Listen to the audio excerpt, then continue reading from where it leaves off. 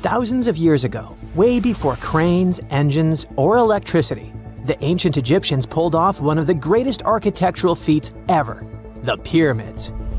The massive stone blocks, some weighing as much as a Range Rover, sitting at a height of over 200 feet, seemed so unreal that many even believed ETs helped build them.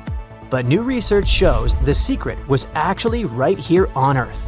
The Egyptians probably used a giant ancient water elevator to move those heavy stones for their very first pyramid, the Step Pyramid of Djoser, around 4,700 years ago. Now, the first question that comes to mind is, where did they find such huge amounts of water to run this construction in the middle of the desert? Some studies say that the Sahara Desert had more regular rainfall thousands of years ago than it does today. So, the landscape resembled a savanna, not a desert. So it was possible there was enough natural water to support the hydraulic lift. Researchers found deep vertical shafts inside the first stone pyramid. They used a computer model that had info about the pyramid's remaining inside parts and the underground tunnels at the site. The team also used high-resolution satellite pictures of the area to include the amount of rainfall from the past in their research. It looks like the Egyptians would place a heavy stone block on top of a floating wooden platform, kind of like a raft, then slowly fill the shaft with water, and the rising water would lift the platform and the stone upwards, sort of like an ancient elevator in action. This cool process is called hydraulic lifting, and it's very similar to how some modern machinery works. But when the Egyptians used it, I mean, if they ever did, they would have had to do it with the most basic tools and a really advanced understanding of how water behaves.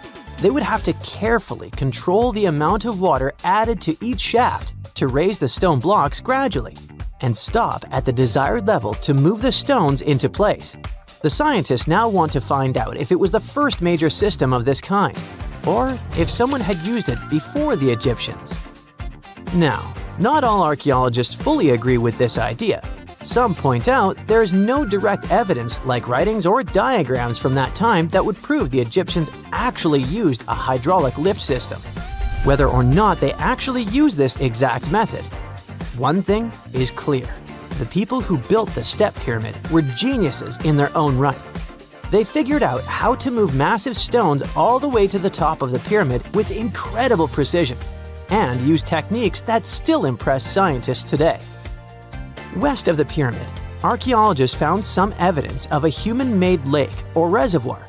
They believe the Egyptians may have created this temporary lake and used channels or canals to move the water toward the pyramid.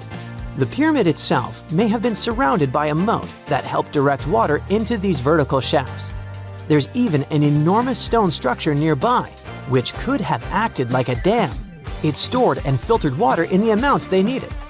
In fact, scientists have discovered that 31 pyramids are likely to have been built along a long-lost ancient branch of the River Nile. It is now hidden under desert and farmland. For many years, archaeologists have thought that ancient Egyptians must have used a nearby waterway to transport materials, equipment, people, and whatever else they needed to build the pyramids on the river. But up until recently, they weren't certain of the location, shape, size, or proximity of this waterway to the site of the pyramids. They used radar satellite imagery, historical maps, geophysical surveys, and sediment coring to map the river branch. The scientists believe that a huge drought and sandstorms buried it thousands of years ago. They managed to go below the surface of the sand and get images of some hidden features, thanks to radar technology. The team found hidden rivers and ancient structures running at the foothills of where most of the ancient Egyptian pyramids lie. The discovery of this extinct river branch could explain why there are so many pyramids between Gaza and Lisht, in what is now an inhospitable area of the Saharan desert. And if it wasn't cool enough, the area seems to have had a kind of water filtration system. Looks like they built it using a series of stone compartments that look surprisingly similar to modern water treatment plants. So, the Egyptians probably weren't just filling up the shafts with any water. They may have been managing and purifying it. They wanted to make sure it was clean and flowing in the right amounts, not to damage the pyramid or flood the area. Alright, water transportation is a complex issue. But even the most basic things, like how many sides the Great Pyramid of Giza has, can still surprise us. It's not 4, as you might logically conclude. It's not even 5 or 3, but 8. In 1926, a British pilot flew over the pyramid and took photos from above, and only then officially confirmed it. From that high-up view, he noticed that each of the pyramid's 4 faces is slightly indented down the middle, from top to bottom. These shallow inward dips make each face split into 2 halves, turning the pyramid into something more like an octagon.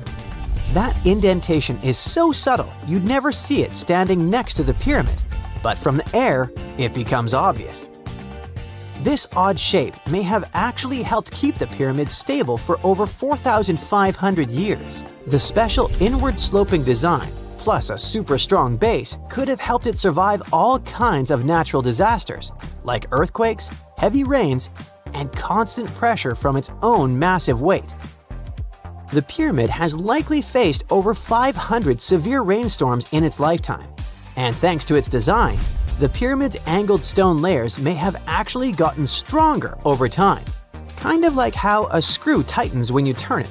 If the pyramid had been built with totally flat and level stone layers, it might have started to fall apart instead. The latest news from the pyramids is that there could be a massive ancient city hidden deep beneath them. 2 scientists announced that they used a new method to read data from a technology called synthetic aperture radar, SAR.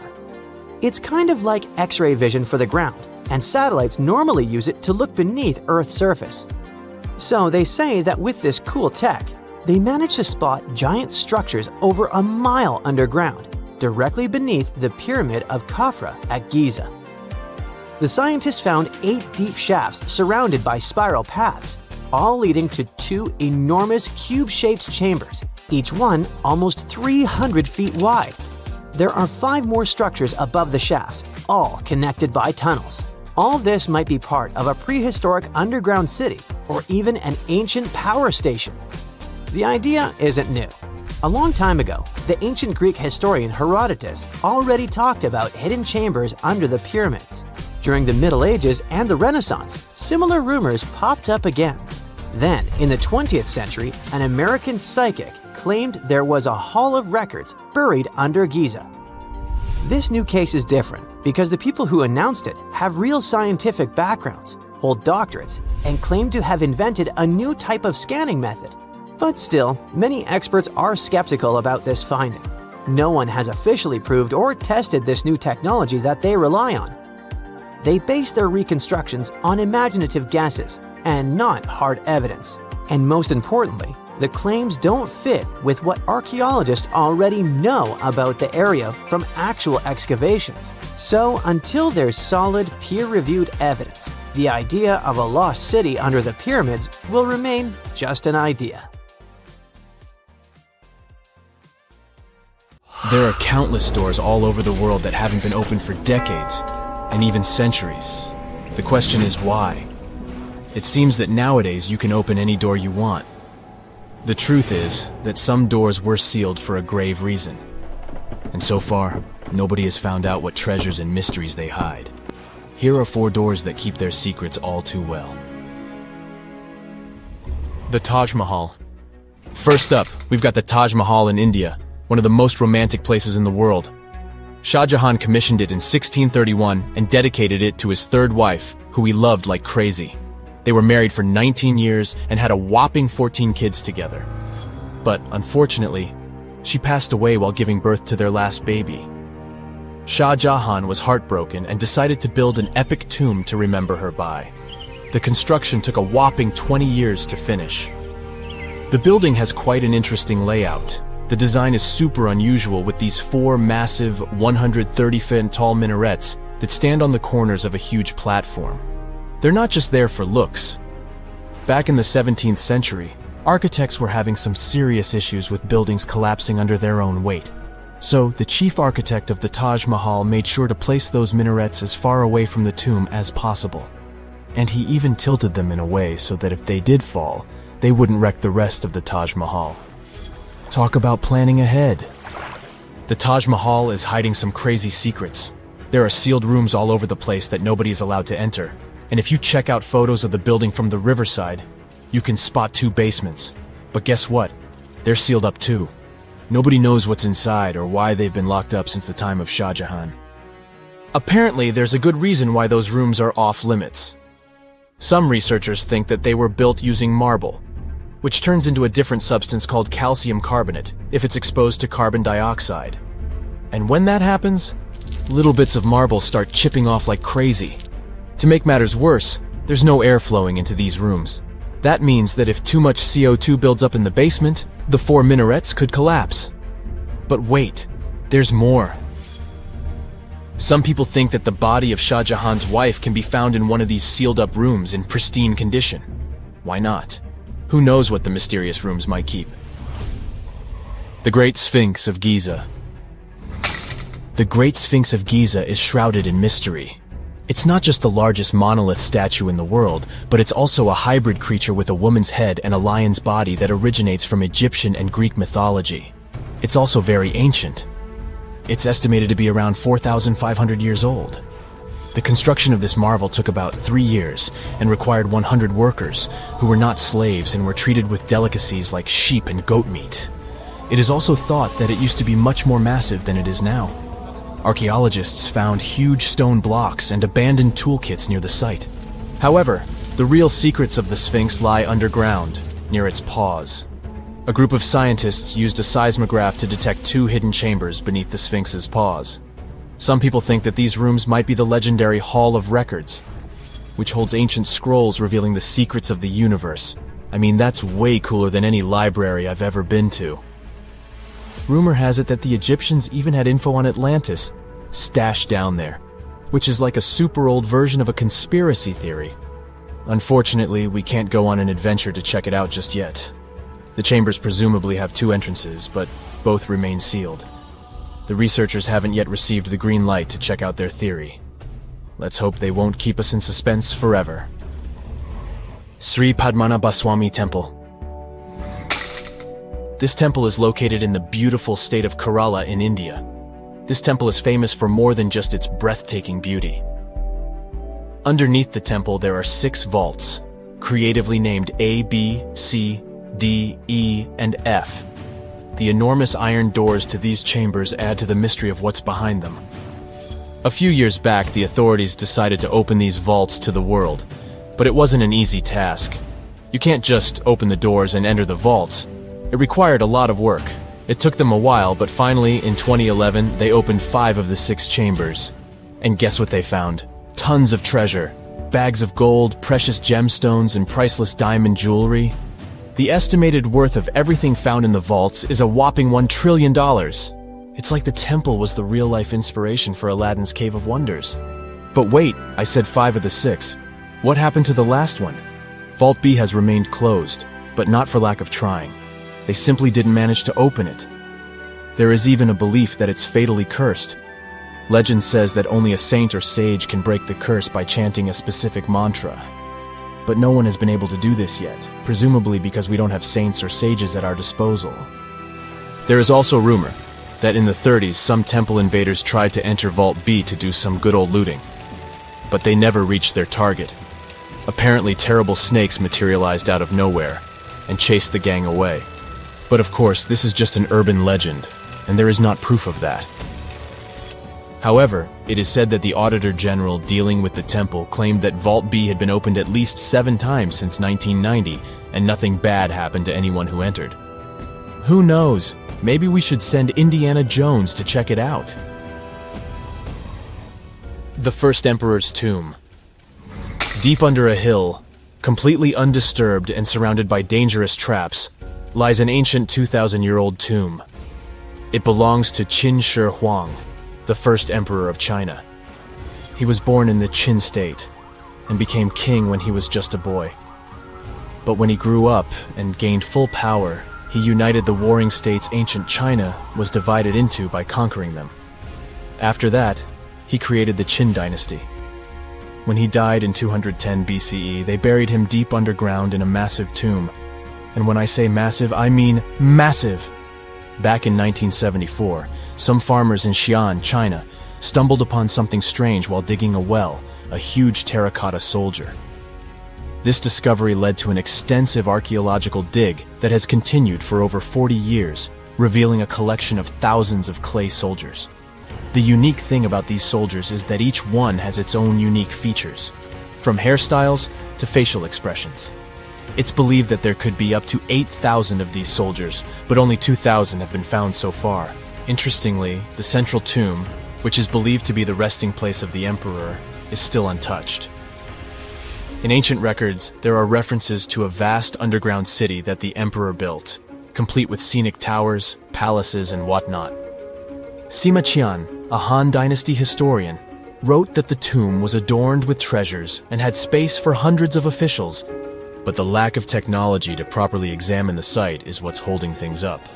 Qin Shi Huang was surrounded by liquid mercury in his tomb, with two of the streams representing the major rivers of China, Yellow River and Yangtze. The ancient Chinese believed that mercury could provide immortality, but it could have also caused the emperor's death since he regularly took mercury pills to prolong his life. The dangerous levels of mercury contamination in the soil near the tomb are the main reason why scientists are reluctant to explore it. It could be very dangerous both for people and for the environment. Now, if I had to choose which door to open, I'd probably go for the one that doesn't lead to a tomb surrounded by poisonous mercury. Call me crazy, but I'd like to avoid any potential health hazards. Hey, I bet you didn't know that trees used to grow in the middle of Egypt's barren, sun-roasted Sinai desert. It's true. If you can't picture it, I don't blame you. But archaeologists have recently stumbled upon a tree-lined boulevard. Yep, an actual green avenue leading to a massive ancient fortress. No, this isn't some mirage or an overactive imagination, although I do have one. But it's turning our ideas of ancient Egyptian desert life upside down. Let's rewind a bit. The site in question is called Tel Abu Saifi, located in the northern part of the Sinai Peninsula. For a long time, it was known as a dusty archaeological footnote, the home of ruins from the Ptolemaic and Roman periods. You know, the era after Alexander the Great swaggered through Egypt and the Roman Empire called dibs. But recently, Egypt's Ministry of Tourism and Antiquities decided to give it a fresh dig. And what they found out turned to be more than just a forgotten outpost. We're talking about a full-on military fortress with defensive trenches, paved roads, lime kilns, barracks for soldiers, and even room for their families. A whole bunch of living quarters right in the middle of a desert doesn't feel very homey until you remember our star, the unexpected Green Avenue. This road was over 300 feet long and 36 feet wide, as long as an American football field, paved with limestone slabs and lined with more than 500 clay planting pits. These weren't for show. They held actual trees, creating a shaded tree-line entrance straight to the fortress. Imagine walking through that, the sun blazing overhead, and suddenly, blessed shade. Ooh. Now, that's not just a grand entrance, that's an ancient red carpet, or maybe a green one. But this wasn't about curb appeal. The existence of hundreds of trees in a desert landscape over 2,000 years ago tells us something big. You see, the Ptolemaic Egyptians weren't simply good at building monuments. They were also masters of water management. In a place where rainfall is rarer than a selfie with a pharaoh, they somehow found a way to grow rows of trees. Now, let that sink in. To irrigate that many trees in a desert, they must have had a sophisticated irrigation or water transport system, something capable of moving and distributing water efficiently in this harsh climate. Maybe they channeled groundwater, or maybe they captured seasonal rain, or maybe ancient sprinkler systems. Okay, maybe not that fancy. But still, it's clear they were ahead of their time. Here's the thing, we already know the Egyptians mastered water control. They harnessed the Nile with ditches and canals to feed distant fields. So irrigation wasn't exactly a mystery to them. They had the skills and the knowledge. And sure, scientists still debate what the Sinai climate was like 2,000 years ago. But many believe it may have once been greener. After all, take one look at those dramatic mountains and rocky landscapes, shaped and sculpted as if by brute force of ancient rivers. And it's hard not to think that water once played a bigger role out there. Plus, archaeologists have found tons of evidence showing that Ptolemaic Egyptians cultivated fruits, vines, and trees on a large scale. In other words, growing a forest in a desert might feel wild to us, but to them, it was just another Tuesday. And now, this green avenue is making archaeologists wonder, what if similar irrigation systems were used elsewhere, say for transporting the enormous stones used to build the pyramids? There's already a theory that ancient rivers or human-made canals helped move those stones. And the Tel Abu Saifi discovery? Well, it might just be the missing puzzle piece. This isn't just a dream. Back then, rivers were like highways, power grids, and cargo trains of the ancient world, all rolled into one. Egyptians used them for everything: irrigating crops, trading goods, powering industry, and even mobilizing for war. If you were doing something important, odds are it involved a river. But wait, it gets even better. Excavations revealed deep defensive trenches, like ancient moats, dug more than 6 feet deep around the fortress. Those weren't just muddy ditches. They were part of an elaborate defense system designed to be filled or bridged to control access. Think of it as ancient Egypt's version of a retractable security gate, minus the hydraulics. And while the trenches were keeping intruders out, life inside the fortress was bustling. Remember how we said archaeologists had found military housing units? It turns out soldiers might have lived there with their families. So this wasn't just a barracks, it was a thriving community, with meals, routines, kids playing, and probably a whole lot of ancient gossip flying around the dinner table. In addition to all the military stuff, researchers found 4 massive lime kilns used to produce quicklime, an essential ingredient for making construction mortar. These kilns are a big deal because they suggest that during the later Roman period, Tel Abu Saifi turned into an industrial hub. It was like the Home Depot of ancient Egypt, churning out materials to build and repair buildings. But here's where the plot thickens. Underneath all of this, beneath the roads, the trenches, the kilns, archaeologists found the corners of an even older structure, a mystery building. Could it be the remains of a third, much older fortress? Or an ancient cemetery or lost city? Nobody knows yet, but one thing's clear: this story isn't over. Honestly, this might be the coolest archaeological cliffhanger of the decade. So, what does this all mean?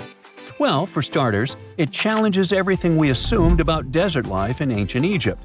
For the longest time, deserts were thought of as natural barriers, dry, deadly, and empty.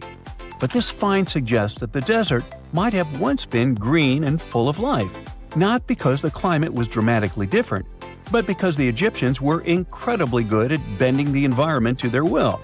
They didn't just survive in the desert, they transformed it. It also adds fuel to the fire in the age-old debate about ancient Egyptian tech. If they could build a fortress with tree-lined roads, moats, irrigation, and industry in the middle of the Sinai, is it really such a stretch to imagine they could engineer water channels to move pyramid stones? Forget the Ancient Aliens TV show. Sure, it's entertaining, I'll give you that, but it makes us forget something crucial. Those people were brilliant. A lot of what we call modern technology is recycled ancient ingenuity. And who knows how much knowledge we've lost over time. Meanwhile, the dig continues. Scientists are now mapping the entire Tel Abu Saifi site, trying to piece together how all the structures connect. Some want to analyze soil samples to find traces of old tree roots and maybe even figure out what kinds of trees once grew there. Imagine if they were date palms. We might be looking at the world's oldest snack lane. You already know that the implications of the discoveries don't stop with history books, right? This kind of discovery has modern relevance too. Our world is going through a lot of change, with crazy weather and huge heat waves. So maybe we should be asking, what can we learn from ancient civilizations that once made the desert bloom? If nothing else, Tel Abu Saifi reminds us that the ancient Egyptians were more than just pharaohs, pyramids, and mummies. They were visionary planners, eco-architects, and straight-up problem solvers. They didn't wait for nature to hand them what they needed, they engineered it. And thanks to discoveries like this, we're getting a clearer picture of just how advanced and, frankly, how cool ancient Egyptian civilization really was.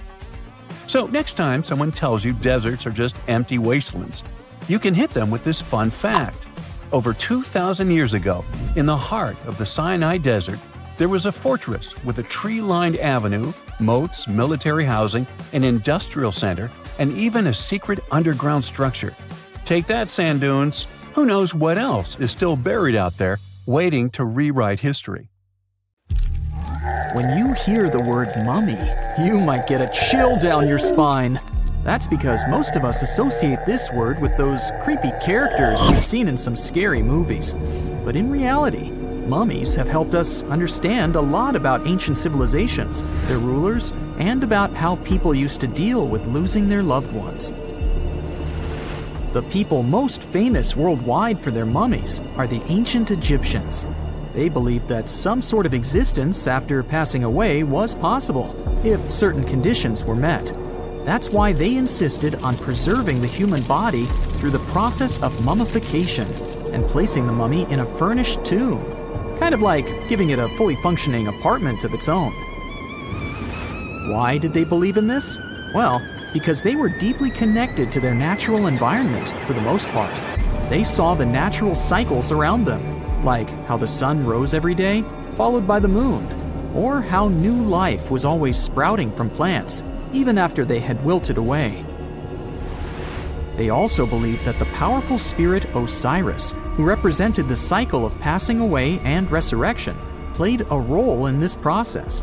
To prepare for the afterlife, the ancient Egyptians followed certain rituals, like mummification, which involved using materials like honey, resins, and incense to preserve the body. There's no other mummy more popular than that of King Tut. He was a young pharaoh who ruled over 3,000 years ago in Egypt. The problem with discovering ancient royal tombs is that most of such burial sites were previously robbed. People knew ancient rulers had been left with many valuable belongings, so those locations became vulnerable to thieves. When King Tut's tomb was opened in 1922, people were excited because it had not been robbed, like many other previously discovered royal tombs. That's how well hidden it was. Inside, his mummy was encapsulated in a total of 3 coffins, including one made of gold.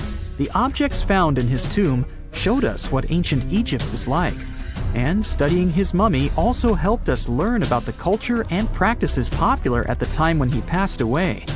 We also learned about his family by looking at his DNA. Scientists were able to discover that he had had a disease called malaria and a problem with his foot that might have made it hard for him to walk.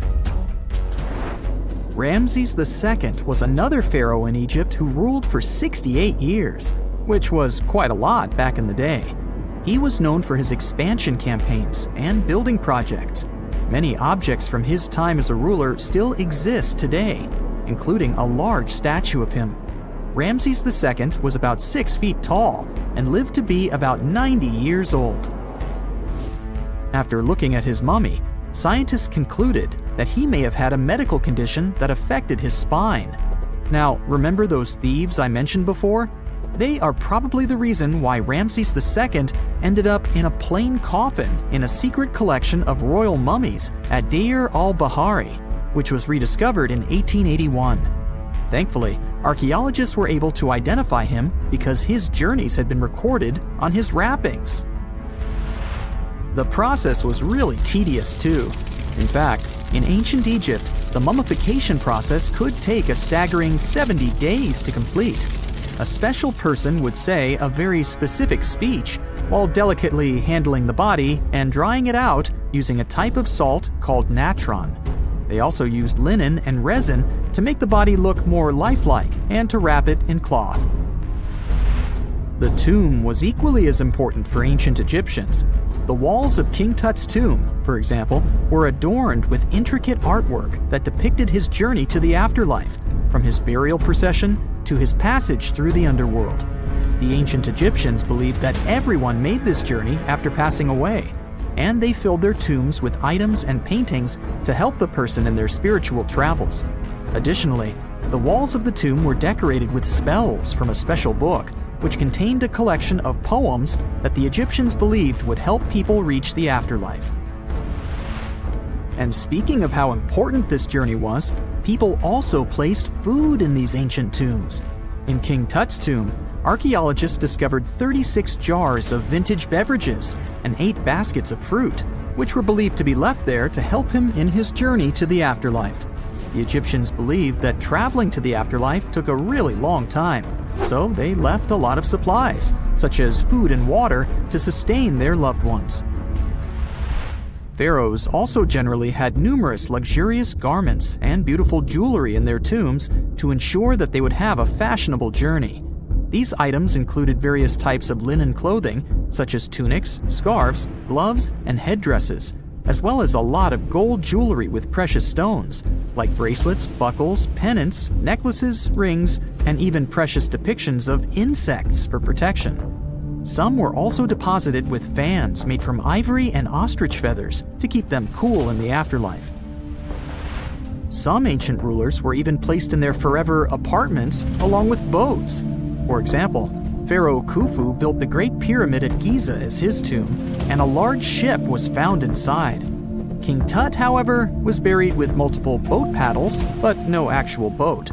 Instead, he had 3 chariots and numerous walking sticks made of precious materials, perhaps indicating he'd rather travel to the beyond by land, not by water.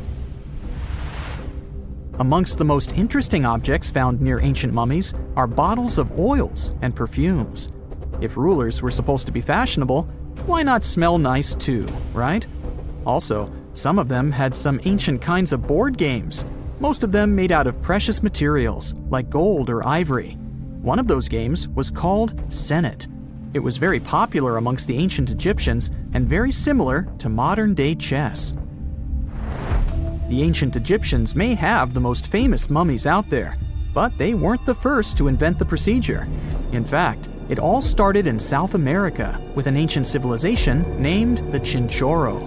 As far as we know today, these people were the first to mummify their loved ones that had passed away. They did it somewhere around 2,000 years before the Egyptians started their own rituals. Sure, we can tell a lot about ancient rulers by studying these mummies, but until recently, we had no idea what they really looked like during their lifetime. Not so long ago, though, some very special mummy paintings were found by archaeologists studying ancient Egyptian objects. These mummy portraits are highly detailed paintings of individuals that were made while they were still alive. Such paintings were often painted on wood, as opposed to the classical portraits we all know about, which are painted on canvas. They are known for their realism and beauty, and have even been used by researchers to diagnose diseases by comparing them to the corresponding mummies. Some of these portraits also include depictions of jewelry, which was later found on the mummies. The recent discovery of these mummy portraits in Central Egypt is significant, as it marks the first time in over a century that such paintings have been found. Mummies appeared all around the world naturally, too. Mummification can occur without people intervening because of natural conditions, like extremely cold or hot environments, places with a lack of oxygen, or accidental exposure to chemicals that preserve the body. These conditions don't allow bacteria to grow, resulting in the body remaining more or less intact. Famous Otzi was one of these mummies. We know today he was a man who lived around 5,000 years ago in Europe. But upon his discovery in the Alps in 1991, Austrian authorities initially believed that he was a modern mountaineer because of how well preserved the body was. However, after the Iceman was removed from the glacier, it was determined that he was actually from the Copper Age. In 1850, French scientist Auguste Mariette went to Egypt looking for manuscripts, but accidentally found a head of a sphinx sticking out of the dunes. He cleared the sand and figured out the sphinx was guiding the entrance to some underground construction. Several months later, he finally entered the Serapeum of Saqqara. Inside, he found an enormous granite sarcophagi with remnants of 64 bulls. Scientists are still amazed by the tech that the ancient Egyptians used to transport those enormous boxes. The Serapeum was built around the year 3000 before the Common Era. It was an underground tomb built to honor the sacred Apis bulls of ancient Egypt. It had a long hallway, almost 500 feet long, with giant stone rooms on both sides. Some of the sarcophagi weighed as much as 50 average cars, and all of them were made with super precision with exact 90-degree angles. These sarcophagi were beautifully decorated with hieroglyphs and carvings that told stories about the lives and importance of the Apis bulls. Now, there are 24 sarcophagi left. In ancient Egypt, Apis bulls were very special animals connected to the deity Ptah. They thought the bulls carried Ptah's spirit and wisdom, helped the pharaoh, and protected the Egyptians. Priests looked for special markings on young bulls to find Apis bulls. It could be a white triangle on its forehead, which symbolized divine light, a shape on its back like a vulture's wing, and a scarab shape under its tongue, which stood for rebirth. If a bull had these signs, they believed it was chosen by Ptah and treated it like royalty. The chosen bulls lived in a special temple in Memphis, the city where they worshipped Ptah. They received the best care and offerings from visitors who wanted their blessings. When an Apis bull passed away, it was treated with great honor and mummified.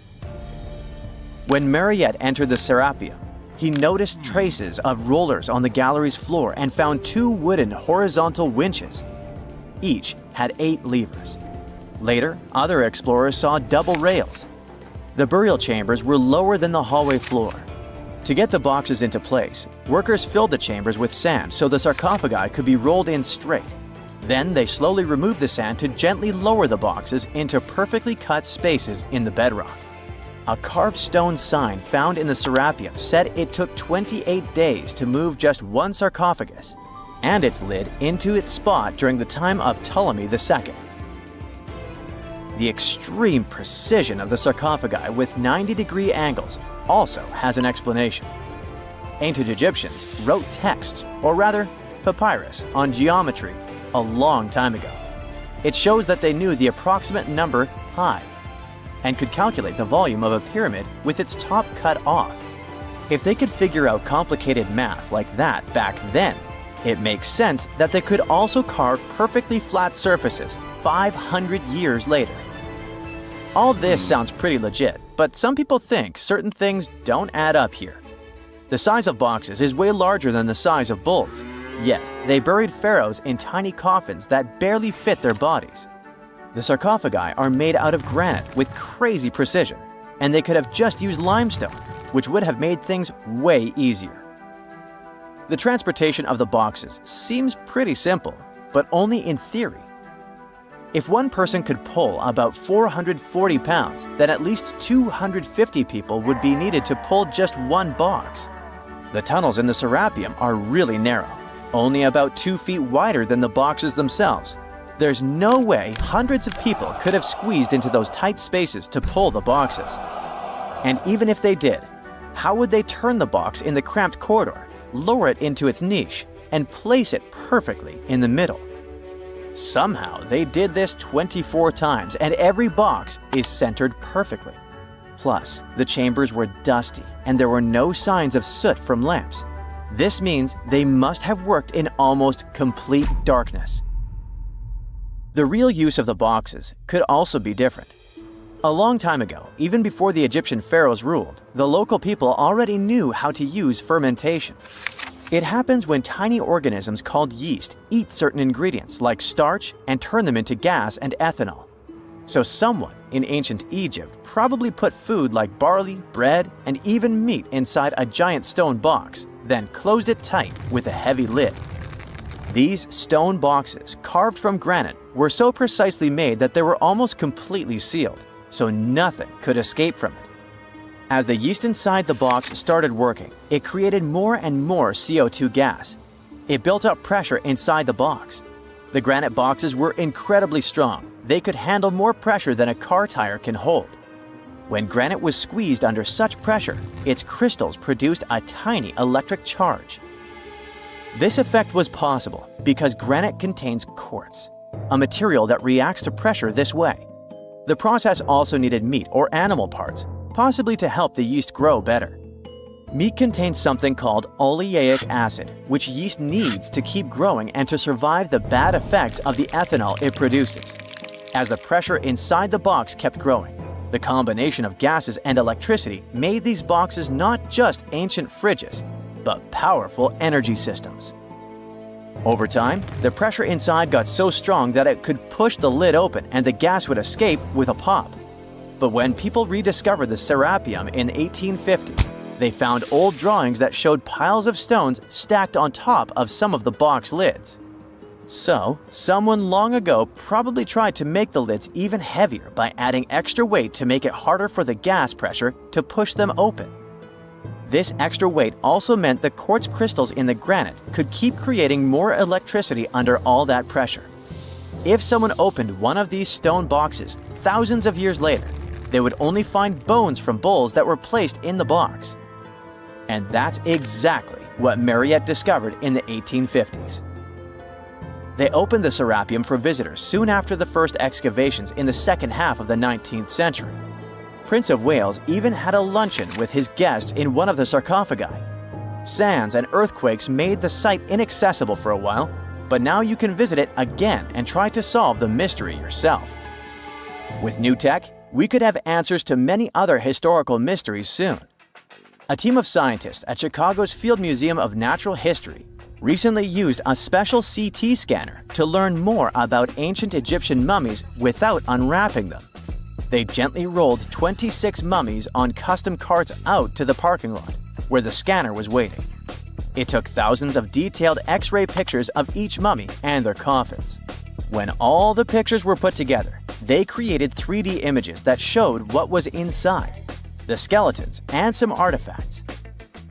The scientists hope these images will help them understand ancient Egyptian burial practices from over 3,000 years ago. Even though the scanning process only took 4 days, it might take 3 years to study all the data.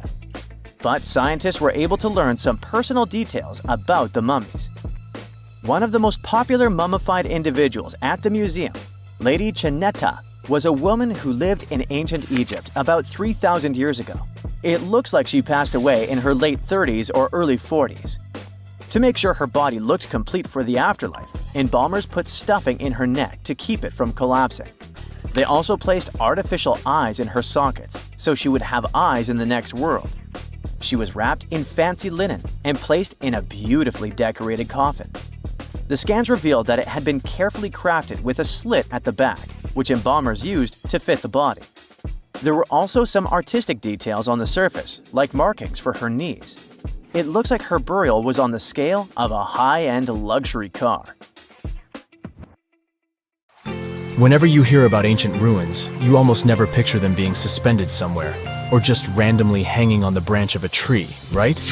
In fact, for most of the ancient artifacts we have exposed in museums all over the world, archaeologists did quite an impressive amount of digging.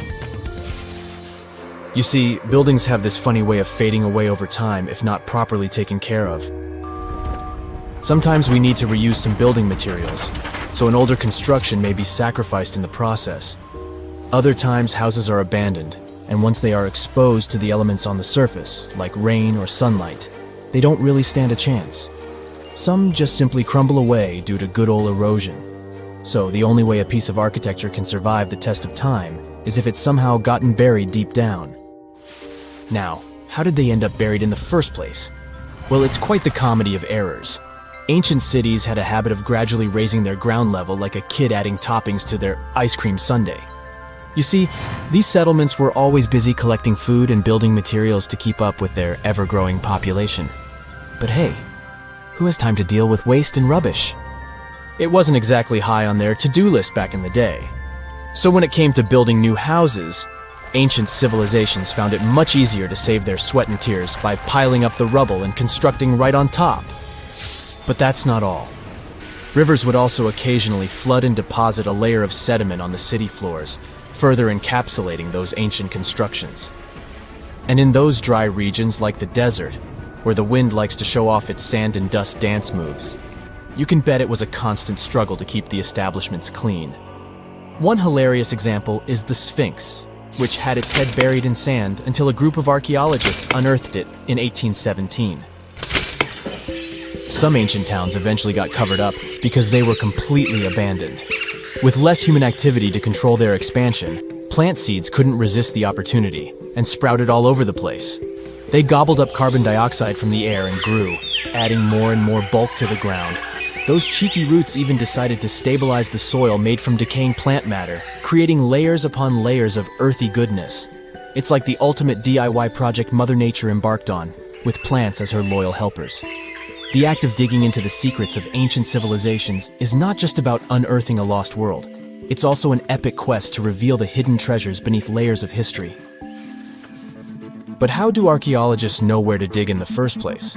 If everything is covered in layers upon layers of sediments, debris, and plant roots, they must have some sort of system they rely on before embarking on a new project, right? For starters, they're not always the ones suggesting an archaeological dig in a certain location. Let me explain. Let's say you're a contractor and you want to build a new fancy apartment complex in your city. Some local legislations have certain requirements before your project can start, though.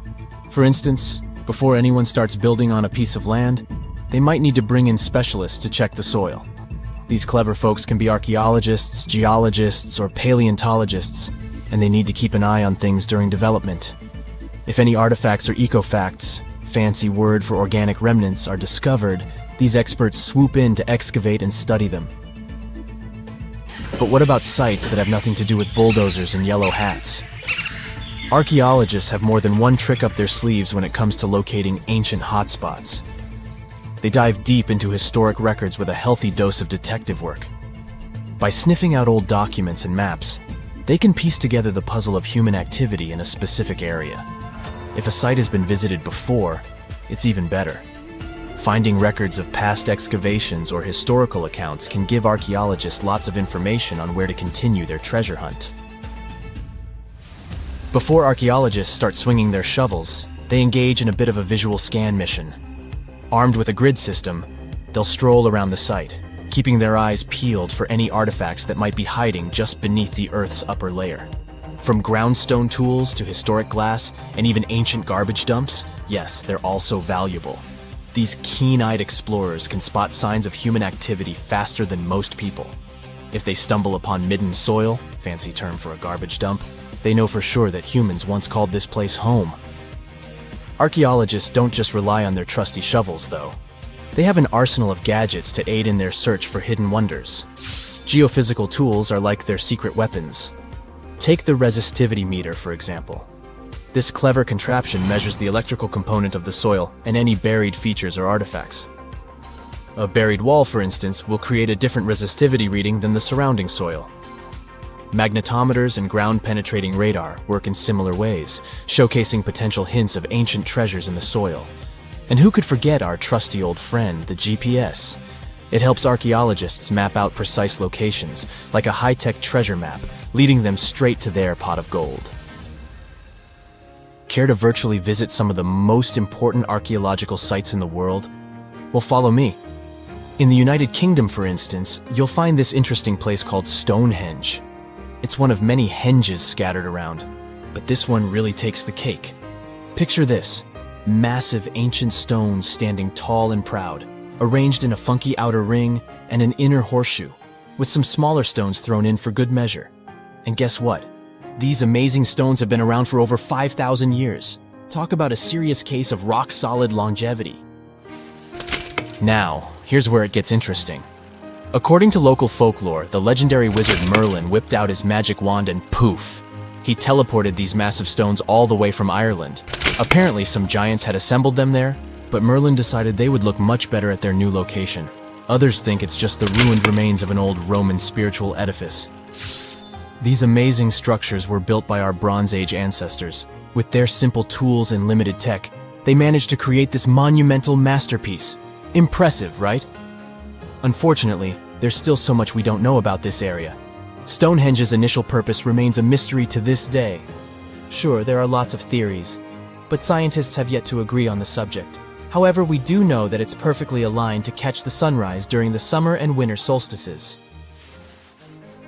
The ancient city of Pompeii is an equally amazing archaeological site.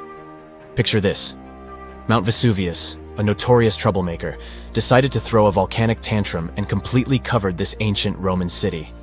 It turned it into a time capsule, located outside present-day Naples in Italy. Fast forward to the year 1748, when a bunch of adventurous explorers stumbled upon Pompeii. Lo and behold, they discovered a treasure trove of well-preserved goodies: streets, houses, food. Probably a bit stale by then. Blingy jewelry, fancy sculptures, colorful frescoes, everyday household items, and even animal and human remains. It was like an epic archaeological party. From the looks of it, Pompeii had it all. Fancy houses and villas, a massive 20,000-seat arena, cute little artisan shops, hangouts like taverns. And let's not forget the saucy spots like those luxurious bathhouses for some intense pampering. There's also the Sanctuary of Apollo, where people used to gather for their daily dose of worship. And of course, the bustling heart of the city, the Forum of Pompeii, where all the cool people used to hang out. And guess what? Pompeii is so cool that it made it to UNESCO's World Heritage List back in 1997. That's like the ultimate Hall of Fame for historical awesomeness. It also includes many other famous buildings and sites, like the Taj Mahal in India and the Acropolis of Athens in Greece. Wow! Scientists have found a lost city beneath Egypt's pyramids. And it's incredibly large, bigger than the biggest target you can imagine. Underground chambers, passageways, and vertical structures. Scientists have no idea what purposes they serve. But let's start from the very beginning. Italian and Scottish scientists studying the Pyramid of Khafra discovered something that looked like secret tunnels under 3 pyramids. This find might change what we know about ancient Egypt. The expedition, called the Khafra Project, was led by Corrado Malunga from Pisa, Italy, and Filippo Biondi from the University of Strathclyde, Scotland. Their mission was to focus on exploring Khafra's pyramid, the second largest on the Giza Plateau. Scientists uncovered a massive structure beneath the Pyramid of Khafra. Could it be an ancient Egyptian underground city? The experts analyzed the data they had and came to the conclusion that 8 large vertical structures could be hiding beneath, possibly wells or shafts. They extend a staggering 6,500 feet across. Imagine placing 2.5 Burj Khalifas on the ground, one after another, and you get the sheer size of this find. These shafts also plunge nearly 2,000 feet underground. Some of the deepest underground stations in the world are located at a mere 380 feet underground or so. These cylindrical shafts are surrounded by spiral paths. Picture some old Gothic castle. They're connected to 2 giant, weirdly shaped chambers. Are those cubes? Or possibly bowls? Each of these chambers is likely more than 260 feet across. Now, even though we know about the structures now, no one has figured out their original purpose yet.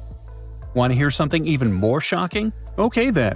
The team is almost sure that similar access points can be found under all 3 pyramids.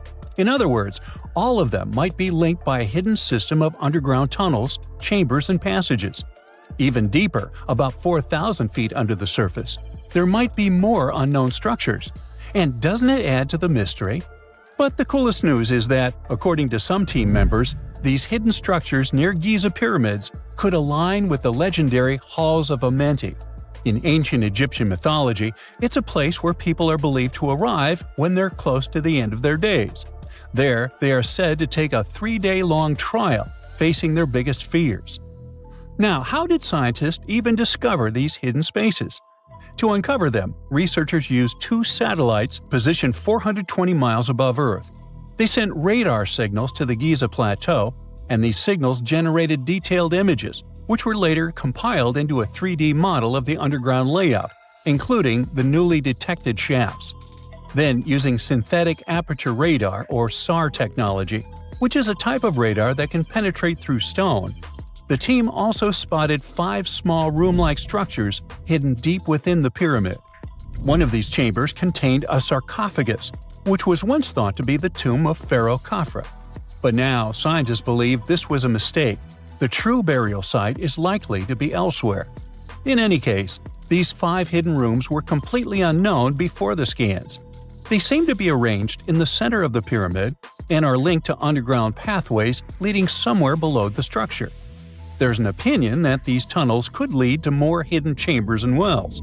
Some of them might be around 4,500 years old. Wow! What if they help us solve ancient civilization mysteries?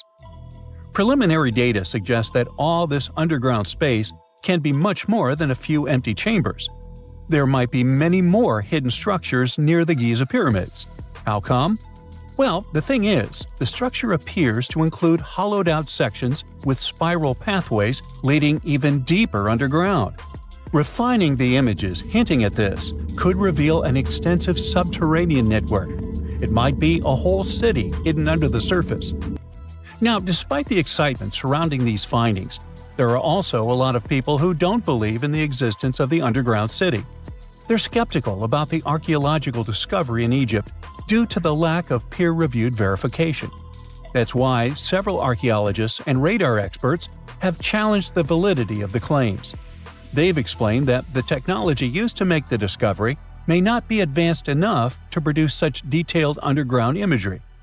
According to them, the 5 smaller chambers found near the surface could be natural formations, since the area had had sacred significance long before the construction of the pyramids.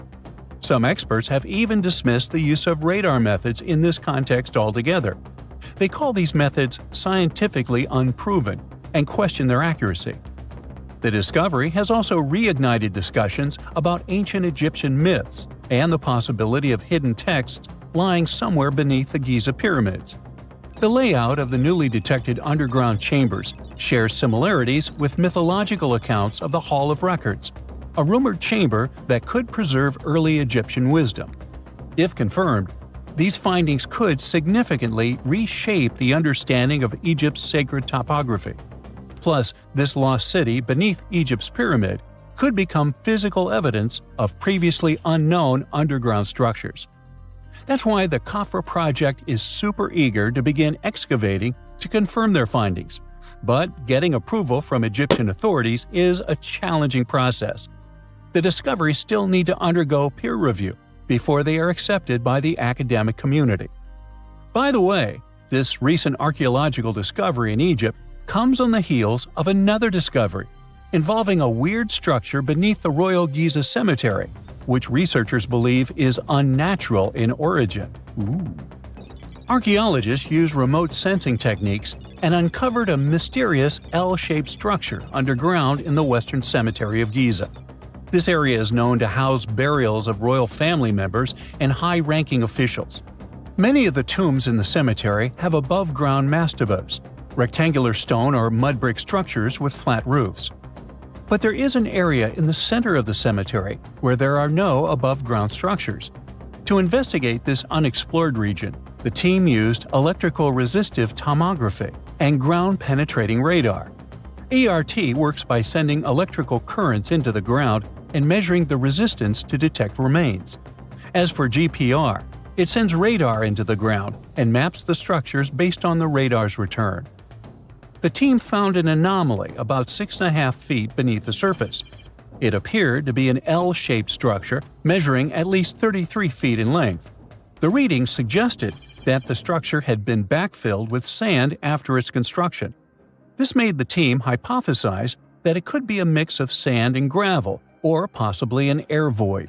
This anomaly was classified as a highly resistive structure, which meant it didn't occur naturally.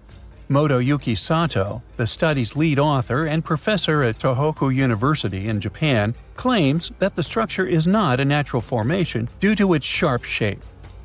Another weird thing about ancient Egyptian pyramids is that historians have long believed that they were built primarily for royals and high-status individuals who had the wealth and power to create such massive structures. However, new research from the archaeological site of Tombos in modern-day Sudan challenges this assumption. The thing is, Tombos' pyramid may have served as burial sites for low-status workers as well as elites. The hard-working members of ancient communities may have found their last resting place in some of the most visible monuments, including the pyramids. Located along the Nile River in the ancient region of Nubia, Tombos became part of Egypt after its conquest of the area around 1400 BCE.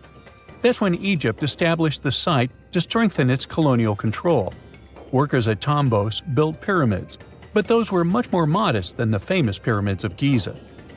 The research team reanalyzed 110 human skeletons from tombos, originally studied in 2012. In particular, they examined the entheses, the areas where tendons and ligaments attach to bones. Such an analysis can give us insights into the amount of physical labor a person performed. When someone does hard labor, their bones often develop distinct crests and ridges at these attachment points due to the stress on the tendons and ligaments.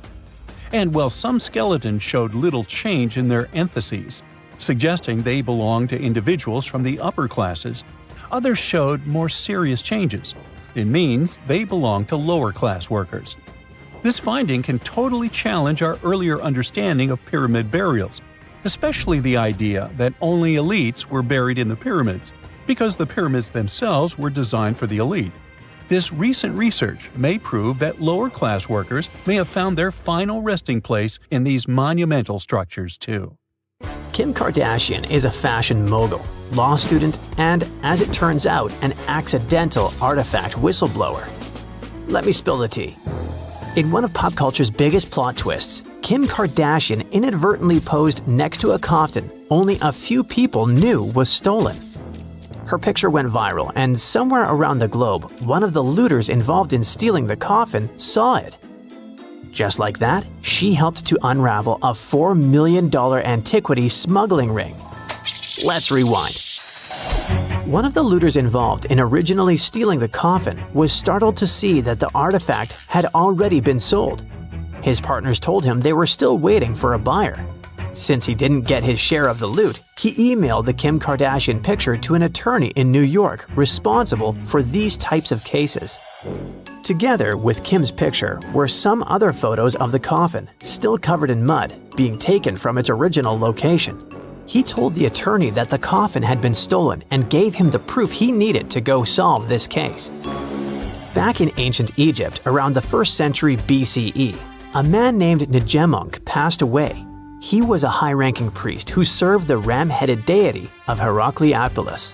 And when someone like that passes away, their send-off was special.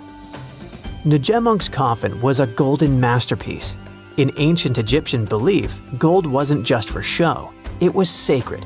It symbolized the essence of the deities and was thought to help people be reborn in the afterlife.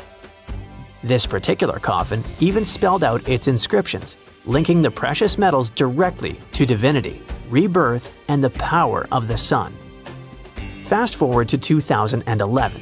Egypt was going through major political upheaval, and amid the chaos, tomb raiders took their chance. In the Al-Minya region near Cairo, looters broke into Ngemunk's site. They dug up his gleaming coffin and smuggled it out of the country.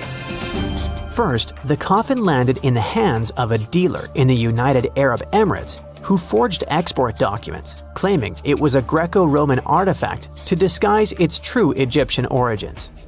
Then it traveled to Germany, where a gallery owner had it restored and, allegedly, faked a license saying it had been legally exported back in 1971. With new papers and a polished look, it was passed to 2 French antiquities dealers who sold it to none other than the Metropolitan Museum of Art in New York for $4 million.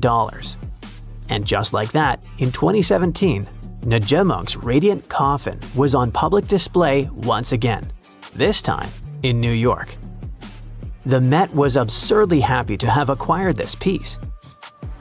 All over New York, you could see buses advertising the Met's new exhibition, based on this ancient Egyptian relic. The Metropolitan Museum of Art is one of New York's most prestigious museums. It's home to some of the world's biggest curators. And once a year, it hosts the celebrity-filled event known as the Met Gala. In 2018, the yearly theme of the world-famous Met Gala was Heavenly Bodies.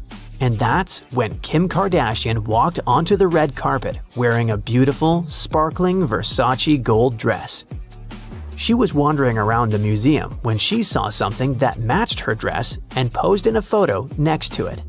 Of course, the queen of the internet went viral, standing right next to Ngemunk's coffin. And that's when it all happened.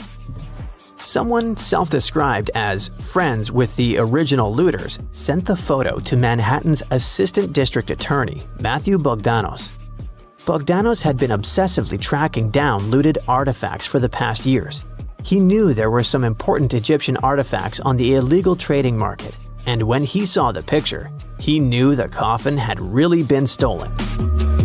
The informant shared digital images of the tomb, confirming it had been looted in 2011. And as investigators dug deeper, they found the missing piece, a human finger bone still inside the coffin. Yep, when the looters threw away the mummy's body into the Nile River, they left something behind, one of its fingers. But later on, this piece of evidence was key to proving the artifact's origin.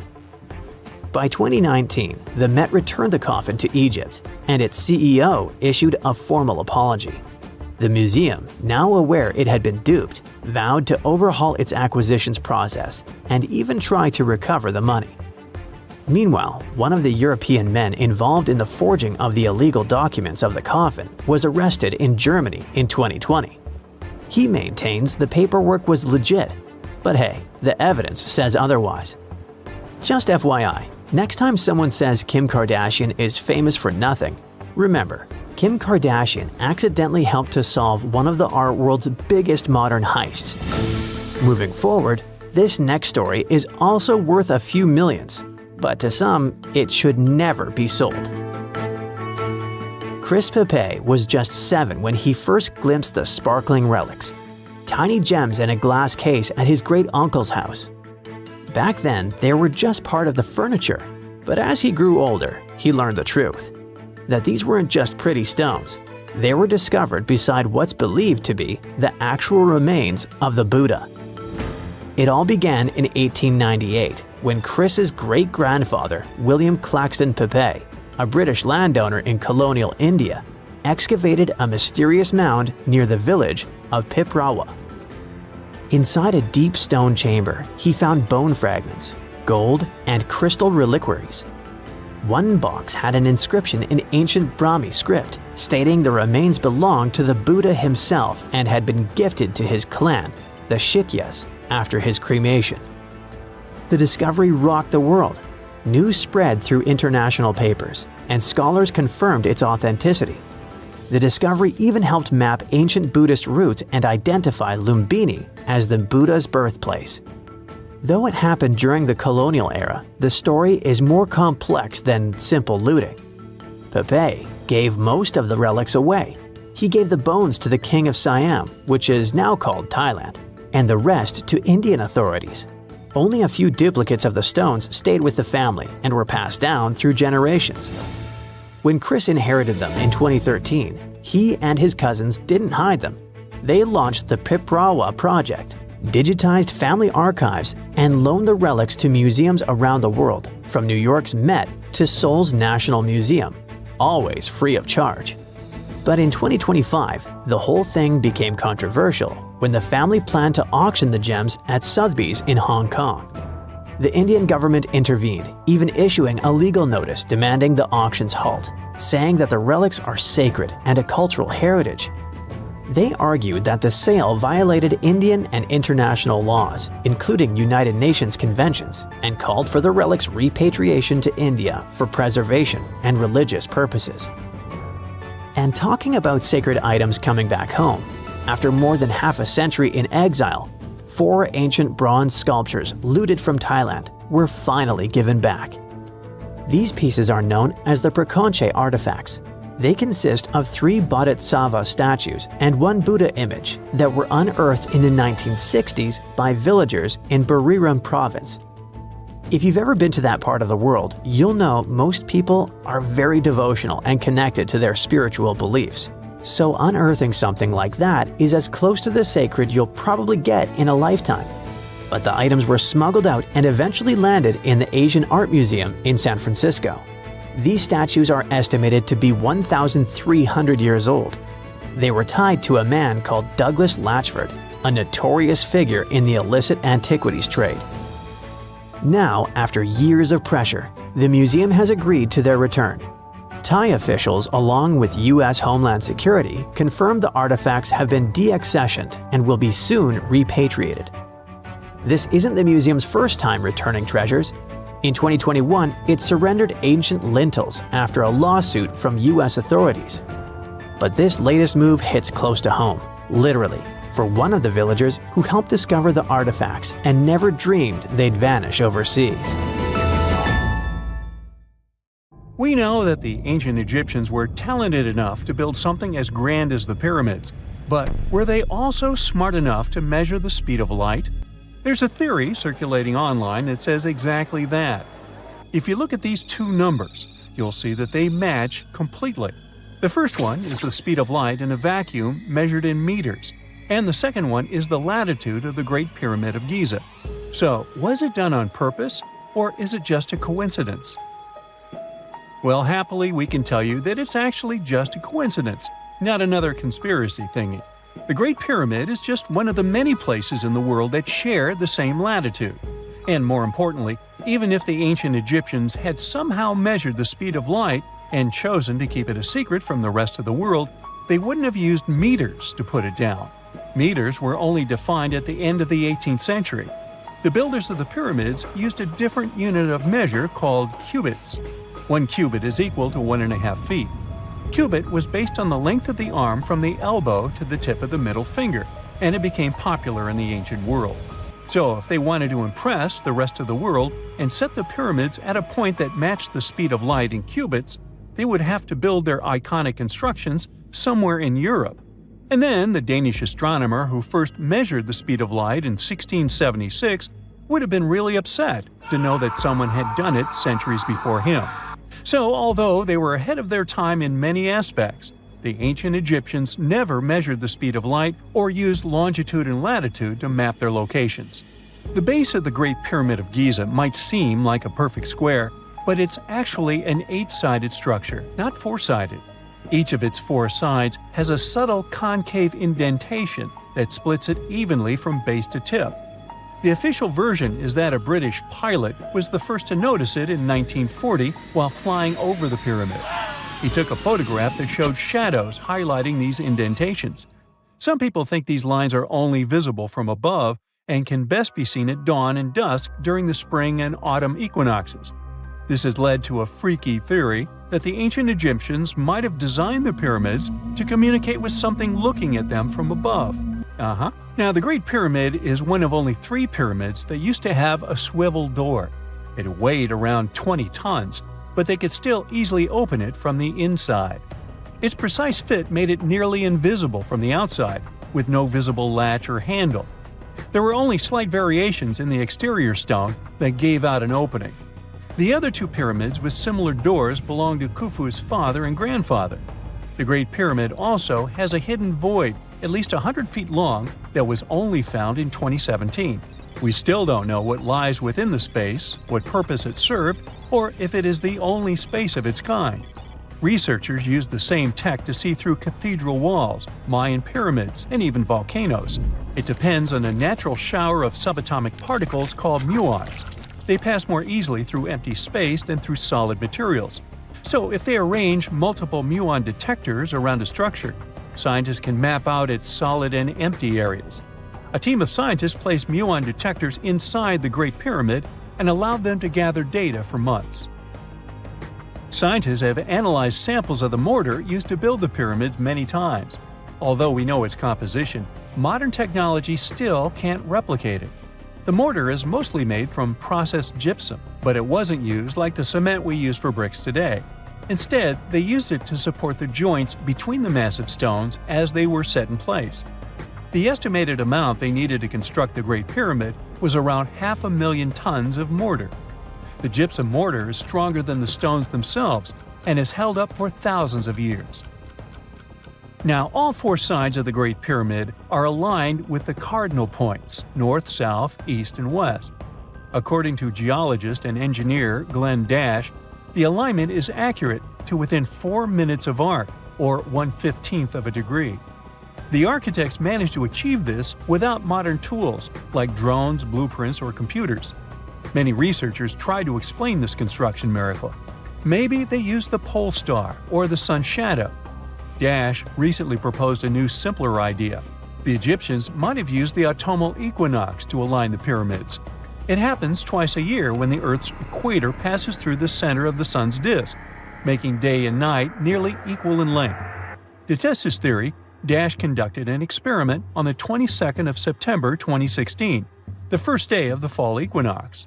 He used a special rod the Egyptians had to cast a shadow and tracked its tip at regular intervals, forming a smooth curve. By connecting 2 points of the curve with a taut string, he created an almost perfect east-west line. Dash noted that on the equinox, the shadow's tip runs in a straight line, nearly perfectly east-west, and with a slight counterclockwise error. There's a similar error in the pyramids. Although his experiment was conducted in Connecticut, Dash believes that the same method would work in Egypt. All the ancient Egyptians needed was a clear, sunny day. They could determine the fall equinox by counting 91 days from the summer solstice. But they left us few clues, and no engineering documents or architectural plans have been found that explain their methods. So they might have mapped shadows, but it's not definite. Now, scientists have long wondered how heavy stone blocks were carried to the pyramid sites, and they might finally have an answer. A research team from the University of North Carolina, Wilmington, has discovered that 31 pyramids are likely to have been built along a long-lost ancient branch of the River Nile. It's now hidden under desert and farmland. For many years, archaeologists have thought that ancient Egyptians must have used a nearby waterway to transport materials, equipment, people, and whatever else they needed to build the pyramids on the river. But up until now, they weren't certain of the location, shape, size, or proximity of this waterway to the site of the pyramids. The group of researchers used radar satellite imagery, historical maps, geophysical surveys, and sediment coring to map the river branch. They believe it was buried by a major drought and sandstorms thousands of years ago. The team managed to go below the sand surface and get images of some hidden features thanks to radar technology. They found hidden rivers and ancient structures running at the foothills of where most of the ancient Egyptian pyramids lie. The discovery of this extinct river branch helps explain the high pyramid density between Giza and Lisht, in what is now an inhospitable area of the Sahara Desert. Now, Egypt isn't the only country with the most pyramids in the world. The champion's title here goes to its southern neighbor, Sudan. It has between 200 and 255 pyramids, compared to Egypt's measly 138. They were built by members of the Kingdom of Kush, an ancient civilization that ruled the lands along the Nile River many years ago. They started erecting pyramids around 500 years after the Egyptians had stopped doing it. Their pyramids are much smaller than the Egyptian ones, but were built for the same purposes. Archaeologists are still working to find out how the pyramids in the Sudan were built, how long it took to complete them, and what happened to their society. "No man shall ever find my tomb." That's what, according to rumors, Cleopatra once said. Rumor has it really wasn't about the gender. She wanted no living soul to disturb her, and I think she meant that no human would ever discover the location of her grave. But, surprisingly, it was indeed a woman who was closer than anyone before to finally discovering the Queen's resting place. Meet Kathleen Martinez Berry, a criminal lawyer turned archaeologist. She got so intrigued with Cleopatra's story that she packed her bags and went to Egypt with no official support and even no permission from the authorities. All she had was pure determination to find the Queen's tomb. Now, you could say Kathleen had always been ahead of the game. She skipped grades in school, mastered piano, chess, swimming, and martial arts, and grew up listening to top intellectuals debating in her home. And she even got her law degree at just 19, and archaeology was her side passion. She had never actually been to Egypt, never dug up a single artifact. But her fascination with Cleopatra went all the way back to an argument with her father in 1990. That day, she walked into his library looking for a copy of Antony and Cleopatra by Shakespeare. Her dad, Fausto Martinez, a professor and legal expert, casually called Cleopatra a seductress. Kathleen wasn't having it. She fired back, arguing that history had been totally unfair to Cleopatra. The Romans, she said, wanted to destroy her reputation, and for centuries, People had just believed their version of the story. The debate went on for hours, and in the end, her father admitted maybe he had judged Cleopatra too harshly. That conversation changed everything for Kathleen. From that day on, she read every ancient text she could find, especially Plutarch's account of Cleopatra and Mark Antony. The more she learned, the more convinced she became that Cleopatra wasn't just some queen who fell for the wrong guy. She was a genius, playing a dangerous political game to keep Egypt independent. And the more she read, the more she started thinking, what if everyone had been looking for Cleopatra's tomb in the wrong place? That thought stuck with her. When she was caring for her second child, she earned a master's in archaeology. Multitasking. That reignited an obsession that would take over her life, uncovering the truth about Cleopatra. Even though most experts believe that Cleopatra's tomb, along with the final resting place of 13 other Ptolemaic rulers, lies somewhere beneath modern-day Alexandria, Dr. Martinez has a different idea. She believes Cleopatra was buried at Taposiris Magna, an ancient temple dedicated to Osiris, the Egyptian deity of the afterlife. But she still needed an ancient foundation plate. These plates, about the size of a smartphone, were placed beneath important temple structures and often contained inscriptions explaining when and why the temple was built. If she could find a plate that confirmed the temple was dedicated to Isis, Cleopatra's patron deity, she'd have solid proof that this was the right place to look. Nothing could deter Martinez. She excavated the entire temple site, digging deeper than anyone before her. Her team found coins with Cleopatra's name and face stamped on them. It meant Cleopatra had a direct connection to this site. Then, they uncovered something even more interesting. A tunnel used to bring water to people, leading straight from the temple into the Mediterranean Sea. So, if parts of the temple had already sunken into the water, could Cleopatra's tomb be down there too? Martinez needed proof to convince Egyptian authorities to let her search underwater. And, against all odds, she found the missing foundation plate. On it, the pharaoh offered a large area of Nubia to deity Isis. That was it, the confirmation she needed. The temple was indeed dedicated to Isis, proving her theory wasn't just speculation. If one temple was on land, Martinez suspected the second temple, possibly Cleopatra's tomb, had collapsed into the sea. She needed help from experts in underwater archaeology, so she reached out to Robert Ballard, the guy who discovered the Titanic. With support from the Egyptian authorities, she and her team began exploring the waters off the coast of Alexandria. And what they found was mind-blowing. Underwater, they discovered massive stone structures, some standing 6 to 10 feet tall, right where the coastline would have been thousands of years ago.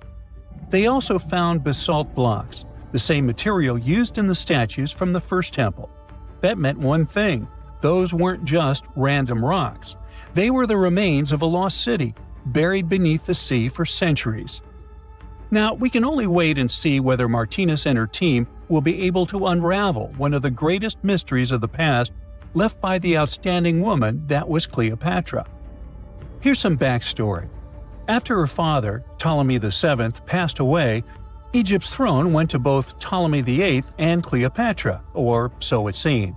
Cleopatra, just 18 at the time, allegedly married her 10-year-old brother.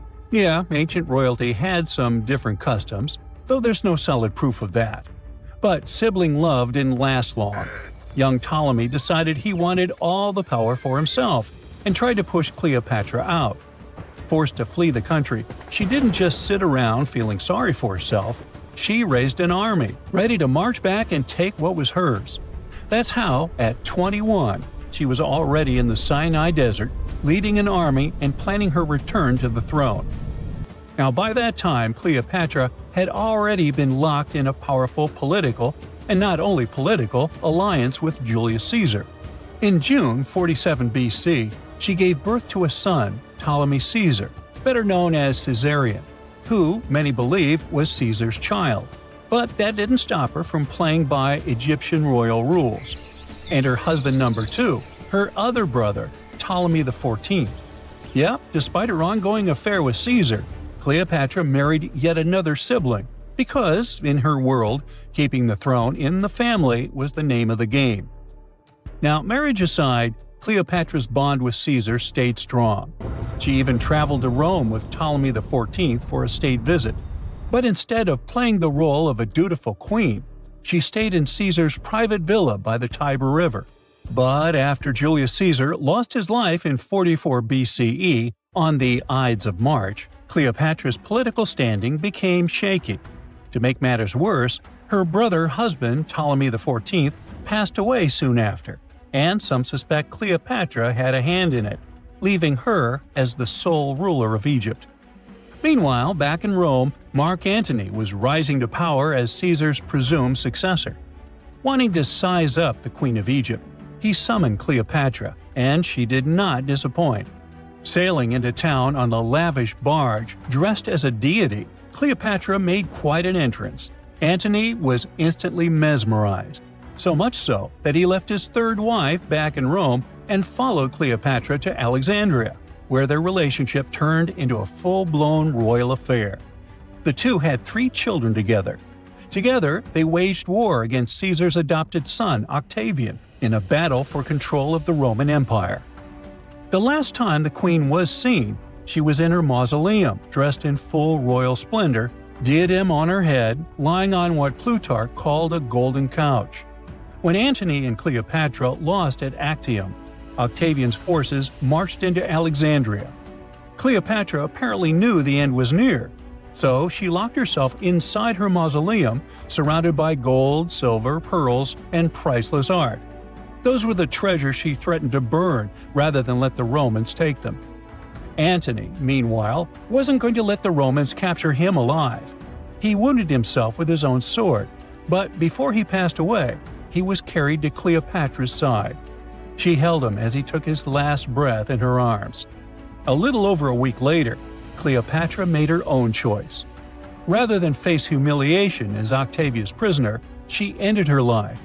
Legend says it was the bite of a deadly asp, though history isn't quite clear on that. At the time, Cleopatra was only 39. Sounds like a rather full life to me. Most people know that pyramids were built as grand tombs for the pharaohs, designed to ensure they had a smooth journey to the afterlife. The Great Pyramid of Giza, for instance, was constructed for the pharaoh Khufu. But what most people don't know is that this whole pyramid building trend started right here with the step pyramid of Djoser about 4,700 years ago.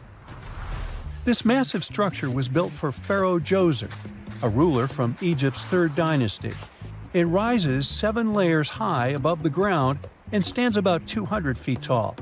We think of it today as a phenomenal architectural project, but for ancient Egyptians, the step pyramid of Djoser turned out to be more like a massive experiment, a trial run, if you will, to perfect their building skills before they moved on to even more ambitious pyramids. Reaching new heights is super exciting, but the real mystery is what is going on below the ground. In this pyramid's underground labyrinth, there is a network of tunnels stretching about 3.5 miles long, and some researchers believe these tunnels might have been part of a sophisticated water system that could completely change what we think about pyramid construction. Let's talk about this massive complex located in Saqqara. Surrounding the pyramid, there's what's known as a dry moat, a continuous trench that is up to 164 feet wide and almost 2 miles long.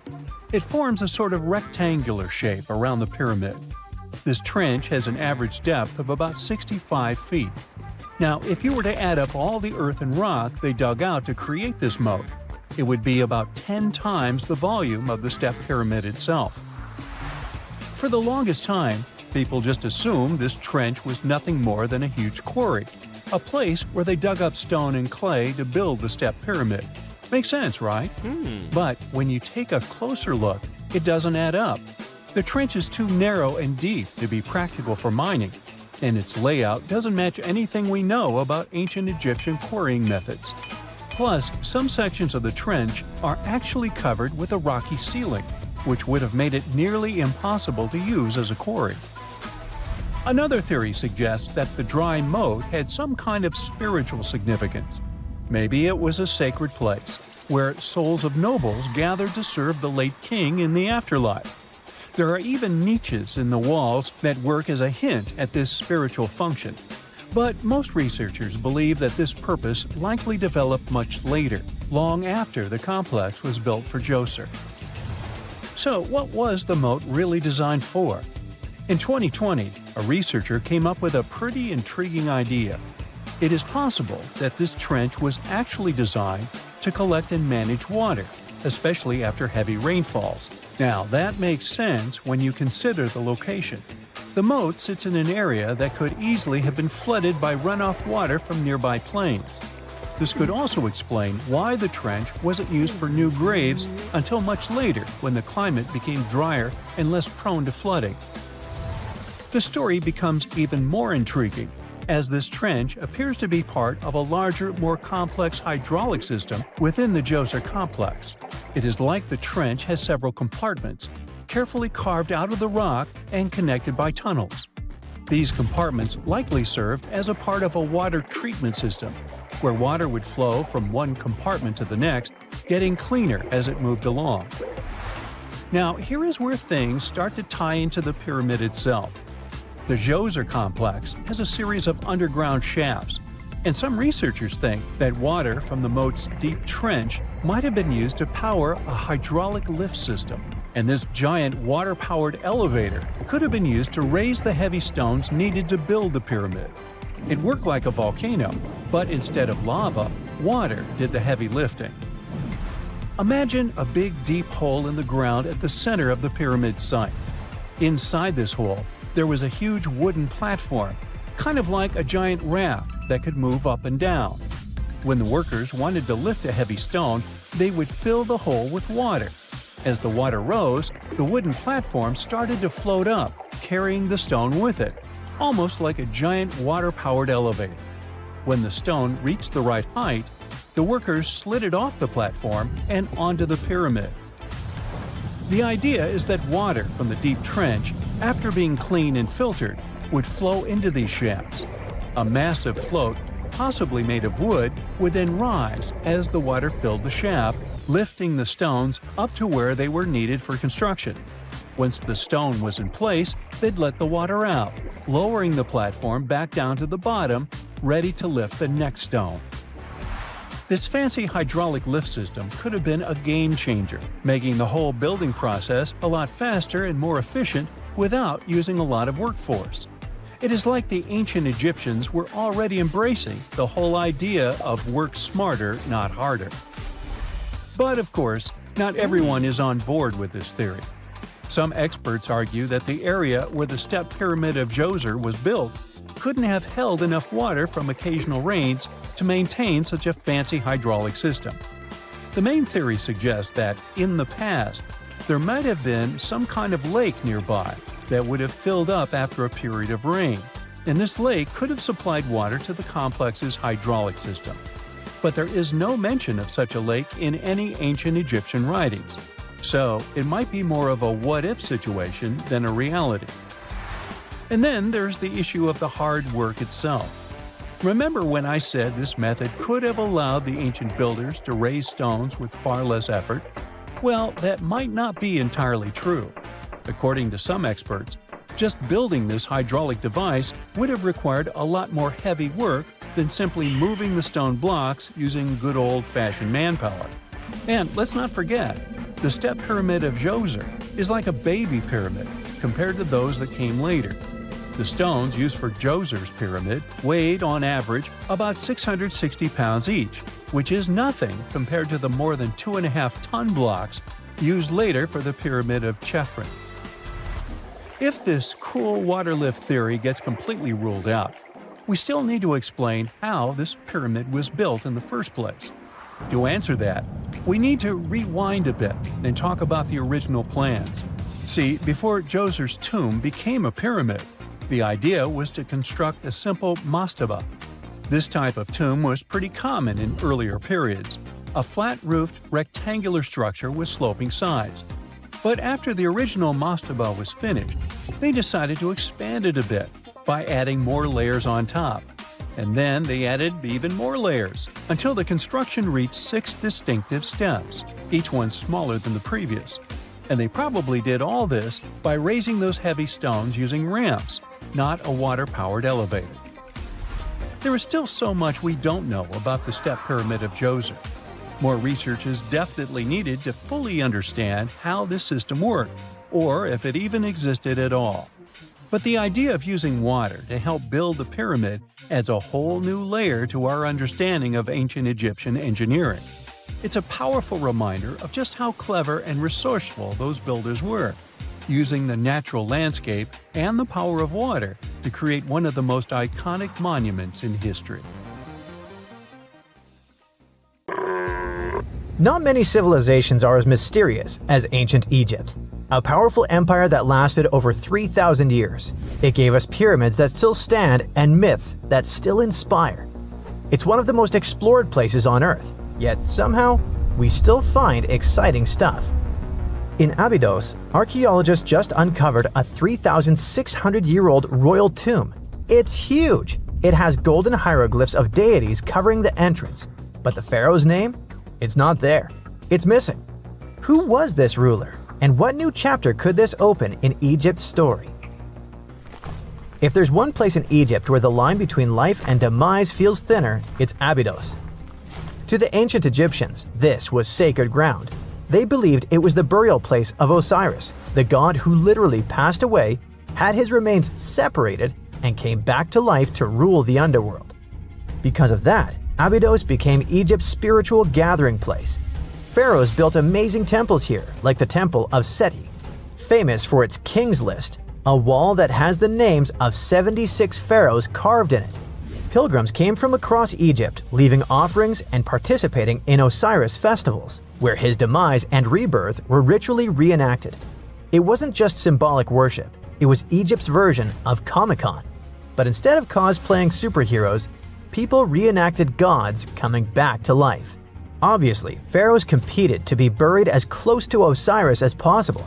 Abydos became part cemetery, part holy city, part afterlife insurance policy. Fast forward thousands of years, and we still uncover remarkable stuff around Abydos. That's the case with the recently discovered tomb. In early 2025, a joint team of researchers from the US and Egypt decided to dig beneath a rocky rise ominously called Anubis Mountain. You remember Anubis, the jackal-headed deity who guarded cemeteries. The uncovered royal burial was hidden 23 feet below the surface. Sadly, even though it eluded archaeologists for so long, robbers had already taken away with treasures ages ago. They could definitely tell this was a tomb of someone super important. Similar to how you can walk around a mansion with no furniture but still deduce that someone rich must have lived there. The chamber had mud brick vaults rising over 16 feet. That's taller than a female giraffe standing upright. For something built 36 centuries ago, it still felt enormous. However, when you remember that Egyptians were masters of architecture, nothing seems surprising. So no treasures, no golden mask, and sadly, no name. The cartouche that should have spelled the king's identity was unreadable. Egyptian tombs usually bragged about who was inside. In ancient Egypt, a cartouche was basically a big oval name tag for kings wrapped in hieroglyphs. Think of them as VIP passes that worked in both this life and the next. Without it, your soul couldn't check into the afterlife hotel. That's because to the Egyptians, your name, your Ren, wasn't just so your teacher could distinguish you from kids with the same haircut. It was a core part of who you were. As long as your Ren survived, so did you. To have your name forgotten was considered a fate worse than passing away. A soul cannot journey without a name. That's why you'd see cartouches all over the place, on temples, obelisks, jewelry, statues, and tomb walls. It wasn't there just for the marketing. It kept the pharaoh's presence front and center everywhere you looked. Imagine building a massive tomb only for 3,600 years later to walk in and go, who is this guy again? Not cool at all. That's why it's fair to imagine our nameless pharaoh haunting the robbers for all eternity. So yeah, Cartouche was considered very significant. One of the most famous and mind-blowing examples comes from the tomb of Thutmose III. His burial chamber and sarcophagus were literally shaped like a cartouche. In other words, the entire room was a living architectural symbol of his name. Thankfully, in the recently discovered tomb, not everything was erased. Painted in golden hues at the entrance were two familiar guardians, deities Isis and Nephthys. Isis was the magician who stitched Osiris back together and breathed life into him.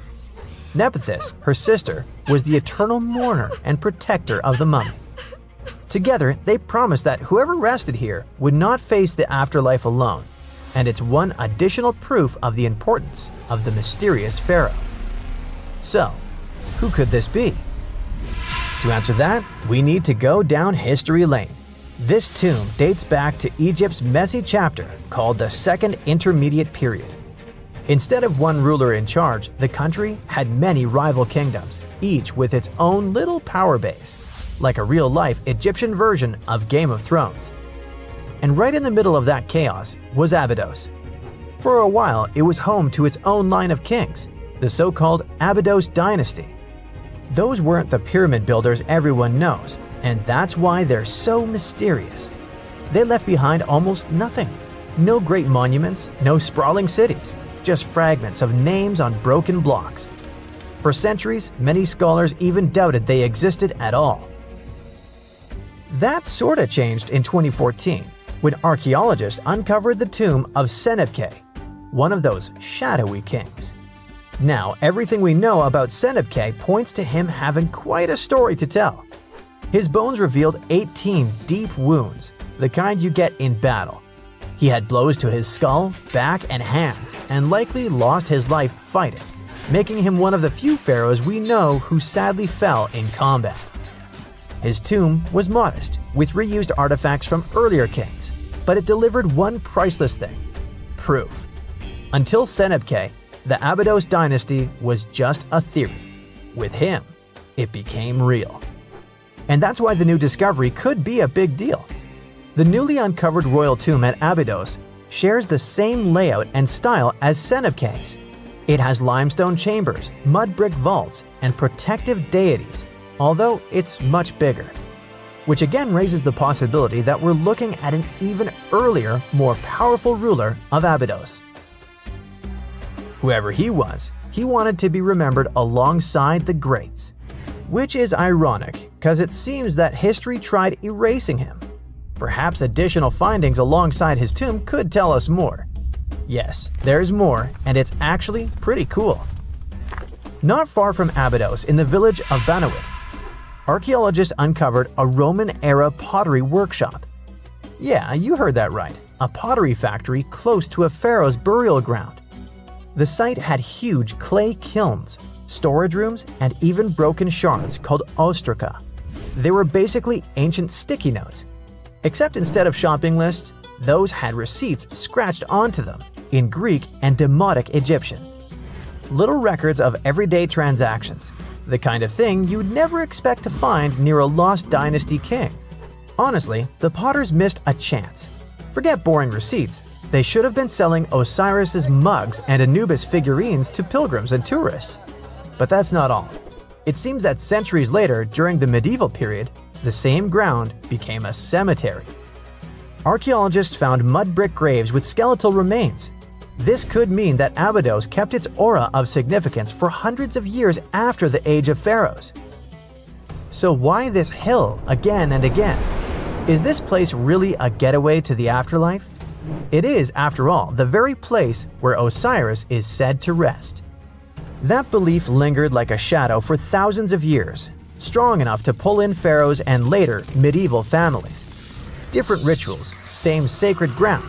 Although, to be fair, the Romans weren't here for Osiris. They came to make pots. The story of Abydos is not over. The excavations will continue, and who knows what else could be discovered in the future. Today, archaeologists are armed with tools that are basically X-ray glasses for the desert. Every scan could reveal a hidden chamber, or if we're lucky, finally give our nameless pharaoh his wren back to him. In fact, I became strangely invested in finding out who he was. So let's hope for some news soon. It's only a matter of time. Do you have your own theories? Let me know. A gruesome discovery took place in Egypt some years ago. You want to hear about it? 16 human hands, carefully buried in 4 eerie pits. They didn't look too much like human hands at first, since they were abnormally large, but they were. Weirdly, there were only right hands. No left hands were in sight. It turned out that it points to the practice of an ancient dark ritual. Old Egyptian art and tales talked of a ceremony where warriors would present the right hand of their adversaries as proof of victory and ask for gold in return. Egyptians believed in the afterlife, so cutting off someone's hand meant you cut off their power eternally. Guaranteeing this type of defeat was interesting to the winning party. Here, the fight was between Egyptians versus Hyksos, who lived in what was once known as Canaan. Egypt has always been the center of some history-changing findings, and some time ago, this papyrus was found. If we stretched it open, it would be just a tad bigger than the height of a skyscraper. The world's tiniest skyscraper, which is located in Wichita Falls, Texas. When humans didn't write on their notes app, they wrote on this thing, made from the medulla of a papyrus plant. Around 2,000 years ago, ancient Egyptians wrote something reminiscent of a book where they describe most of their funerary traditions and their visions of the afterlife. It's considered one of the most important texts from ancient Egypt and is still sold in bookstores to this day. This ancient manuscript was unearthed from a chamber located just south of the Pyramid of Djoser, located in Saqqara. Oh yes, Djoser is the oldest pyramid in Egypt and not the Giza pyramids like most people think. So recently, the site of Saqqara buzzed with excited archaeologists who probably found one of Egypt's oldest complete mummies. They believe that this beautiful and well-preserved mummy was that of a wealthy man. He was discovered in a deep shaft, covered in layers of gold leaves. There are many symbols that show he was an important and wealthy man, like the band he wore on his head, the bracelet on his chest, and the fact that he was embalmed with a tunic, which was reserved for Egypt's finest. The most exciting part of the entire discovery was finding the resting place sealed with mortar, just as the ancient Egyptians had left it 4,300 years ago. Now this may sound weird, but back in 2008, archaeologists discovered a missing pyramid. Now it went missing because it deteriorated over the span of 4,000 years. Today, you can only see its base. It was a pretty important site back in ancient times. It is said that around the area of the pyramid, the ancients hosted a special type of ceremony where high priests would carry mummified remains of sacred bulls. Now, here's a fun fact. Ancient Egyptians believed that Apis bulls were earthly incarnations of the city deity of Memphis and was connected to rites of fertility. It wasn't just any Apis bull, though. They needed to be all black with a single white mark between its horns and a bunch of very specific characteristics. They were selected by the local priests and honored until they passed away. After that, they were mummified and buried in underground galleries. Meanwhile, this missing pyramid sort of disappeared around the 1800s. It was a German archaeologist who first found it in the village of Saqqara. He called it the Headless Pyramid when he first found it. But then, years after the official discovery, the desert sand came along and covered the whole thing. There were some excavations between the 19th and 20th centuries, but they weren't too systematic. That's why scientists were so thrilled when they dug an entire pyramid's base after removing the 25-foot mound of sand that was covering it. Oh, and it turns out American archaeologists are excavating a cemetery in Egypt that could contain over 1 million mummified bodies. So far, archaeologists have dug around 1,700 mummies. One of the main differences from other classic Egyptian mummies is that these people weren't kings and pharaohs. They were commoners that most likely lived about 1,500 years ago, when Egypt was controlled by the Roman and Byzantine empires. The name of the cemetery is cool, though, the Way of the Water Buffalo, just in case you want to check it out on your next trip. Other than bulls and buffaloes, ancient Egyptians also liked baboons. Are you seeing a pattern here? In the beginning of the 20th century, archaeologists discovered a site filled with mummified baboons in a place called, guess what? the Valley of Monkeys. An animal wouldn't have been mummified if it wasn't considered important. Certain animals were more important than others, since they were linked to specific deities. Jackals were connected to Anubis, the ancient god of the afterlife, and cats were likened to the female deity Bastet. Baboons were a pretty big deal, since they were believed to be connected to Thoth, the deity of wisdom and advisor to Ra, one of Egypt's supreme deities. The archaeologists who studied these animals weren't too happy. They think these baboons were kept inside and were deprived of sunlight for most of their lives. They had extreme vitamin D deficiencies and they were poorly fed. Maybe Thoth got angry with these baboon keepers. Just a guess.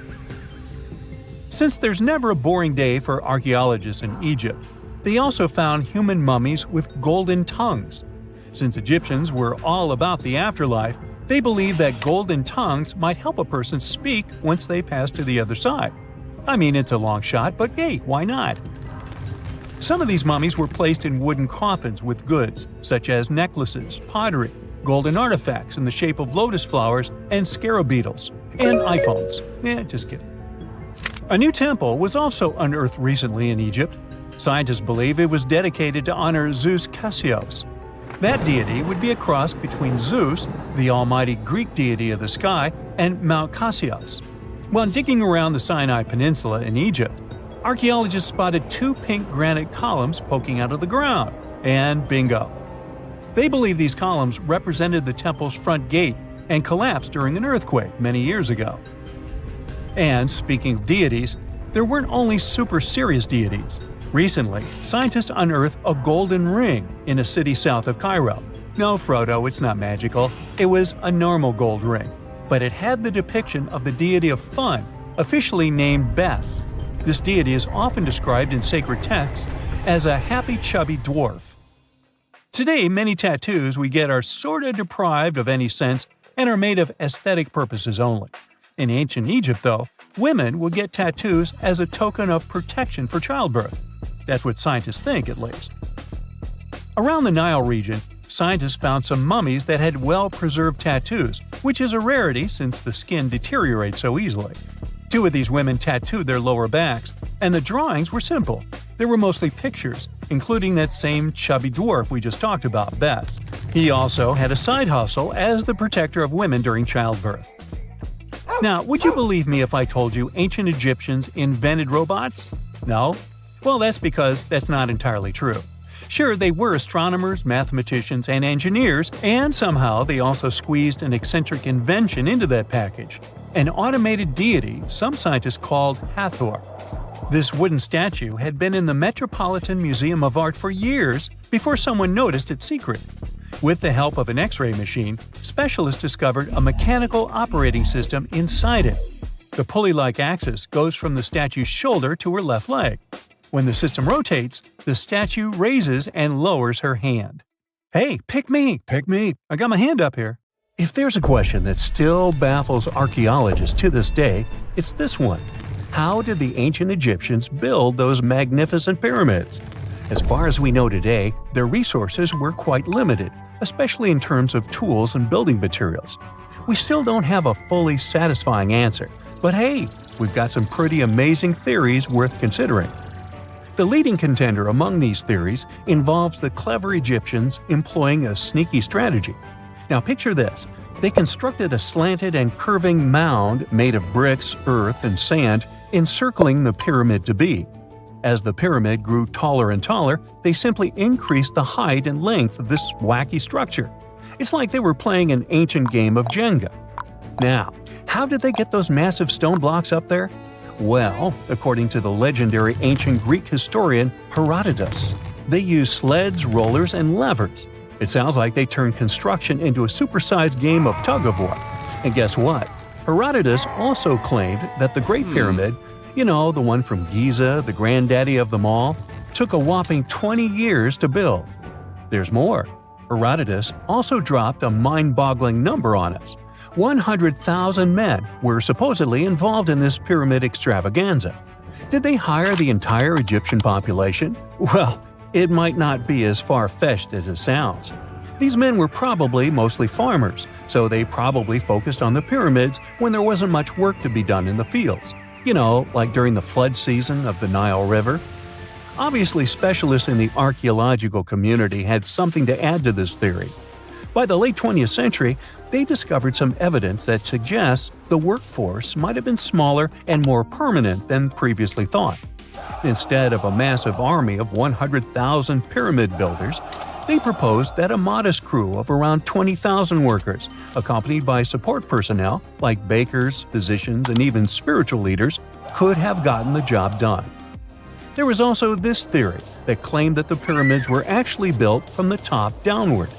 It suggested that these colossal structures were nothing more than isolated hills used as quarries. The stones were supposedly drawn from these hills, and over time, competing engineers took charge and transformed them into the iconic pyramids we know today. Now, before you dismiss this theory as a wild fantasy, some folks thought it wasn't completely crazy. After all, there are instances where isolated hills exist, so maybe this theory had a tiny glimmer of truth. Whether it involved ramp building or ingenious work schedules, one thing is clear. Those pyramids have definitely left their mark on history and on our imaginations.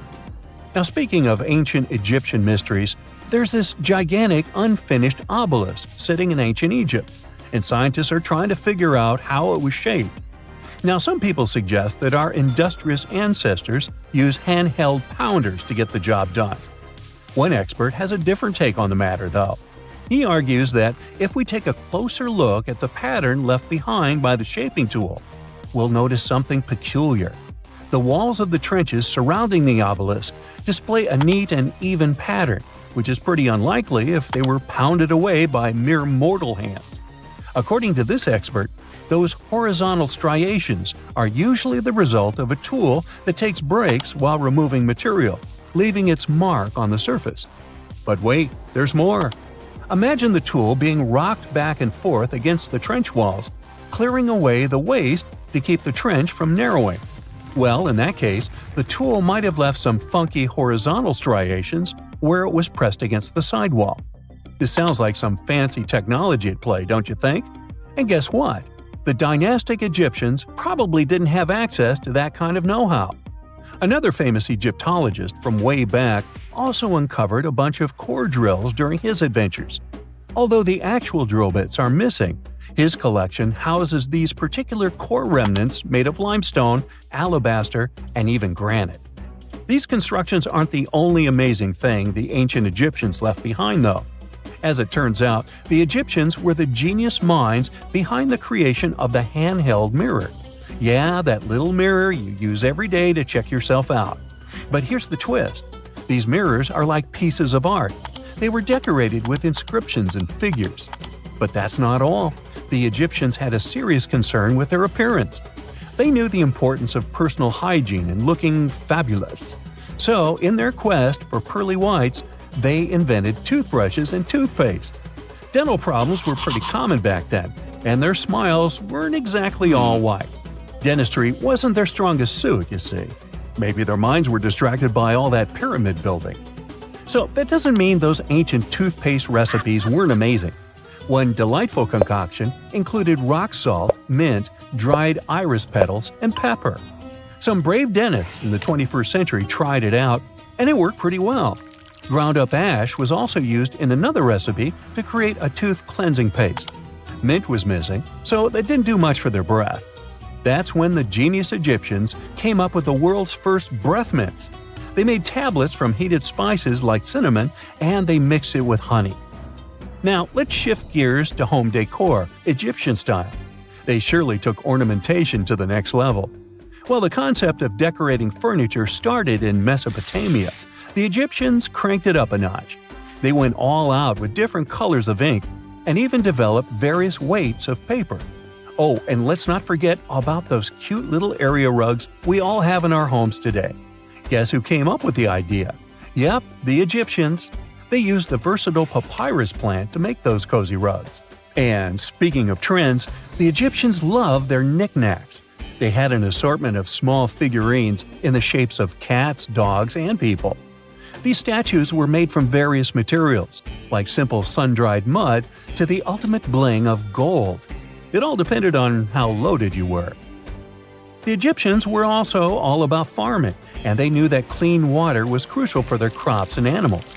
That's why they came up with some nifty inventions and techniques to make sure their land was fertile and their plants were happy. First off, they had the genius idea of using ox-drawn plows. They had two types of plows, heavy and light. The heavy plow would strut its stuff, cutting deep furrows in the soil, while the lighter plow followed behind, fluffing up the earth.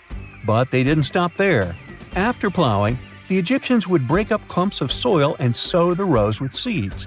To give those seeds a good old squish into the furrows, they'd march their livestock across the field, effectively closing up the furrows. But hey, all that hard work would be pointless if their seeds were as dry as the Sahara. That's where irrigation comes into play.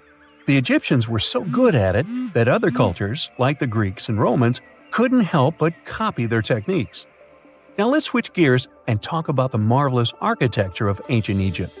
These folks weren't just skilled farmers, they were also architectural maestros. They built these fancy canals to carry water to farms and villages, and boy, did they know how to make those canals look pretty. Just imagine strolling along a canal lined with ornate structures.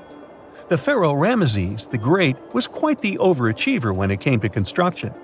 One of his mind-blowing creations was the construction located at Abu Simbel. This building was designed so that twice a year, the sun would shine directly into it and illuminate the statues of Ramesses. And let's not forget about the corbelled arch. Without this architectural gem, we'd be missing out on some mind-boggling structures like the Great Pyramid. The Egyptians knew how to make things stand tall and proud, thanks to their engineering and construction wizardry. They built grand halls and inner sanctums that make your jaw drop, and some of these temples doubled as astronomical observatories. Secant, cosine, tangent, sine, 3.14159. Yeah, that was the cheer we heard coming from the trigonometry club back in the day. For the rest of us in math class, terms such as sine, tangent, and pi were just bewildering. Who invented these and why? Was their only purpose to make it harder for students? Well, not quite.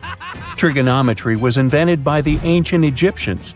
They needed this knowledge to construct pyramids, and they did a pretty good job too. The Great Pyramid in Giza still stands today, some 4,500 years after it was built. No recalls either. So let's get out of that classroom and on a journey through time to reveal the secrets behind the ancient Egyptians' precision. Here you are, standing on the Great Pyramid's construction site, some 9 miles from Cairo. Well, the city still isn't there, as you're surrounded only by the desert and teams of construction workers. They're transporting large stone blocks weighing 2.5 tons each.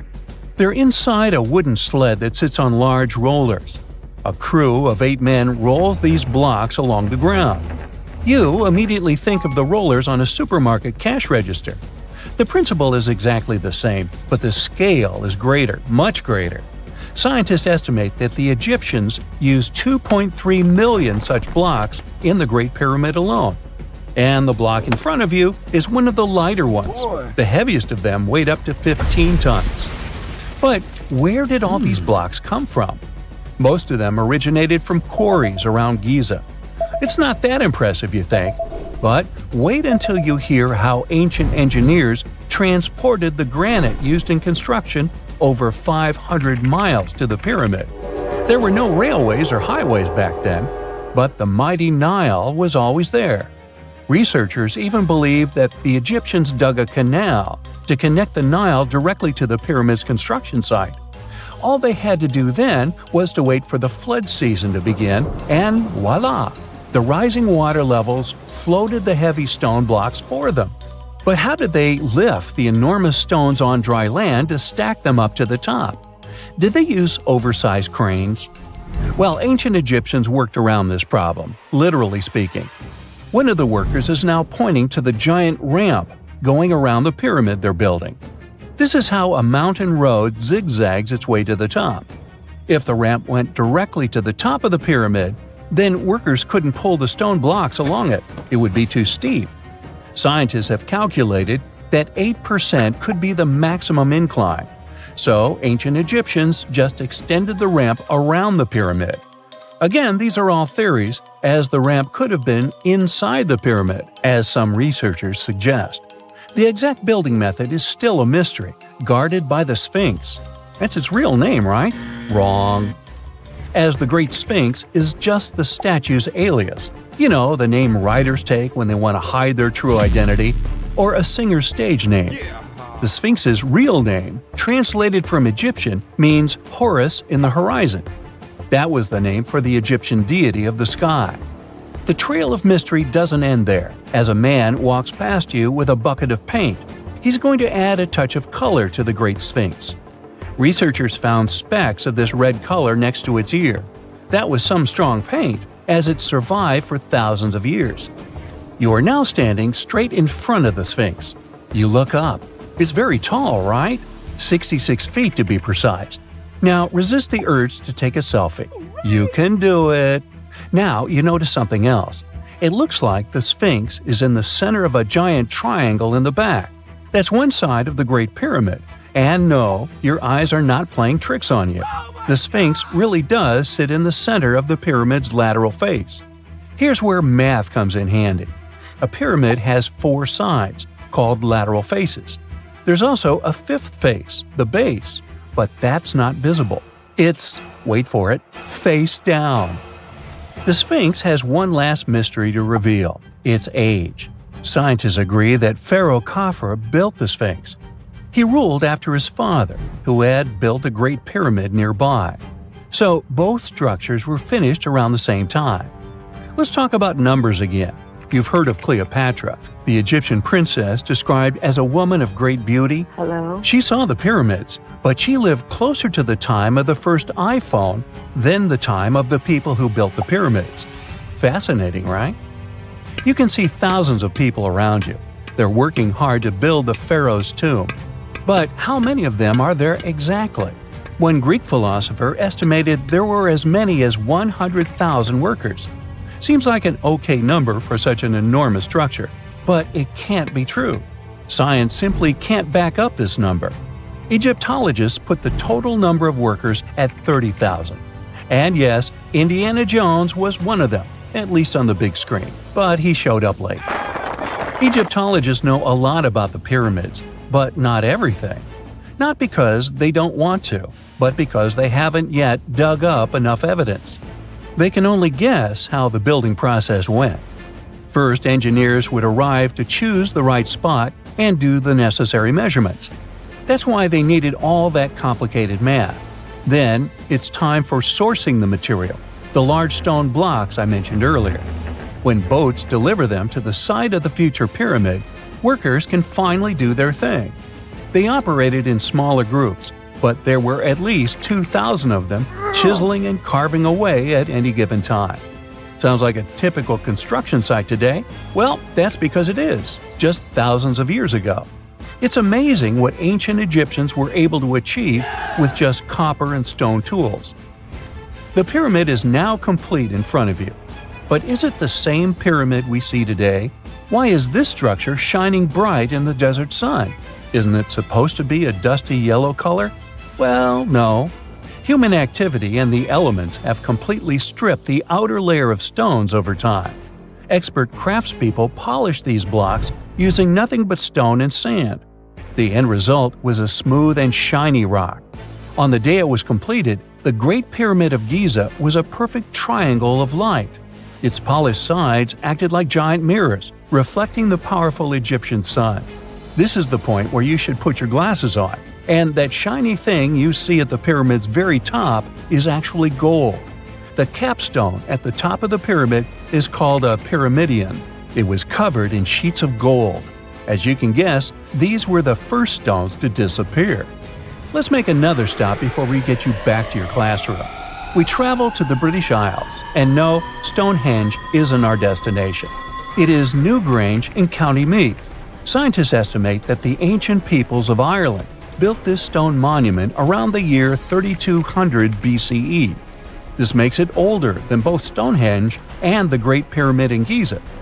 The function of the circular mound in Newgrange is the same as the one of the Great Pyramid and equally mysterious.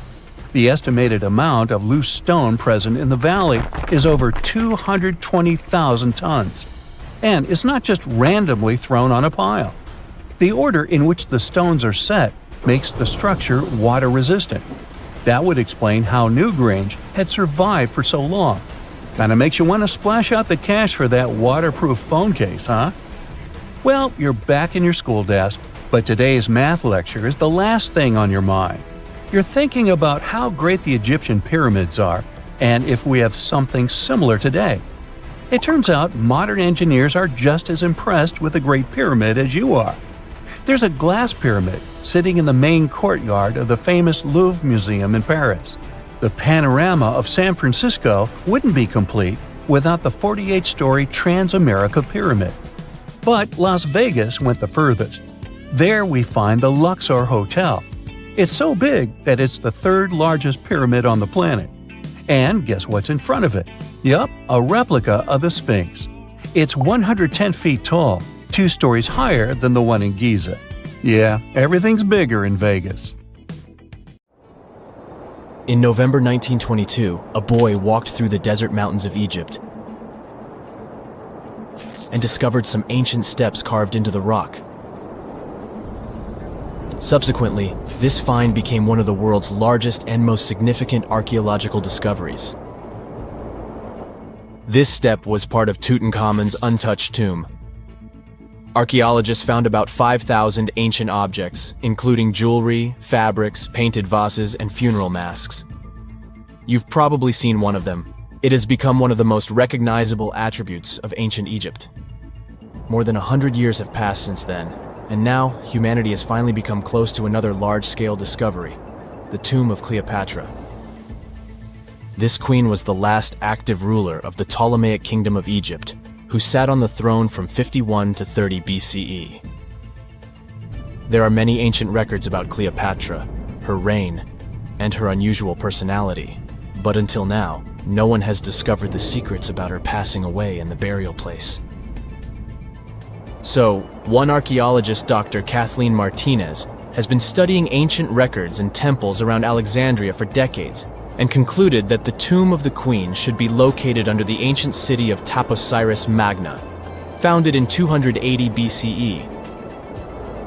It was a big city on the northern coast of Egypt, where tens of thousands of people were engaged in trade and industry, and it seems that Dr. Martinez's guesses turned out to be correct. She and a group of archaeologists have discovered a secret underground tunnel near Alexandria, with a length of about 0.8 miles. It was cut into the rock under Taposiris Magna's temple. During further excavations, they found many things that indicate Cleopatra's tomb lies in the tunnel's depths. It's also possible that she is buried there together with the Roman commander, Mark Antony. According to ancient records, Cleopatra and Mark Antony loved each other and together opposed the Roman Senate, which declared Antony a traitor.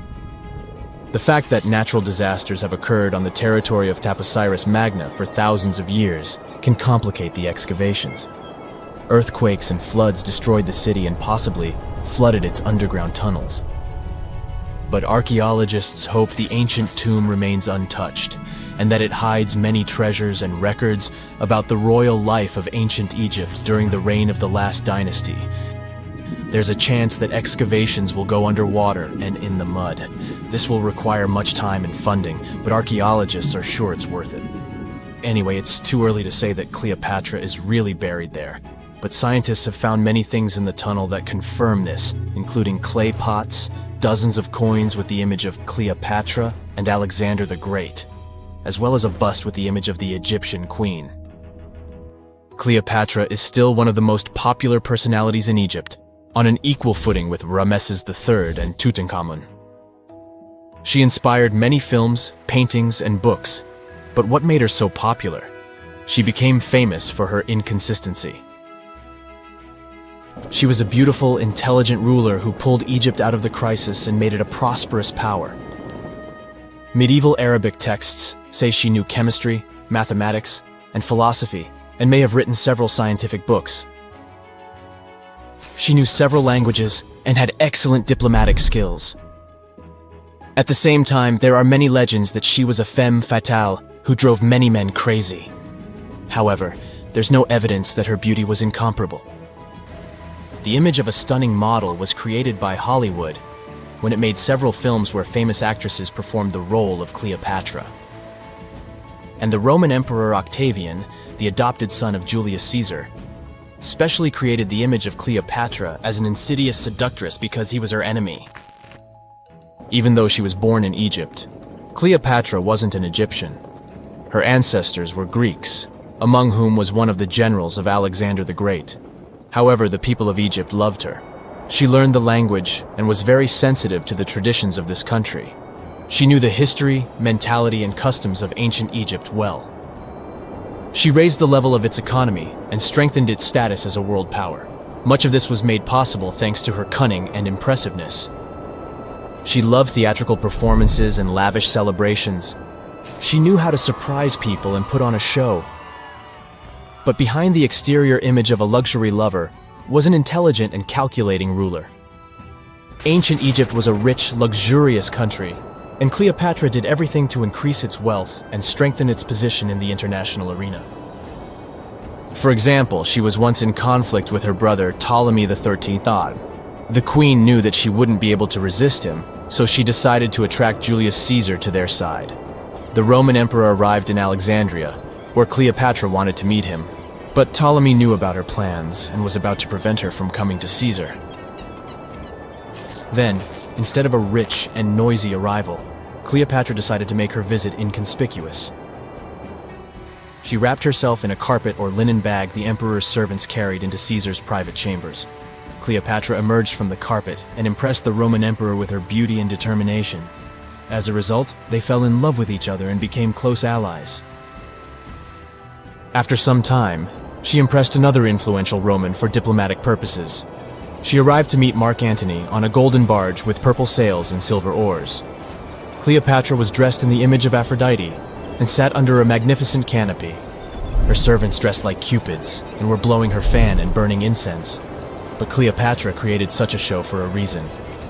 She knew that Antony revered Greek mythology and considered himself the embodiment of Dionysus. As a result, he was so impressed with this woman that he ended up marrying her. Cleopatra defended her crown, strengthened her alliance with Rome, and bore Antony 3 children. In Egypt, they threw big parties and enjoyed wealth with power. However, the relationship of a high-ranking official with the Egyptian queen caused a scandal in Rome. Octavian was Antony's primary opponent in the struggle for power, so he exploited the situation to darken the competitor's reputation. He used propaganda to make Cleopatra an insidious seductress in the eyes of Roman citizens. He accused Antony of succumbing to her charms. The Roman Senate supported Octavian and declared Cleopatra an enemy. In 33 BCE, this conflict reached a high point when Antony's navy clashed with Octavian's fleet. The latter won and forced his enemy to flee to Egypt with Cleopatra. According to some records, they took refuge near Alexandria. Pursued by the Romans, they hid in one of Cleopatra's palaces and met their end. Some legends say that Cleopatra was an expert in poisons. She provoked a venomous snake, a viper or an Egyptian cobra, to bite her. Also, according to another legend, she pricked herself with a poisonous needle. There's a theory that Cleopatra always carried an ampule with poison inside her hairbrush. And when she was cornered, she soaked the needle with this poison and pricked herself. None of this can be said for sure. Scientists are still trying to find out the truth. Perhaps when they reach Cleopatra's tomb, the world will get more answers about her tragic fate. She is considered the last ruler of Egypt. After her passing, Octavian plundered her palaces and temples and returned to Rome, where he became the main emperor. He successfully ruled the country and expanded its borders. His reign ended when he turned 75. World history would have looked different if Cleopatra and Mark Antony hadn't lost that naval battle. By the way, did you know that more time has passed between Cleopatra's reign and Neil Armstrong's flight to the moon than between the reign of the Egyptian queen and the construction of the Great Pyramid of Giza?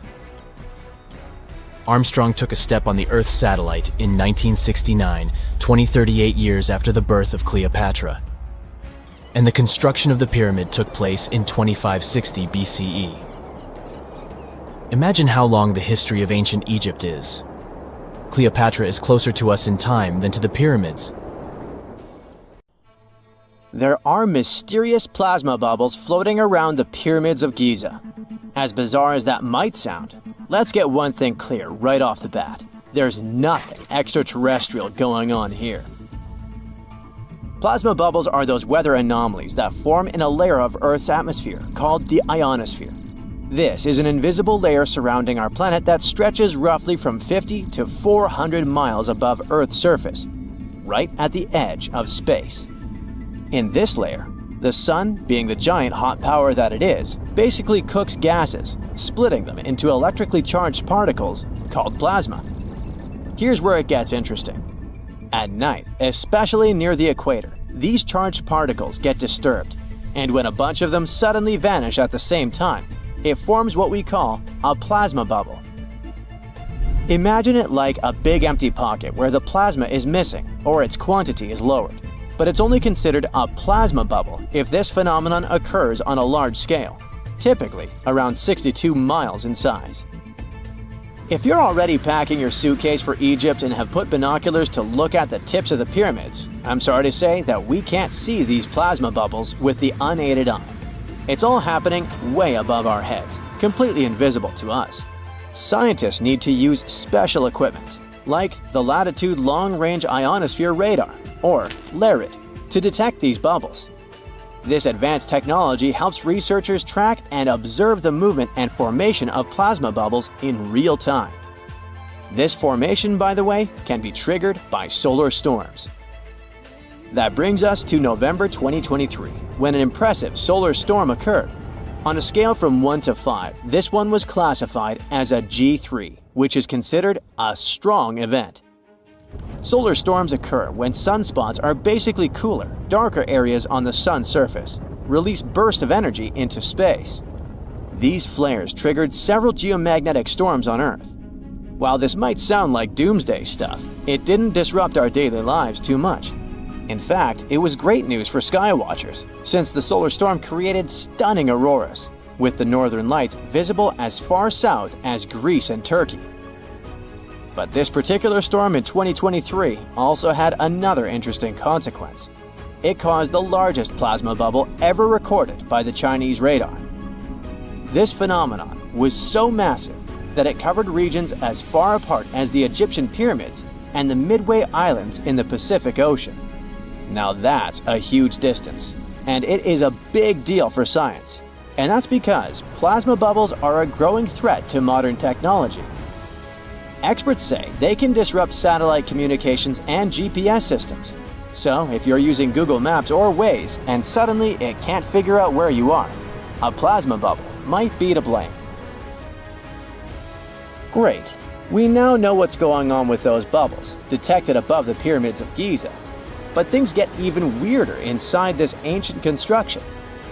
Apparently, the Great Pyramid of Giza has the ability to concentrate electromagnetic energy within its interior. A couple of years ago, a group of researchers decided to see what would happen if they took this ancient architecture and hit it with radio waves. I mean, waves that are similar to the kind your phone uses, but on a much larger scale, up to 1,900 feet long. But since they couldn't just start blasting radio waves at the actual pyramid, they did the next best thing: computer modeling.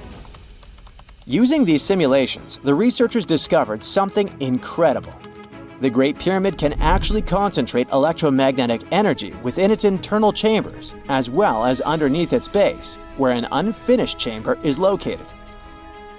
By concentrate, I mean something like trap it. For example, when you shout into a cave, you hear your voice echo back, right? The sound waves don't just disappear, they bounce around and get focused. Similarly, when radio waves hit the pyramid, they don't just pass through or around it. Instead, they get absorbed, bounce around, and focus inside and underneath the pyramid. Our list of mysterious phenomena surrounding the Egyptian pyramids doesn't end there. Inside the pyramid, there's a long, narrow passage that leads to what's known as the King's Chamber. This room sits at the center of the pyramid, and it's believed to have been the final resting place of Pharaoh Khufu, the ancient Egyptian leader who commissioned the entire thing over 4,000 years ago. When visitors step into the king's chamber, two things normally strike them: the room's incredible acoustics and its heavy, imposing structure, which is entirely lined with red granite. Recently, scientists have started to connect these two facts. Some researchers now believe that the king's chamber might be able to catch or pick up sound energy generated from other parts of the pyramid. In other words, this room might have been designed to amplify sound in a way that no other chamber in the pyramid can. To test this theory, researchers conducted an experiment where they sang in the Queen's chamber, which is located directly below the King's chamber. Here's where it gets wild. The music couldn't be heard in the lower underground rooms of the pyramid, but it sounded loud and clear in the King's chamber. One possible explanation for this is the type of stone used in the King's chamber: pink granite. Granite is known for its piezoelectric properties, meaning it can absorb energy from its surroundings, like sound vibrations, and convert it into electrical energy. This suggests that the chamber's unique acoustics might be due to more than just the shape of the room. It could be that the granite itself plays a role in amplifying and concentrating sound waves. According to scientists, these discoveries open up a whole new field of research into the pyramid's potential. Could the ancient pyramids have somehow harnessed the energy created by sound waves, or even Earth's natural vibrations?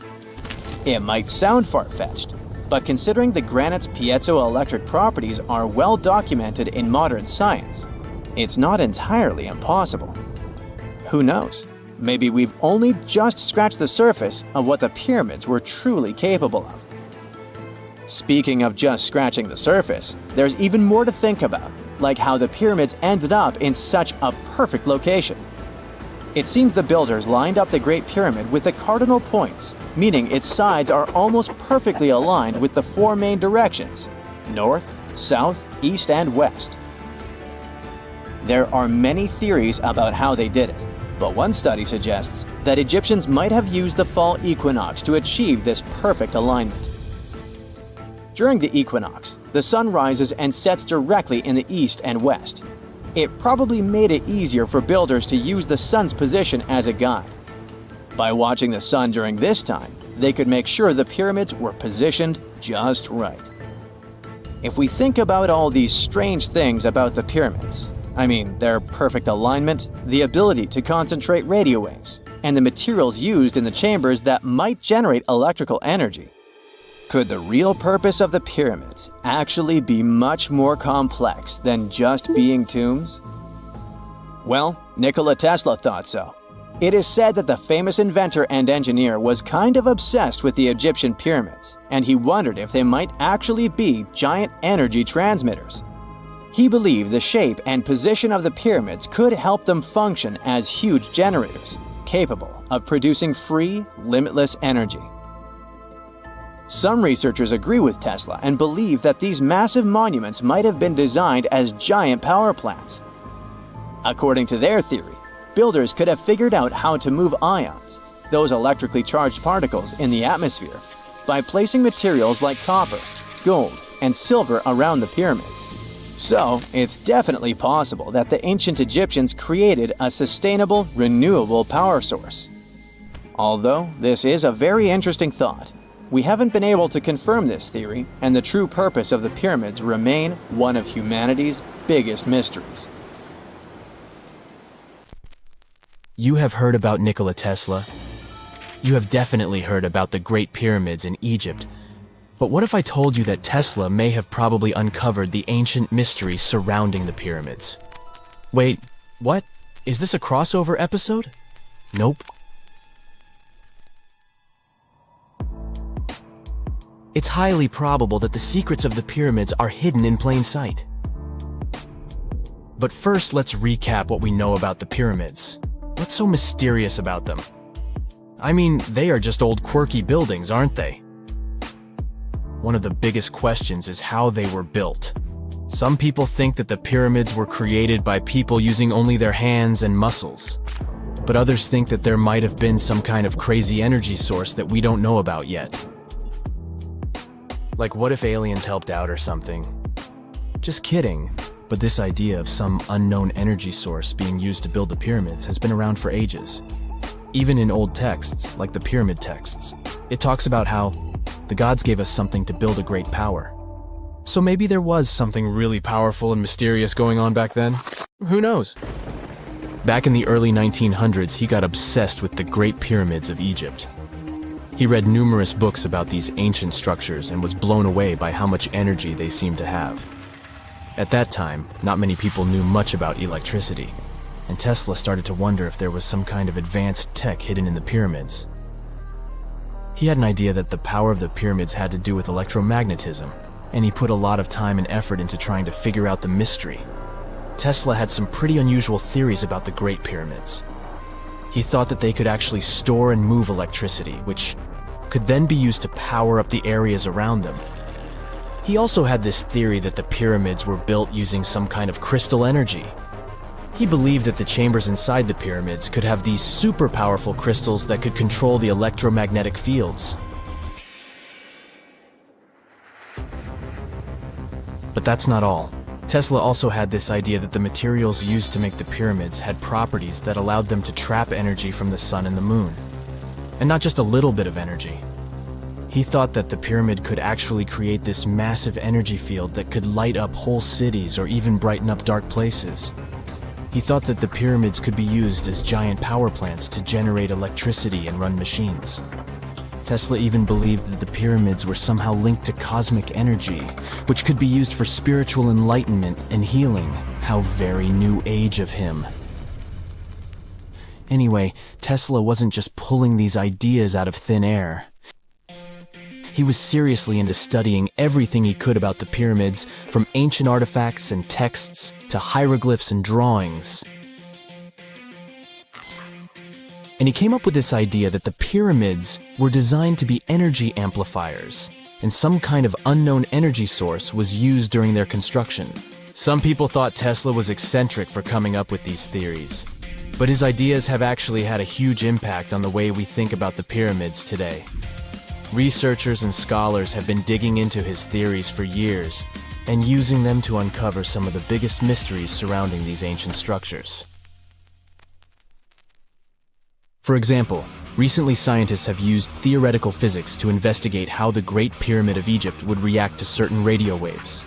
They found out that if the radio waves were a certain length, the pyramid could concentrate the energy inside its rooms and focus it under its base. The scientists did lots of calculations to figure this out. They first thought about what radio wavelengths would work best. Then they made a model of how the pyramid would react to the waves. They figured out how much of the energy from the waves would get absorbed or spread out. Lastly, they checked how the energy would move around inside the pyramid when the waves hit it. To help explain all of this, the scientists used something called multipole analysis. This is when you take a complicated object and break it down into simpler parts. Then you can see how each part interacts with the energy that's coming in. It's like taking apart a puzzle to see how each piece fits together. The researchers are interested in how all of this can be used in the future. They want to make really tiny particles that can do the same thing as the pyramid, but with light. By changing the size, shape, and the material of these particles, they can control how the light moves around them. This can be really useful for things like making tiny sensors or super efficient solar cells. The scientists had to make some guesses when they were doing their research. They assumed that there weren't any hidden spaces inside the pyramid, and that the material used to build it was all the same. But even with these guesses, they still made some pretty impressive discoveries. But the pyramid study is not the only proof that Tesla was ahead of his time. There are more Tesla's projects that seemed unrealistic at the time, but that scientists and enthusiasts reevaluate and try to implement today. Let's talk about Tesla's most ambitious project, the Wardenclyffe Transmission Tower. Back in 1900, Tesla was already a big shot when it came to electrical engineering in America.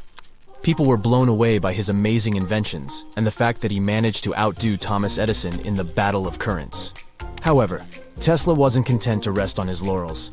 He decided to embark on his most ambitious project yet, the transmission tower at Wardenclyffe. It was built between 1901 and 1905, and it was based on one of Tesla's breakthrough ideas. He had a vision to make the impossible possible by creating a global wireless communication system. It would use Earth itself as a conductor, transmitting music, news, stock market reports, secured military communications, and even facsimile images. Does it sound familiar? Right, it sounds just like the internet that we use today, only without the use of any wires. But Tesla had a much bigger dream in mind: to transmit power wirelessly. He already proved that high-frequency signals could be sent without any wires using his Tesla coil transformers, and this sparked his obsession with wireless energy transmission. His vision was to not only transform the way we communicate, but also to find a way to transfer power currents globally by tapping into the Earth's natural energy. Tesla believed that there was an abundance of free energy all around us that could be used for humanity's benefit. In 1899, he conducted some top-secret experiments and got convinced that it was possible to transmit electrical power through the Earth's upper atmosphere. This is actually how the Wardenclyffe Tower was created. It was supposed to be the prototype station for a network of towers all over the globe that would provide the whole world with wireless energy. Unfortunately, Tesla didn't have the resources or the patience of his investors to bring this project to fruition. It ran into all sorts of financial problems and roadblocks, and in 1917, the unfinished tower was finally torn down for scrap metal to pay off Tesla's mounting debts. Now it remains a sad reminder that even the greatest minds can sometimes fall short of their dreams. The original red brick laboratory, however, is still there, and it is the only Tesla lab that has survived. Fun fact, in 2017, a film crew made a crazy discovery. They used ground-penetrating radar to explore the area around Wardenclyffe, and they found a whole series of tunnels stretching for hundreds of feet underneath the site. Nobody knows exactly what these tunnels were used for, but people have been speculating for years that they were part of Tesla's grand plan. Wardenclyffe, of course, is a major landmark for Tesla enthusiasts from all over the world. Who knows? Maybe someone will finally crack the mystery of the tunnels one day.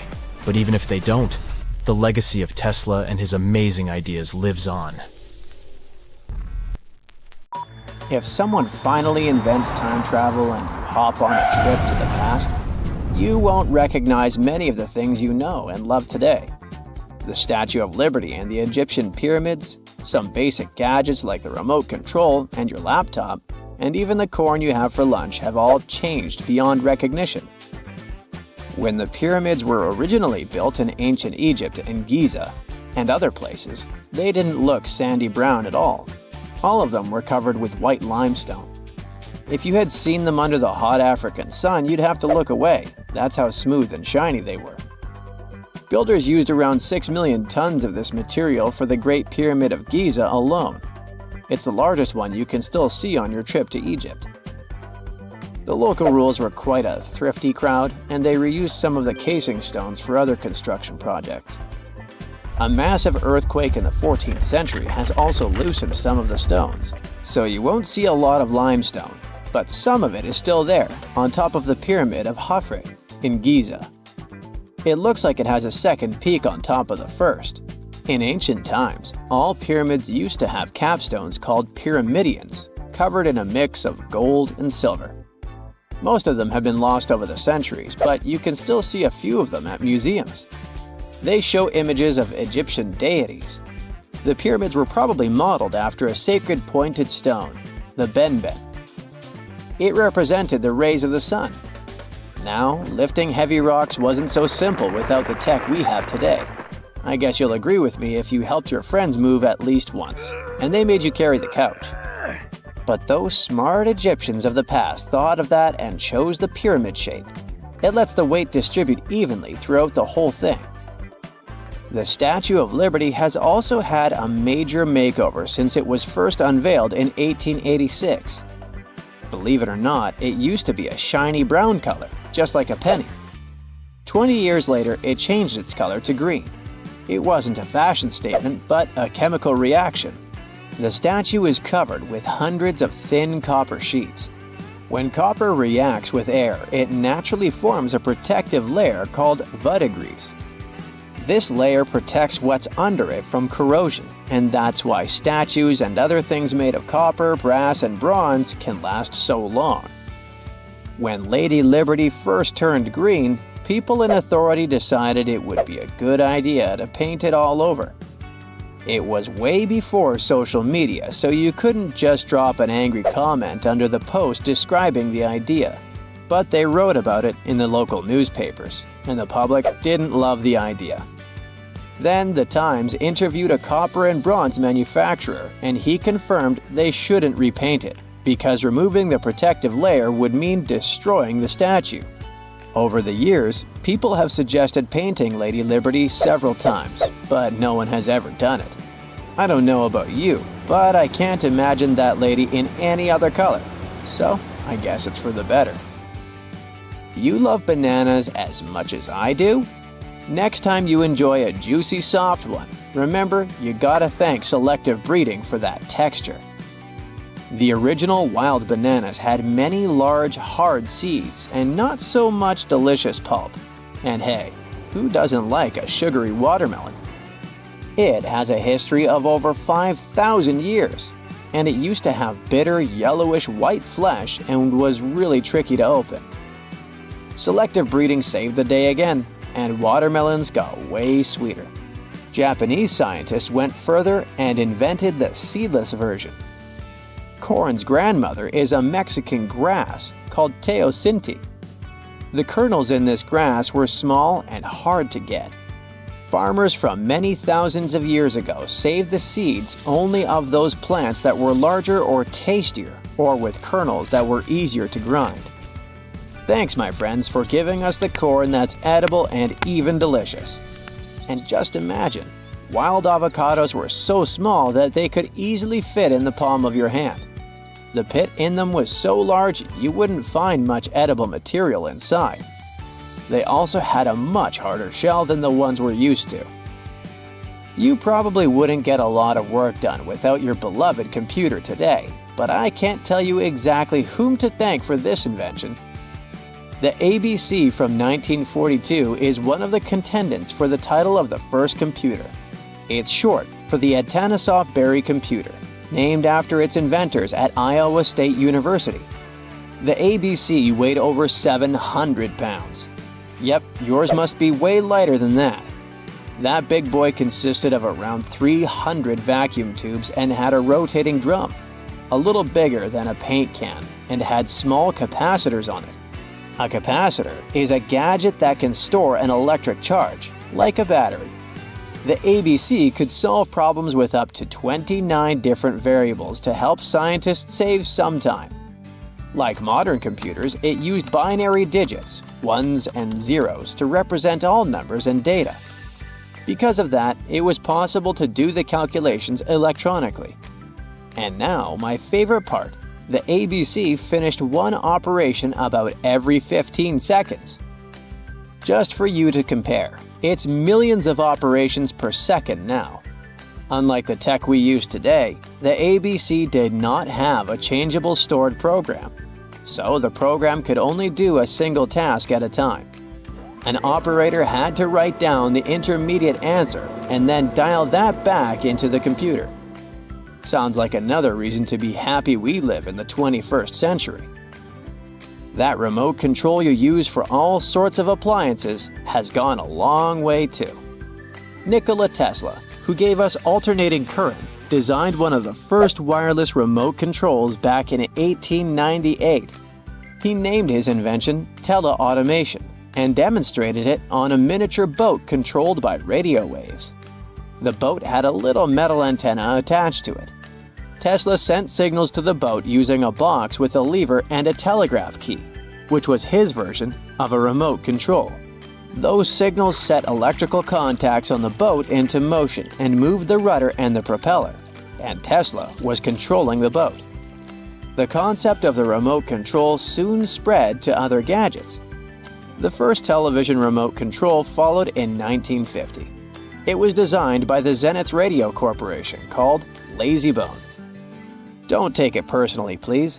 This lazy bone had a massive cable that was attached to the TV set, and those who tried it didn't fall in love with the invention because they tripped over that cord. I feel your pain, my friends. If you live or work on one of the top floors, you gotta love this one. Meet the first passenger elevator. It traveled at the speed of 40 feet per minute. Not the fastest, I know, compared to today's record, which is 40 feet per second. But hey, it was built back in 1857 in New York and was more of a tourist attraction than a necessity. The elevator had a steam engine hidden in the basement of a 5-story building. 3 years later, they shut it down because the public didn't appreciate it. Otis Tufts filed the first patent for a vertical railway around the same time. His invention included an actual car with a bench inside for people to sit on. Sounds like a great spot to hang out with friends to me. What do you say? Then they started adding elevators to luxurious hotels around the world. They were entire rooms with a rich design, upholstered seats and mirrors on the walls, and sometimes even a small chandelier. There was an obligatory operator who'd close the door and the car would start its super slow ascent. It was still more about style than about speed, so I guess I'd choose the stairs. X-rays are a type of invisible radiation that can pass through our bodies and objects. They're very important in the field of medicine because they allow doctors to see inside our bodies without having to perform surgery. Now, let's dive into how X-rays work. They're a kind of electromagnetic radiation, just like light or radio waves. However, they have much higher energy than light, which makes them able to go through objects that light cannot. Imagine you have a powerful flashlight. If you try to shine it through a wall, the light won't go through because the wall is too thick. But these rays have enough energy to go through walls and even our bodies. The discovery of X-rays happened by accident in the late 19th century. A scientist was experimenting with cathode rays, which are a type of radiation. He was working in his lab and noticed that a nearby fluorescent screen started to glow, even though it was not directly exposed to the cathode rays. He realized that something invisible was causing the fluorescence, and he named it X-ray, because X is the mathematical symbol for something unknown. He continued experimenting with such rays and discovered that they could pass through many objects, like flesh and bones, but not through denser materials like metal. He also found that X-rays could create images on photographic plates, just like a camera takes pictures. The way this works is quite fascinating. Imagine you're standing in front of a bright light and you hold your hand in front of your face. Your hand blocks the light and you can't see through it. But if you place a sheet of tissue paper in front of your hand, some light will pass through, and you'll be able to see the outline of your hand. X-rays work in a similar way. When a doctor wants to take an X-ray of a part of your body, they will ask you to stand or lie down next to a machine. This device has a special plate that can capture the image. Let's say the doctor wants to further examine your arm. They will place the X-ray plate on one side of your arm and the machine on the other side. Then, the machine will produce a controlled burst of X-rays that pass through your arm. Remember how we talked about the tissue paper allowing some light to pass through? Well, in this case, some of those X-rays will go through your arm, while others will be absorbed or blocked by the denser parts of your body, like bones. The plate captures the X-rays that pass through your arm, and it creates an image. This image shows the bones and other structures inside your body, allowing the doctor to see if there are any problems or injuries. Now, you might be wondering why X-rays can pass through some things but not others. It has to do with the density and composition of the objects. Denser materials like bones absorb more X-rays, so they appear white in the image. So when you look at the result, you'll see your bones as white shapes. Other tissues like muscles and organs are less dense and allow some of those rays to pass through, so they appear as gray shadows. What if I told you there's a whole new way you can peek inside objects, but without using X-rays? I'm not talking about magic powers. Take a comfortable seat while I explain what muography is. This fascinating scientific technique allows us to see inside objects and even beneath the Earth's surface using a special type of particle called a muon. These elementary particles are very similar to electrons, but they're much heavier. They are created high up in the Earth's atmosphere when cosmic rays, which are particles coming from space, collide with the air molecules. Now, muons are special because they can pierce through different materials. They can pass through rock, soil, and even buildings. Scientists realized this potential back in the 1950s when they were studying cosmic rays and noticed that some of the particles could pass through thick materials. The first muography experiments took place in the 60s. Specialists discovered that muons can be detected using special devices called muon detectors. These detectors are usually placed underground or in specially designed laboratories to shield them from other particles and background radiation. Now let's dive into how muography actually works. Imagine you have a large object, like a pyramid, a mountain, or even an ancient statue, and you want to see what's inside without damaging it. First, detectors are positioned around the object or in the area you want to examine. These detectors are sensitive to muons and can track their paths. When such a particle passes through a detector, it leaves a trace, like footprints in the sand. By collecting data from multiple detectors, scientists can reconstruct the paths. Here's where things get really cool. The Earth's atmosphere acts like a natural filter for muons. It turns out that the more massive an object is, the more particles it will block. So, if you have a large, dense object like a mountain, fewer muons will pass through it compared to a smaller, less dense object, like an empty box. This difference in the number of particles that reach the detectors can give us clues about what's inside the objects. Scientists use computer algorithms and mathematical techniques to analyze the data and create images. These images represent the density distribution of the object being studied. It's like creating a map that shows where the densest areas are and where there's gaps inside the object. The concept of muography is similar to using shadows to understand the shape and size of an object. Imagine you're standing in front of a bright light and you place your hand between the light source and a wall. You'll see a shadow of your hand on the wall. Based on the shape and size of the shadow, you can get an idea of what your hand looks like, even though you can't see it directly. This technique has been used to study various objects and structures. For example, scientists have used it to explore the inside of volcanoes and pyramids, and even to investigate the structure of mountains and the Earth's crust. With the help of this amazing technique, scientists have now uncovered new information about the Great Pyramid of Giza.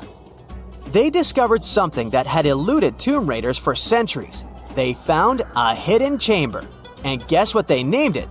The Big Void. Yeah, I know, not the most creative name. They even used 3 different muon detection techniques just to be super sure that it was indeed a big, mysterious void inside the grandest pyramid of them all. Once news got out about this mind-boggling discovery, Egyptian authorities couldn't resist the temptation to explore further. So they brought in an endoscope camera to confirm the existence of this epic void. So they inserted a camera through one of the openings underneath the entrance, and voila! It revealed a corridor. More so, the corridor had a chevron ceiling. I can't help but imagine the ancient Egyptians using it as a cool dance floor. Another team of scientists decided to take another shot at scanning this newfound void. According to them, the Great Pyramid of Giza is a pioneer in the pyramid game. It used a technique called chevron to cover internal structures and keep them from collapsing. Now, why did the ancient Egyptians build this corridor and the grand void it leads to? One theory suggests that the corridor was built to relieve pressure inside the pyramid. Another theory says that the void could be a result of the pyramid's construction process. It could have been an internal ramp used to move roof blocks into position, and then it was left there or filled loosely with rubble. According to other enthusiastic explorers, there might be another burial chamber waiting to be discovered. They believe that the pyramids were built with a dash of randomness in the construction process. As the builders worked their magic, they realized that some chambers wouldn't be able to handle the weight of a majestic sarcophagus. So they made adjustments on the fly, creating new plans as they went along. For more than 3,000 years, the gold mask of Pharaoh Tutankhamun stayed hidden in the Valley of the Kings.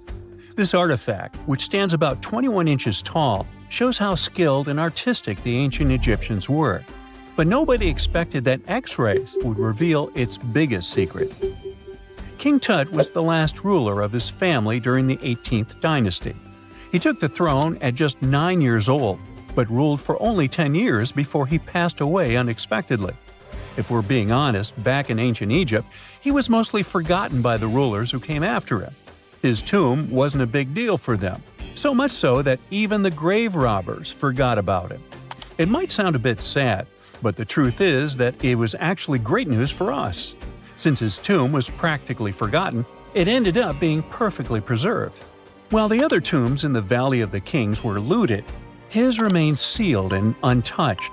So, when it was discovered back in 1922, it had over 5,000 precious objects inside. That made Tutankhamun basically an instant celebrity and one of the best-known pharaohs nowadays. Among the treasures was the most stunning piece, his golden mask. This mask is said to be an exact image of the king's face, or at least it was supposed to be, but we'll get to that later. The purpose of this accurate representation of his face was to make sure that his soul would recognize him in the afterlife and return to his mummified body.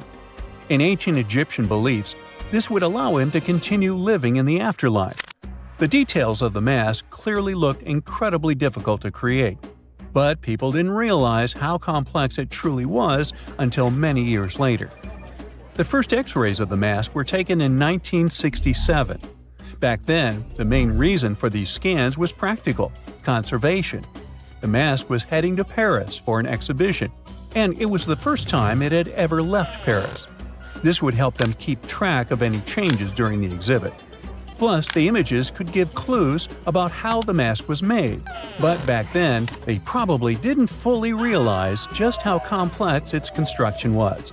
I mean, Egyptian goldsmiths didn't use modern soldering techniques. So, how did they make this mask?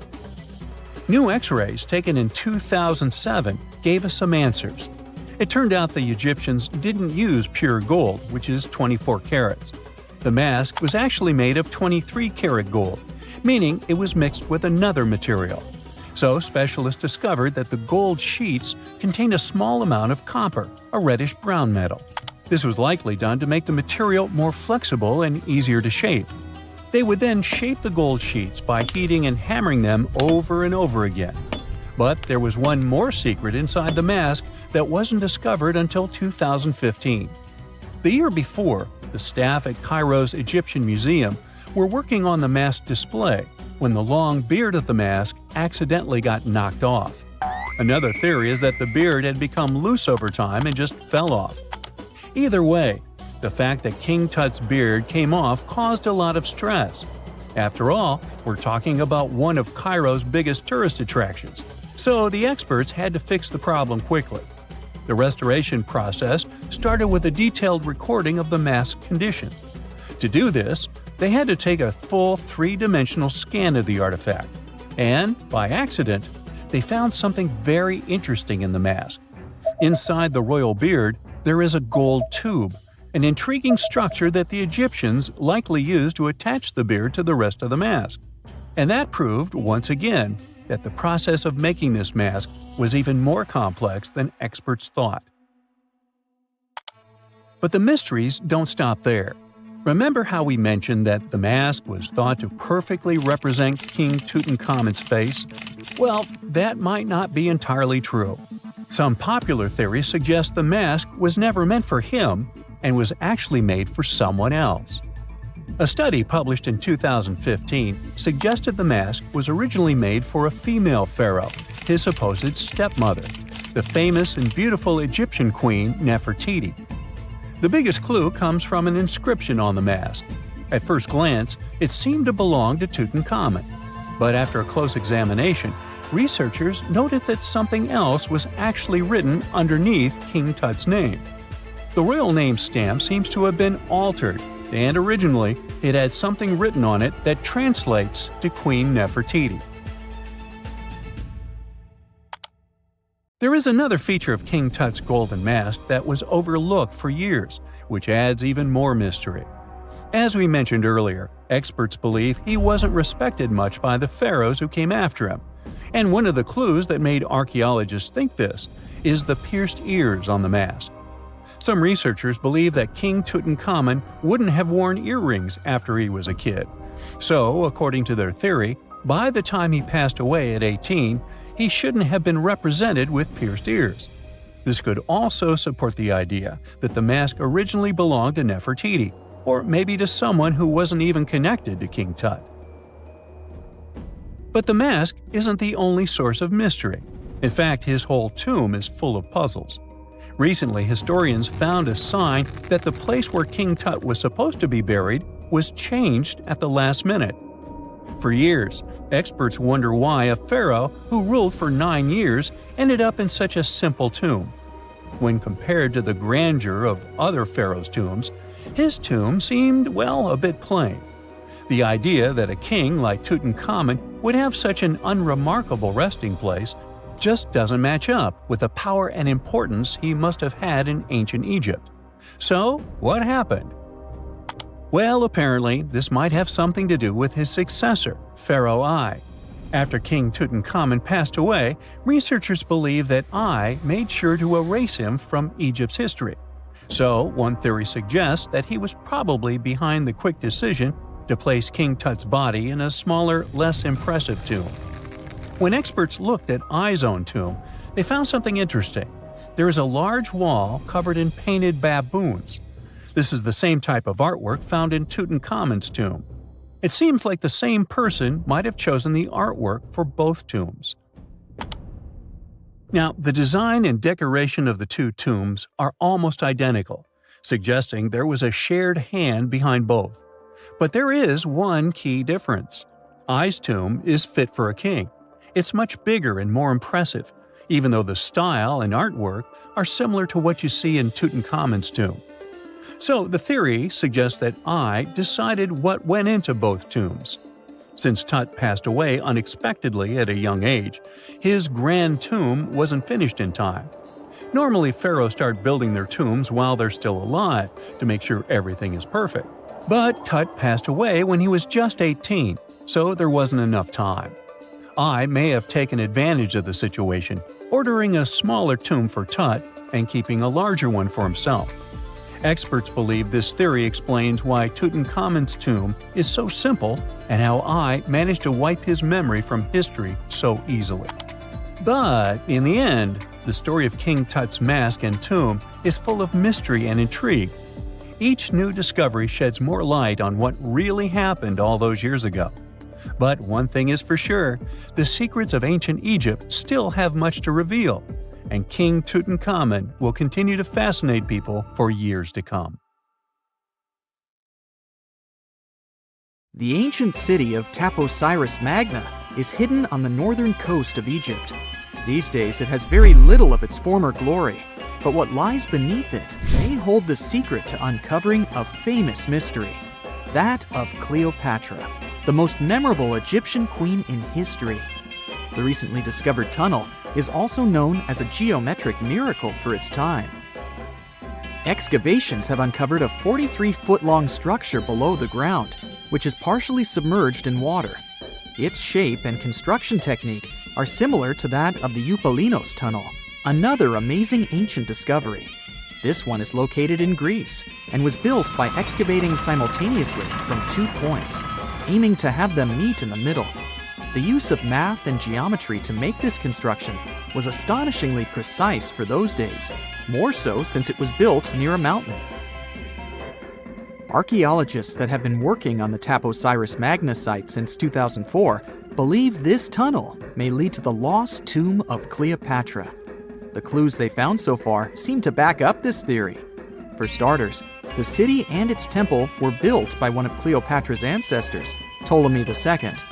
All the architecture seems to indicate it was dedicated to the ancient spirit Osiris and his queen Isis. Throughout her reign, Cleopatra did try to associate herself with Isis, so it may be no surprise she chose this location as her final resting place. Scientists have yet to pinpoint Cleopatra's tomb, but research continues with the help of modern technology. To study this location better, archaeologists have even used a special device called ground-penetrating radar. This tool allows us to analyze what lies beneath the ground without being intrusive. Since this tunnel is so old, research needs to be done very delicately. Seeing pictures of what's underground before you start digging is incredibly useful and has been done here since 2011. Finally discovering Cleopatra's tomb may help us piece together her story, especially what might have happened during the last portion of her life, which is still surrounded by mystery. We still don't know the exact cause of her passing. Some believe she may have let herself be bitten by a poisonous Egyptian cobra. Others have suggested that she was well accustomed to toxic substances, even hiding some in her hairbrush in case she ever needed it. But that's not to say she chose to use it on herself. We do have a lot of other interesting information on Cleopatra that's equally as impressive, like the fact that she had a stylist. Most of the images you've seen depicting this famous queen show her wearing black eyeliner. This look was put together by Airas, a woman known to have been her personal beautician. She traced the long line from her eyes to her temples, a makeup technique still used today to enhance the eyes. Airas was an important figure throughout Cleopatra's life, known also as her confidant and close friend. There are even theories that suggest Airas was there by her side when she passed away. Despite her well-thought-out looks, Cleopatra wasn't as pretty as she's described. Or at least, that's what recent research has pointed out. Sure, if we look at movies and modern imagery, she's depicted as this incredibly beautiful woman with symmetrical and delicate features. However, if we look at coins showcasing her image from back in the day, her looks are rather average. Her image on the coins might have been adjusted, too, to make the queen look stronger in the eyes of her people. So there is no trusted source available to confirm her image, but her description in most pieces of ancient literature speaks of her other qualities, like her voice and personality, not of her beauty. Cleopatra might have been the most famous Egyptian queen to this day, but she wasn't the first choice. She did have an older sister, Berenice, that was initially supposed to take the throne. Berenice passed away before she could do that, so Cleopatra took on the role and began investing in her education. She traveled throughout the country quite frequently, so she could become accustomed to her people and their needs. She was only 18 when the responsibilities were passed down to her, and immediately gained popularity because of her intelligence and education. Her taste in literature was quite good too. She was known to be a fan of Homer, the famed Greek philosopher and poet. Cleopatra loved to write as much as she loved to read. There are even claims that she wrote a book on medicine and cosmetics, but we have no evidence to this day that such work ever existed. Part of being a great leader back then meant you had to speak multiple languages. Cleopatra clearly understood that, and that's why she's rumored to have known many languages to varying degrees. Some archaeologists suggested she spoke Greek, Egyptian, and Ethiopian, as well as many Arabic dialects. She might have even spoken Latin, but there's little evidence to support this claim. She might not have had angelic looks, but Cleopatra was really careful with the way she looked, even with her diet. She was known to have enjoyed simple meals, including a variety of fish. Since she lived close to the Mediterranean Sea, it's really no surprise. As a treat, she liked to eat stuffed pigeons, which she also served to her guests. Other dishes on the menu included vegetables and fava bean soup. Fruits and nuts weren't missing from her diet either, and she was also a big fan of honey. Recently, A team of experts has even tried to recreate her famous perfume. Think of it like the ancient equivalent of Chanel No. 5. Cleopatra was known to be a fan of luxurious scents, which she believed could even influence how people treated her when they met. The basis of this scent is myrrh, a resin gathered from a local tree. Other ingredients added to the mixture were also found back in the day, like cardamom, olive oil, and cinnamon. The results may not be quite as delicate as the perfumes we know and use today. Its consistency was way thicker, and the scent lasted way longer. When she was at the height of her power, Cleopatra might have been the richest person in the world. Back in the day, she ruled over a territory that stretched across the Mediterranean, from modern-day Libya in the west through Egypt to Syria in the east. This is the largest territory ever ruled over by a woman. In today's currency, her worth might have been somewhere around $95 billion. The calendars we use today may have been introduced by Cleopatra herself. She presented the idea of leap years and leap days to Caesar, the Roman emperor she was known to have been close with. Taking her advice, Caesar made these adjustments part of the official Roman calendar.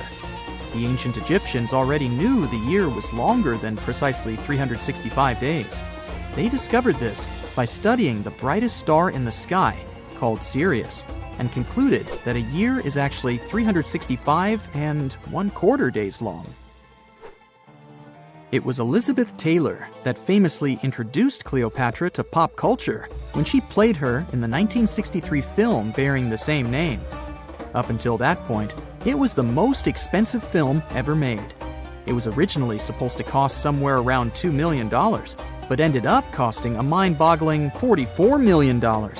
That's mostly because of script and production issues. To make this iconic movie, producers created 79 sets from scratch, as well as over 26,000 costumes for the cast. Elizabeth Taylor's Cleopatra costumes alone cost somewhere around $200,000. Thankfully for the producers, the movie made headlines and was well received by critics, making it a box office success. A lot of people associate Cleopatra with another famous Egyptian ruler, King Tutankhamun, nicknamed King Tut. Surprisingly, apart from both of them being Egyptian pharaohs, they have nothing else in common. For starters, King Tut lived around 1,300 years before Cleopatra did, and there is also no connection regarding their ancestry. Cleopatra had Macedonian Greek roots, while King Tut was a native Egyptian. So looky here, scientists discovered ancient artifacts near King Tut's tomb. Turns out, his VIP final resting place looks more like a public graveyard with about a dozen wooden coffins that's been there for around 3,600 years. Okay, I might have exaggerated a tad. The 11 tombs weren't exactly right next to King Tut, but they were close, near the same city of Luxor. New findings in Egyptian tombs can help us piece together what life was like in ancient Egypt. And guess what? Ancient Egyptians seem to have been remarkably like us, modern humans. Say, the women have always loved jewelry, and archaeologists retrieved a beautifully made necklace with 30 amethyst beads and 2 agate beads, plus a hippo head amulet. Bet it was all the rage back then. Researchers also discovered 2 copper mirrors. One had a handle shaped like a lotus, and the other was decorated with Hathor, the ancient Egyptian deity of the sky, women, fertility, and love. These recent excavations near Tutankhamun's burial site led to another jaw-dropping revelation. For the first time in thousands of years, fragments of Queen Hatshepsut's Valley Temple were uncovered.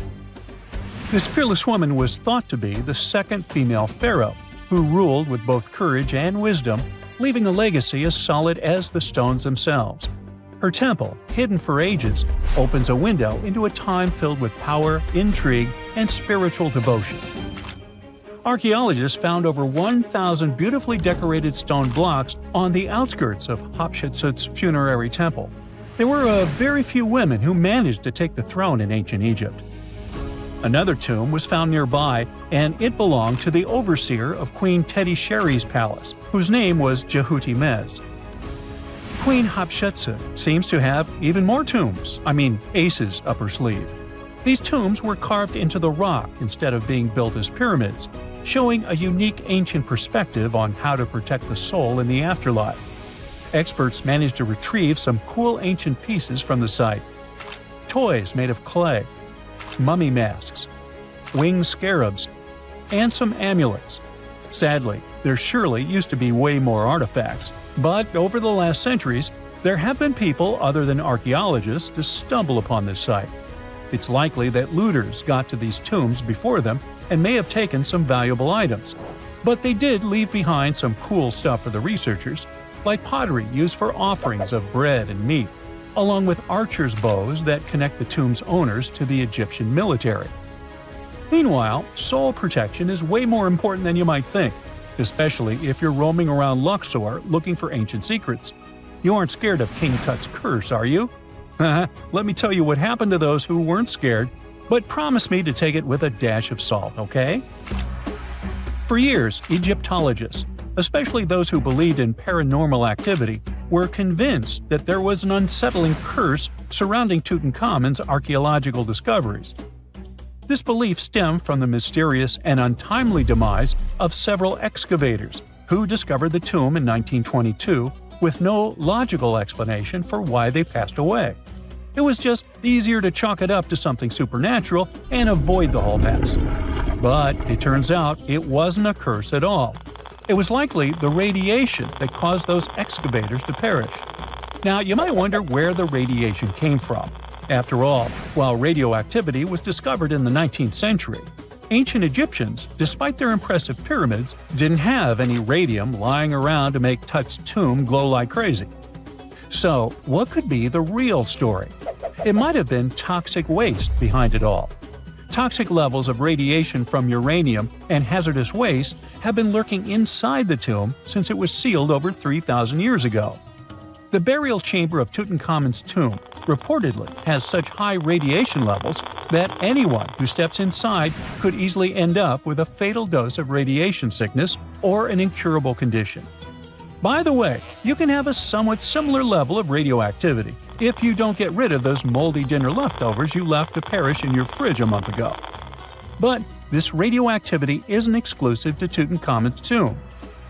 Ancient Egyptian artifacts discovery is rewarding yet dangerous due to unusually high radiation levels in Old Kingdom tombs all over Egypt.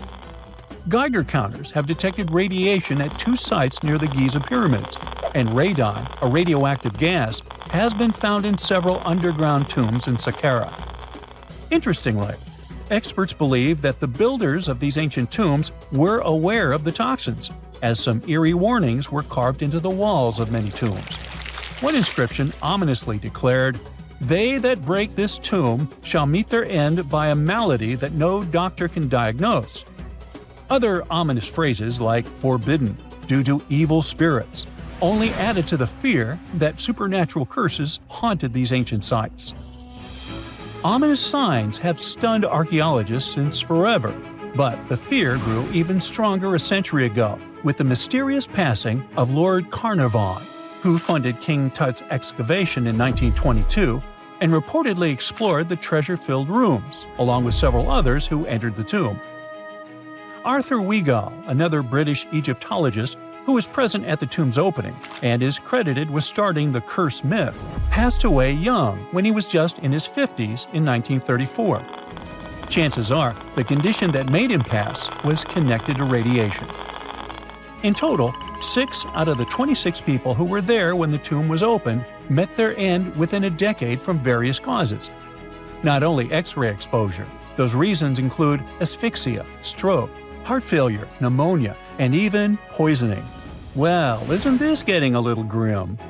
There was one guy who opened the tomb and somehow managed to avoid the infamous curse, Howard Carter, or so it seemed. Some folks pointed to his survival as proof that the curse wasn't real.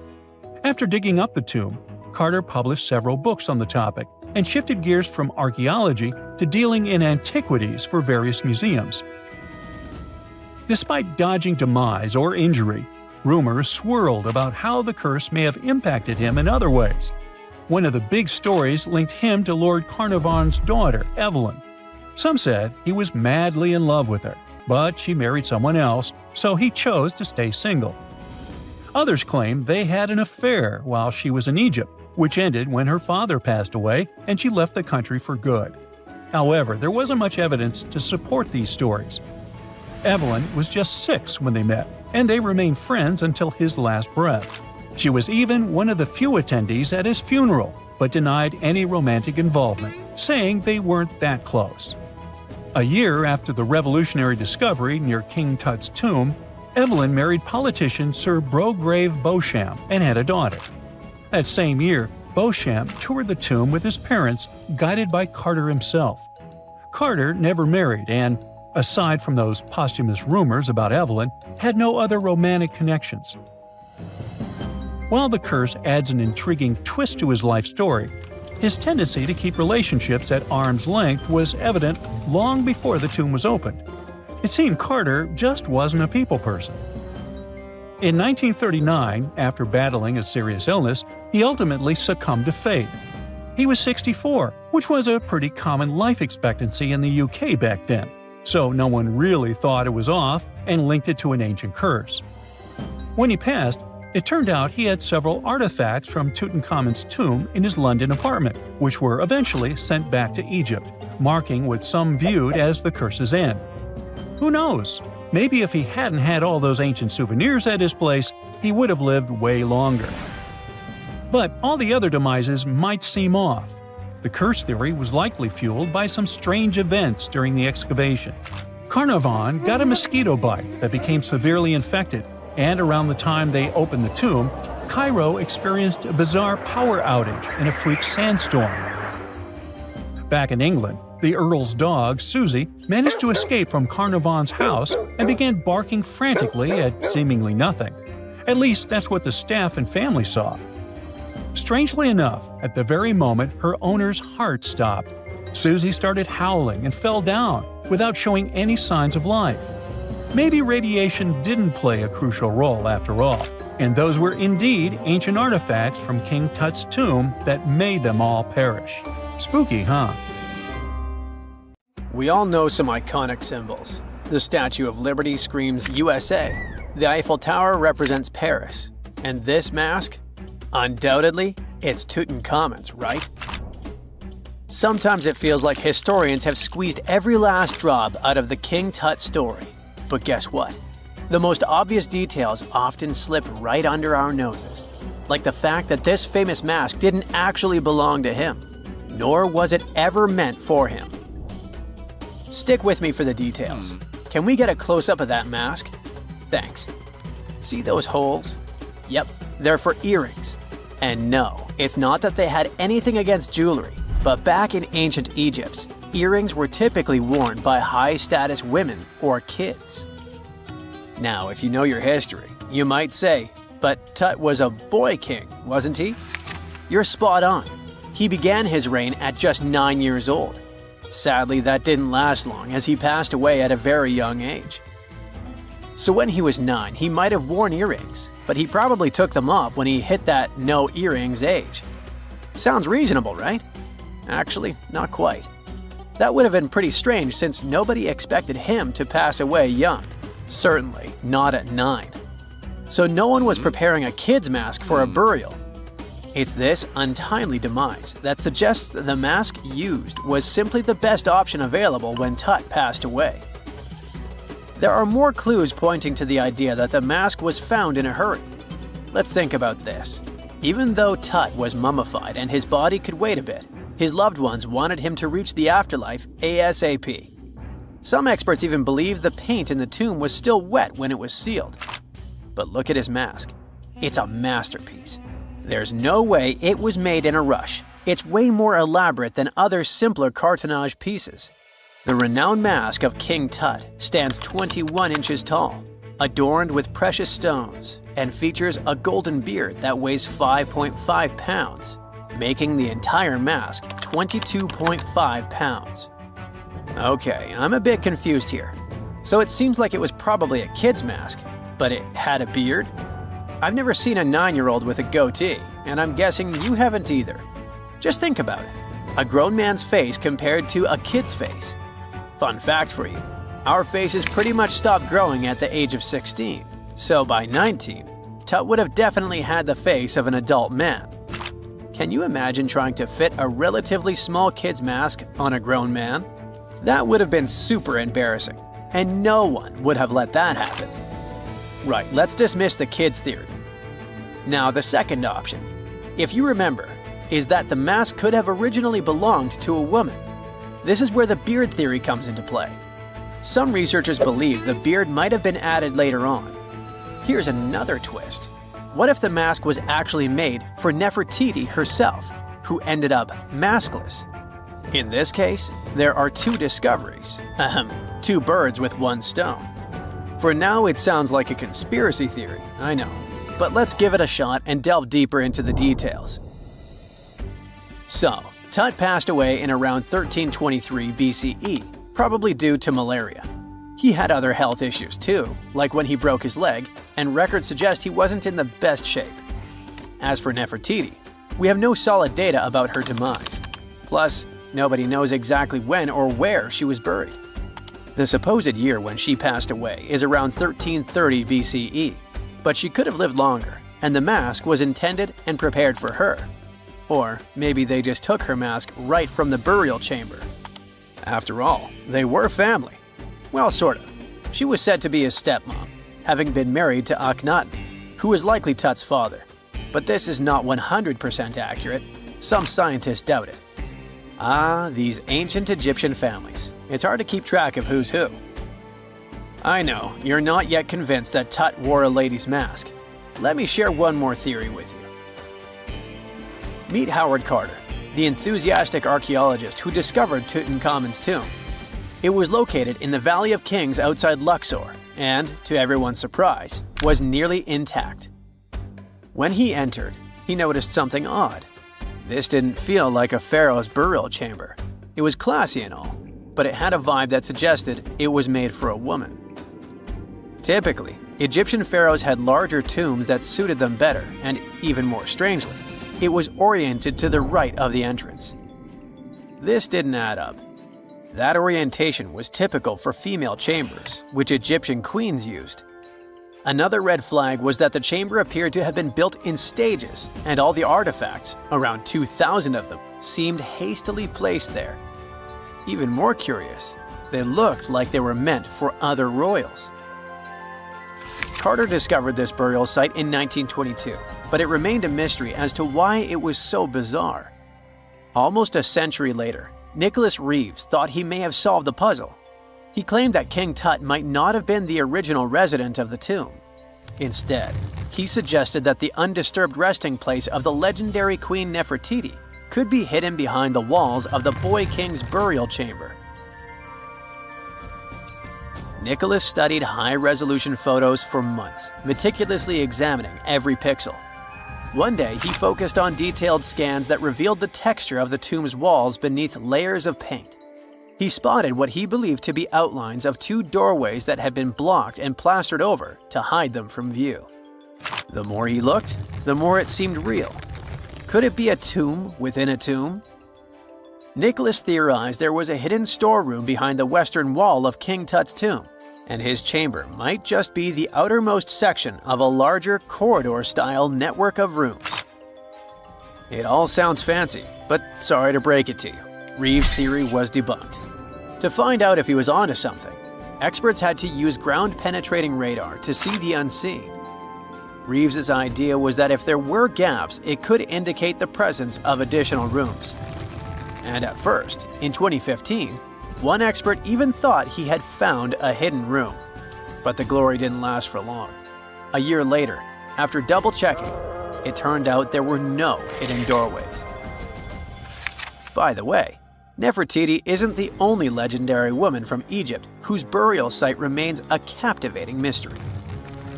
There's a cool legend about Cleopatra that you might enjoy. It's said that she once declared, "No man will ever find my tomb." Kind of fitting, right? After all, the person who's come closest to uncovering her final resting place is a woman. Fast forward a few millennia after she passed away, And while no man has located it, archaeologist Kathleen Martinez believes she might have cracked the code. She's been on the quest for Cleopatra VII's tomb for nearly 20 years and recently discovered a bust that she thinks represents the famous queen. However, not everyone is on board with her claim. Some experts argue that the bust doesn't resemble Cleopatra at all. Alongside this intriguing marble statue, Martinez's team also unearthed 337 coins, some of which, less controversially, feature Cleopatra's likeness. But the real part is that it's still not officially confirmed. There's no doubt about the existence of the small bust. It's carved from white marble, fits in one hand, and shows a woman wearing a royal crown, according to a translated statement from the Egyptian Ministry of Tourism and Antiquities. The big question, though, is who it actually depicts. While Martinez insists this statue is a representation of Queen Cleopatra VII, many other archaeologists argue that the facial features don't match, suggesting it likely belongs to a princess instead. Sorry, I can't resist the temptation of breaking the magic for a moment. Some folks believe that the whole idea of "no man will find my tomb" is misunderstood.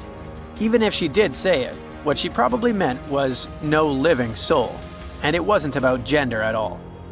It can as well be just a beautiful legend. Toodaloo! The Sahara Desert is like a Mad Max movie. Scorching heat, endless dunes, and an overall barren wasteland. A place where no one could live, right? Well, forget all you know about it. Because 5,000 years ago, the Sahara was a lush paradise of grasslands, lakes, and rivers, and the home of a ghost civilization that vanished without a trace. Our tale begins in the 1930s, when a Hungarian explorer stumbled upon a cave in the middle of the Sahara. Inside, he found something bizarre: ancient rock paintings of people swimming in a lake, surrounded by giraffes, hippos, and crocodiles. At the time, everybody shrugged it off as some symbolic depiction of the afterlife, because really, who would imagine a lake in the Sahara? Well, fast forward some 70 years later, when a group of archaeologists made a discovery that flipped the script. In a rock shelter in Libya, they unearthed 15 mummies, along with baskets, ceramic pots, and other everyday items.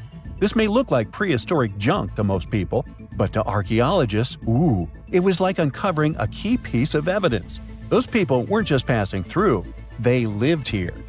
You see, those weren't just any mummies. They were some of the oldest naturally mummified humans ever found, dating back over 7,000 years. Take that, Egypt. 2 of them still had readable DNA, preserved thanks to a rare natural mummification process, almost a miracle considering the Sahara's climate's ability to turn everything into, well, beef jerky.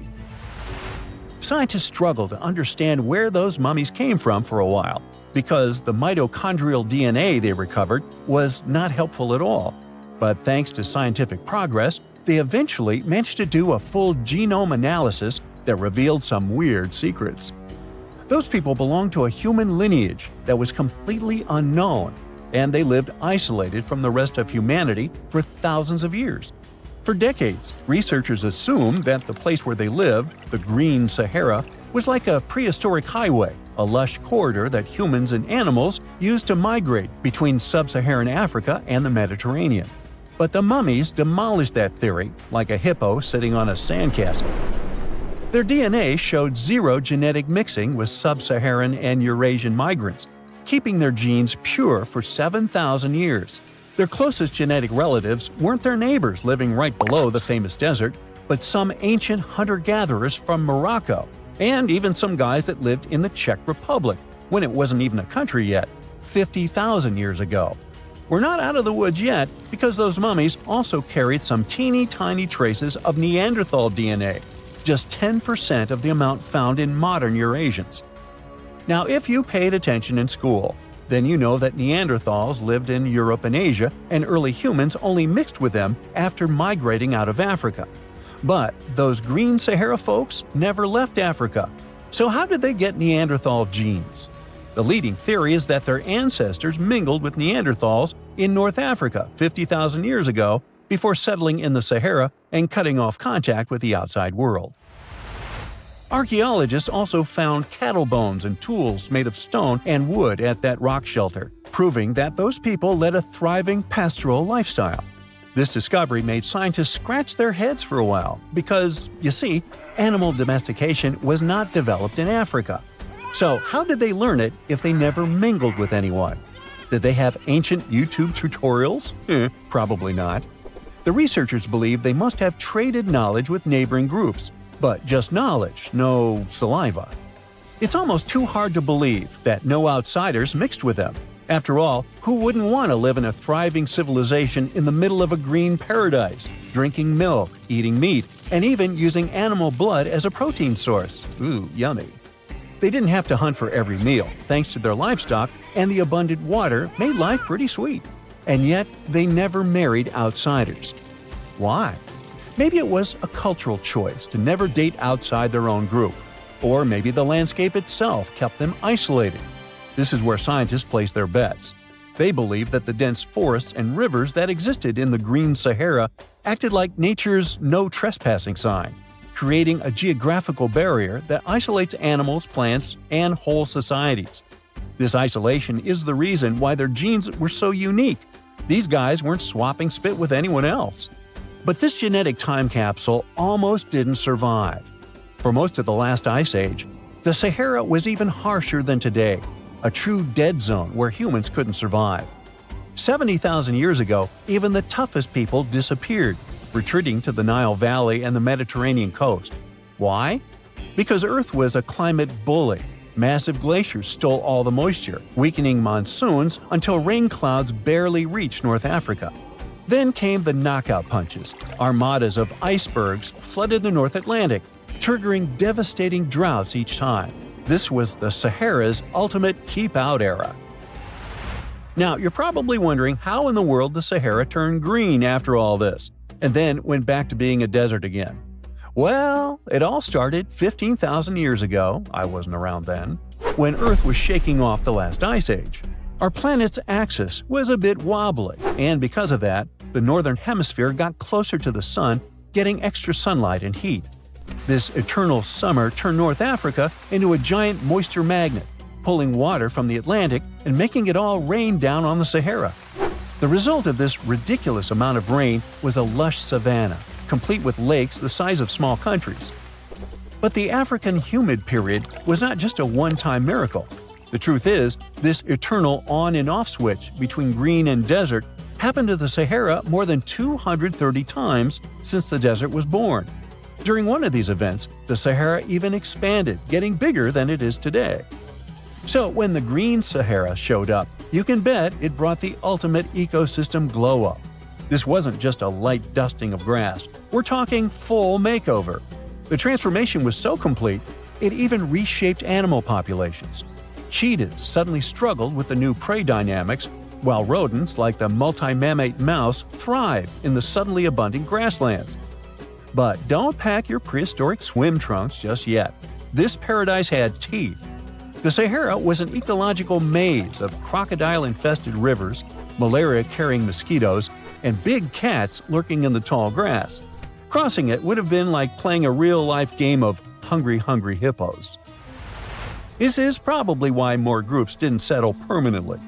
The Sahara's climate cycled between wet and dry every 20,000 years, hardly a stable zip code.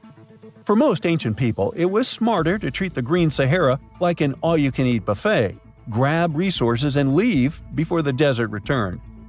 Still, this Green Sahara period lasted for 10,000 years, giving our mystery shepherds plenty of time to thrive. But around 5,000 years ago, Earth's axis shifted again, the rains moved away, and the Sahara dried up faster than a puddle in July. As the desert returned, the shepherds from the Green Sahara had no choice but to pack up their livestock and leave.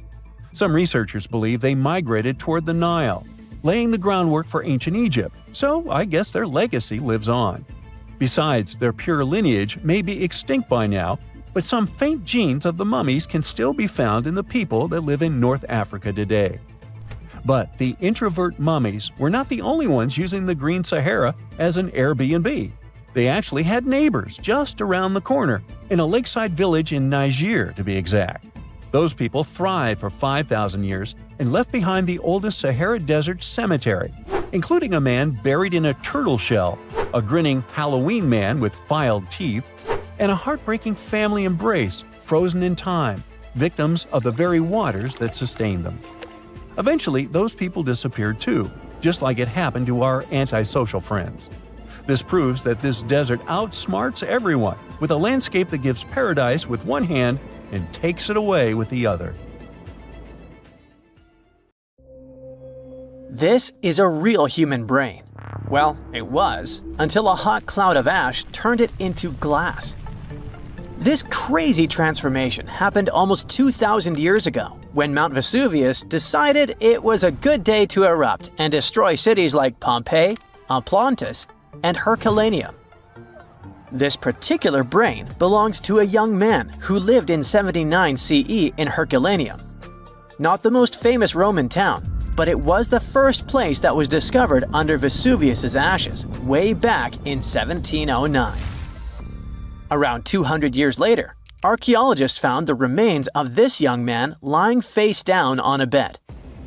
All the smoke and ash probably made him disoriented, so while most of the citizens of Herculaneum rushed to the shore, hoping to be rescued, the brain guy ended up trapped inside a building and passed out. Weirdly enough, this saved his brain from completely disappearing. How in the world does a brain turn into glass? Well, when Mount Vesuvius erupted, it didn't expel just lava. It also sent away a really hot cloud of ash before the solidified lava could flow down. This type of lava, known as pyroclastic flow, could get as hot as 869 degrees Fahrenheit. An insane temperature, we know. Hot enough to melt your brain, but not hot enough to turn it into glass. The cloud of ash, however, can reach temperatures between 932 degrees Fahrenheit to 1,112 degrees Fahrenheit. But to turn something into glass, you don't just need heat, you need rapid cooling too. To put it simply, you have to heat something to a very high temperature until it melts into a liquid. If you let it cool down slowly, the molecules of this liquid will start to calmly organize themselves in the shape of crystals. But if this something cools down super fast, it will solidify in whatever shape the liquid was. It's like making ice cubes. If you pour water into a tray and stick it in the freezer, it will turn into ice because it cools down quickly. But if you leave the water out at room temperature, it'll just evaporate. This means that the brain melted due to a really high temperature, but before it could crystallize, for example, or just boil away, it got really cold. The flow from the eruption was not hot enough for this to happen, but the cloud of ash that reached town before the pyroclastic flow was hot enough to start this process, and fast enough to leave just at the right time. To figure out the exact temperature needed for this brain-to-glass transformation, scientists used a technique called differential scanning calorimetry. This fancy name basically means that they heat up glass shards to see when they start to change shape. They discovered that the cloud of ash had to be exactly 950 degrees Fahrenheit hot for the brain cells to start melting. Now, remember how I said this guy was inside a building, but most of the citizens were outside? Well, those people were also exposed to this drastic change in temperature, but they didn't turn into glass because they were not being protected by the walls of a building. The protection provided by the skull surely helped our guy, but it was not enough. And since other people didn't have the same protection, their brains basically poofed. And before you ask, no other parts of his body turned into glass. You see, you need some liquid for the glass-making process to happen. The brain has a lot of water and fat, which makes it a prime candidate for the glassification process. Yes, I've just made that word up. Other organs might have contained liquid, but they weren't as protected as the brain, so they were destroyed by the heat. And bones? Well, bones don't have enough liquid, so they just remained the same. The ones that didn't char, anyway. When the brain turned into glass, it looked a lot like an obsidian stone, a type of volcanic glass formed by the cool lava of a volcano. Even the forensic archaeologist who discovered this glassified brain thought it was just a stone at first. He was studying the bones of our hero when he noticed something shining inside of his skull, right in the middle of all the volcanic ash that filled it. To his surprise, this thing was way more fragile than obsidian and smaller too, with some fragments being only a few millimeters large. He only figured this was part of that guy's brain after he took the glass to the lab. With the help of a microscope, he discovered that this was not a stone but an organic tissue, which is basically cells that form our organs. This organic tissue was made by protein, a molecule produced by living things like animals and plants. And this was not just any protein. This one was specific to the human brain because every organ is made of different types of protein. The researchers also found nerve cells preserved inside this glass, complete with the tendrils that help them receive and send messages. The microscope also showed what was left of myelin, a fatty substance that gives a speed boost to the messages traveling along the nerves. This isn't the first time scientists discovered preserved human brains. In fact, more than 4,000 brains have been found since the 17th century. It may not look like a big number, but keep in mind that finding only the brain preserved in a skeleton while the other organs are gone is not that common. You see, the human brain is actually the first thing that decomposes when we're 6 feet under, and it usually turns into liquid. When scientists stumble upon a human brain, it's usually dried, frozen, or literally turned into soap. A brain can be dehydrated if a person perishes in a place that is very hot, like a desert. Frozen brains are found, obviously, in places that are super cold, like polar tundras. A brain turned into soap may sound weird, but the saponification process is not that rare. You need a lot of fat and oils to make soap, and the human brain is filled with this. It's a complex process, but if you find a brain that turned into soap, it must have been buried in a place that is very wet and has little oxygen. Back in 1982, for example, construction workers found dozens of human skeletons in a pond in Florida. They were all 8,000 years old, and 91 of them actually had their brains still somewhat intact. And by intact, I mean they turned into jelly soap. During the 2000s, the brains of 45 people were found in Spain, preserved because of this saponification process. This discovery helped researchers understand the chemical composition of the brains and even the weather conditions of the moment when these people passed away. Scientists also discovered two 3,700-year-old brains in Turkey that belonged to a middle-aged man and a teenager that were trying to escape an attack on their city. This time, the brains turned into charcoal because of a super hot fire. And even though their skulls preserved the brains in this state, the heating and cooling process was probably not intense enough to glassify them. But this? It's the first time in history that scientists have found a brain that naturally turned into glass. It's like finding a unicorn, but in a more scientific way. So what does this discovery mean? Well, for starters, it gives us a glimpse into the lives of those who existed such a long time ago. Secondly, it taught scientists an amazing way to preserve the human brain. It also shows just how powerful nature can be. Powerful enough to turn a brain into glass, but delicate enough to preserve it for thousands of years. So, let's give a shout out to the young man who unknowingly contributed to science. He probably had no idea that his brain would one day be the star of a groundbreaking discovery. His tragic end has given us a fascinating peek into the past. Okay, what if I tell you that the extraterrestrials we all imagine as little green men may actually look like very normal Earthlings and chill in Europe? This is the Iberian Peninsula, and people living there are under suspicion. Ooh. Here's the reason.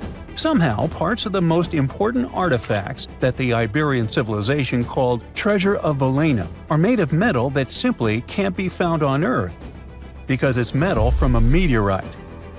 Now let's tackle this step by step. This is the artifact itself, and it's composed of 59 different objects: bowls, bottles, and bracelets. Is there a pattern there with all those bees?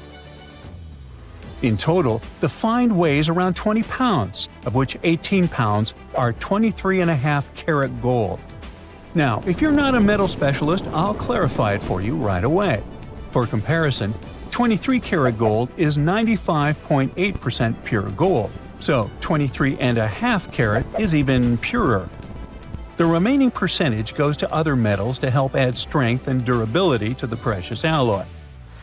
There was also silver, iron, and amber in that set. The artifact could have been pretty straightforward, but for these two, let's call them imposters. Look at this wrought iron bracelet and this hollow hemisphere. Can you see that? Those rusty lines on the hemisphere and the overall weird color of the bracelet do stand out, since everything else is made of purest gold. This all started back in 1963, when a researcher noticed a dark leaden metal among the shiny bowls and bottles. The metal was shiny in some areas and covered with a ferrous-looking oxide that was mostly cracked. Now, just so you understand, gold does not usually act this way. Gold is one of the least reactive of all metals, so it won't even tarnish, let alone rust. To figure out where this suspicious iron came from, researchers turned to mass spectrometry, which checks out the mass-to-charge ratio of molecules. Their findings showed that the nickel in the iron is similar to that found in meteoritic iron. Simply put, the bracelet and the hemisphere are of extraterrestrial origin. Now, the exact age of the trove is hard to determine, yet it's crucial. We need to know the exact age to see if it coincides with the start of the Iron Age in the Iberian Peninsula. If it does, then no further questions here. But if it doesn't, well, it's, at the very least, weird, if not suspicious. So there's this three-age system. It comprises the Stone Age, then the Bronze Age, and then the Iron Age. The Stone Age is of no importance here, so let's compare the Bronze and the Iron Ages. The Bronze Age began when it was realized that combining copper and tin produced a material that was more durable than either metal alone. This era was all about major upgrades in tools and weapons, but two standout inventions were writing systems and the wheel. Then came the Iron Age. This time was all about slowly bringing iron into everyday life.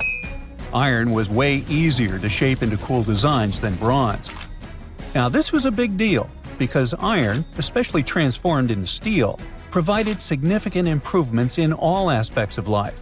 Tools became lighter, cheaper, and stronger compared to their bronze equivalents. You get it? Good.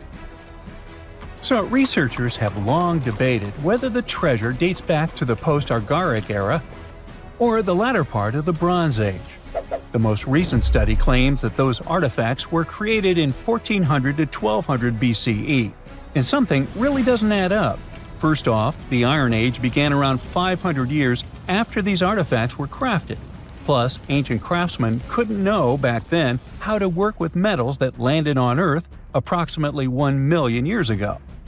And while the dates are really hard to explain, there is a logical explanation for the craftsmanship.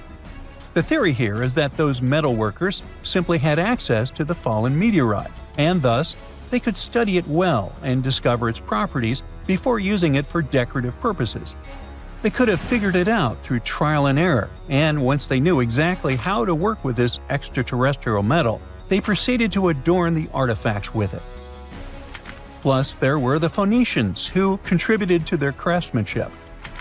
Now, it's true that the Iberian people have been processing metal and making pottery long before the Phoenicians settled on the peninsula. But the arrival of new metalworking techniques and the introduction of the potter's wheel enabled them to produce better quality goods much faster than before. So, we figured out the extraterrestrial origins of the Iberian artifacts. But guess what? This area is still under suspicion. The reason for that is the language they spoke. You see, for most modern languages people use today, there will always be some proto-language. Say for Italian, Spanish, and French, it's Latin, hence their similarities. But wait, Iberian was largely spoken where modern Spain is, so why isn't Spanish similar to it? Well, the truth is, no language today is similar to the Iberian. Maybe only the Basque language, but it's because of some similarities found in their numerical systems. Basque is classified as a language isolate, or simply unrelated to any other known languages, and the only language isolate in Europe. The Iberian language is unclassified. While the scripts written in it have been deciphered to various extents, the language itself remains largely unknown. And look at the alphabet the Iberians had. Looks like it doesn't really belong to our planet. But hold up, this one might be a bit of a stretch. When the Phoenicians came to the peninsula, they brought along their alphabet to the Iberians. But honestly, the Iberians probably weren't keen on just copying someone else's writing system, so they tweaked it until it looked completely different. Let's just say they took some inspiration and ran with it. While linguists can guess to some extent how most characters sounded, actually translating the language is still completely impossible. The Iberian language was non-Indo-European and faded away over 2,000 years ago. And there aren't any similar languages left to help us out. Super frustrating, right? Yeah. We got over 2,000 Iberian inscriptions from tombs, coins, potteries, lead plates, and even cave wall carvings. But aside from a handful of words, we're totally in the dark about what they mean. Now, if we could understand their language, we might have learned that they were great thinkers and all, but we can only contemplate the works of art they left. Iberian culture has a lot of amazing stuff made by talented artisans. We're talking about not just metalwork and ceramics, but also detailed sculptures, textiles, jewelry, and other personal bling. But here's the catch. Making all those luxury items depended a lot on a big farming class. At the heart of Iberian society, most folks were involved in farming and taking care of livestock. Depending on where you were, the types of farming varied. For example, up in the north, they were all about growing grains, while down in Valencia, they focused on producing olive oil and other agricultural aspects. In the west, raising animals was the name of the game. Still, we don't have much information about the day-to-day lives of the many people doing this essential work.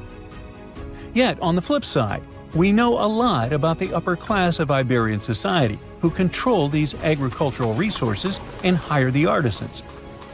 By the 7th century BCE, we start to see a group of Iberian princes who were living the good life, trading with the Phoenicians and enjoying fancy luxury items.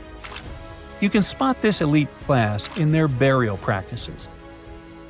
Cremation was the go-to method for funerals among the Iberians, and wealthy individuals were often found in cemeteries with all sorts of lavish goods and funerary sculptures that give us a peek into the fashion and hairstyles of the rich. Interestingly, starting in the 6th century BCE, there was a noticeable drop in the number of recognizable burials, which suggests that these elaborate funeral customs became more exclusive to a small elite. Meanwhile, the fate of the majority, farmers, artisans, soldiers, and laborers, who made up a big chunk of the population, remains a bit of a mystery. It used to be a pretty advanced civilization, but it vanished without a trace. Researchers think it could have been due to some massive earthquake, but so far, we don't know for sure. This coffin seems to defy logic. No visible openings, no way in or out. And yet, inside lies Lady Jeannette Ah, a mysterious woman from ancient Egypt, perfectly preserved even after 3,000 years. How did she get there? It was the third intermediate period in Egypt, a time between great dynasties. Pharaohs wore the blue crowns. Priests in Thebes were almost as powerful as kings. Markets were filled with the cries of merchants selling dates, papyrus, and precious perfumes.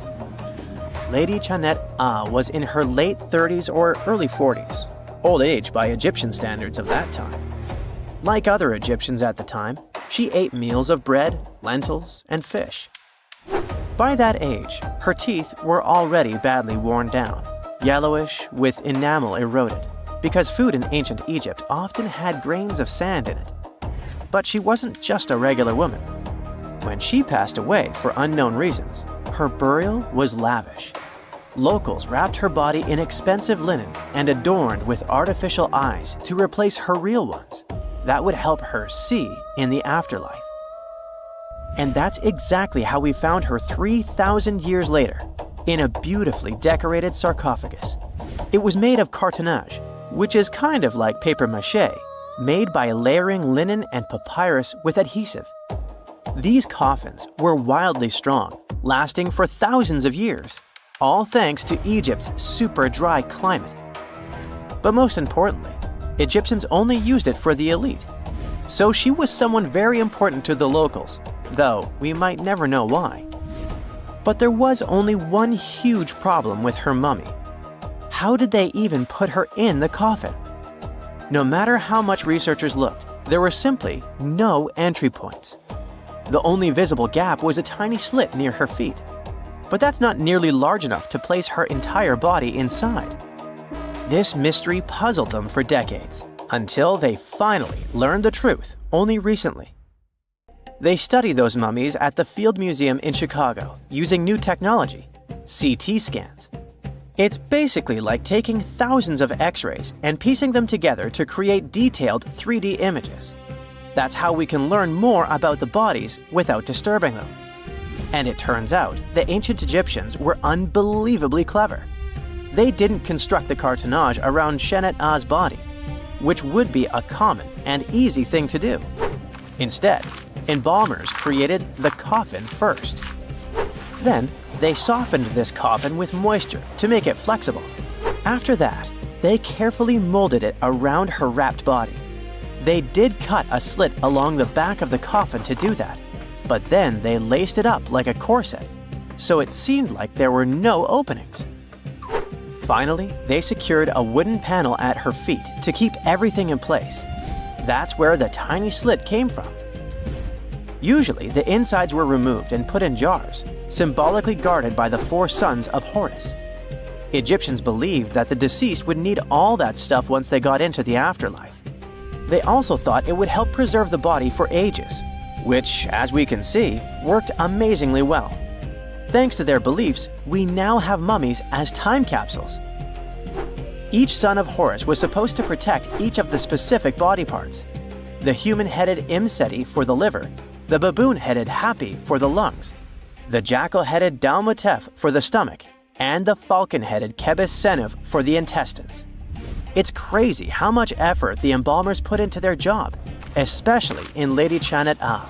They wanted to make sure her body remains untouched and the sarcophagus would be perfect for her. You can't help but wonder, who was she if she mattered so much? The ancient Egyptians literally viewed the afterlife as modern retirement planning. You're not just passing away, you gotta prepare yourself for it. Prepare the body, eyes to see, and so on. And the richer or more important you were, the better your afterlife would be. But Shenat-Ah wasn't the only fascinating mummy they studied. They also decided to scan Harwa, an Egyptian man who lived around the same time. Judging by the mummy, he also had a high social status. His mummy revealed no signs of hard labor, and his teeth were well kept, which means he enjoyed some high-quality food without tons of sand in it. Some fellas got lucky both in life and after it. But there were many mysterious mummies throughout history. One of them is Chin Tsun, also known as Lady Di. The story of her began in 1968. Some workers near Changsha, China, were digging an air raid shelter for a hospital. But suddenly, they accidentally uncovered an ancient burial site. They came down there and stumbled upon something incredible. 3 tombs belonging to a noblewoman, her husband, and a young man believed to be their son. She was a noblewoman from ancient China, and she had a fascinating backstory. She lived over 2,000 years ago during the Western Han Dynasty. She was married to Li Kang, a guy who served as chancellor to the Changsha Kingdom, a high-ranking official. At first, it looks like Lady Di lived a life of luxury and privilege. She had private musicians to play at her parties, and for her personal enjoyment. She probably played the guqin, an instrument that back in the day people associated with intellect and elegance. And she certainly ate like an empress. Fine meats, delicacies, and all things like that. Even her wardrobe was full of some exquisite silk, not even mentioning the tons of cosmetics. But all this wealth came at a cost. The more she aged, the worse her health became. She got a full pack: a heart condition, diabetes, high pressure, and liver issues. It also looks like her back was driving her crazy, probably making it hard for her to even move. Finally, as a cherry on top, she developed gallstones. All this packed together eventually led to a heart attack that took her life around the age of 50. There was one haunting detail. Scientists found over 130 melon seeds in her stomach and intestines. Most likely, she ate watermelon just hours before she passed away, which means it was probably during summer when the fruit was ripe. She enjoyed a sweet, simple treat before her life was cut short. The excavation began in 1972, and this wasn't easy at all. Over 1,500 local students had to help. And Lady Di was the most mysterious one. She was buried in 4 rectangular pine boxes, one inside the other like a Matryoshka doll, all wrapped in 20 layers of silk, and all that sealed with lots of charcoal and white clay. The coffins were painted beautifully as well, adorned with protective deities, mythical animals, and clouds which symbolized the heavens. There were drawings of divine creatures and Mount Kunlun. The myth said that on this mountain, people reach eternal happiness. All this told us a lot about the Han Dynasty, their beliefs about afterlife, art, daily lives, and their remarkable craftsmanship. And then researchers finally got to the body. It was astonishing. Soft skin, joints that could still bend, and in general, she was almost intact. She even kept her hair, eyelashes, fingerprints, and even traces of blood. It's like she literally passed away only a few weeks ago. Ancient people used a very clever technique to preserve her. It looks like embalmers put her into some weird, mysterious acidic liquid. This liquid prevented bacteria from growing. Unfortunately, it also gave rashes to all the scientists that touched Lady Di. And this rash lasted for 3 months. And you know what they buried together with her? Over 1,400 artifacts, mostly personal stuff like silk clothes, cosmetics, and musical instruments. Even food, grains, meats, wine, and pastries. There were also 162 carved wooden figurines of various servants and musicians. It's possible that they were either just there to service her even in the afterlife, or maybe based on her actual servant.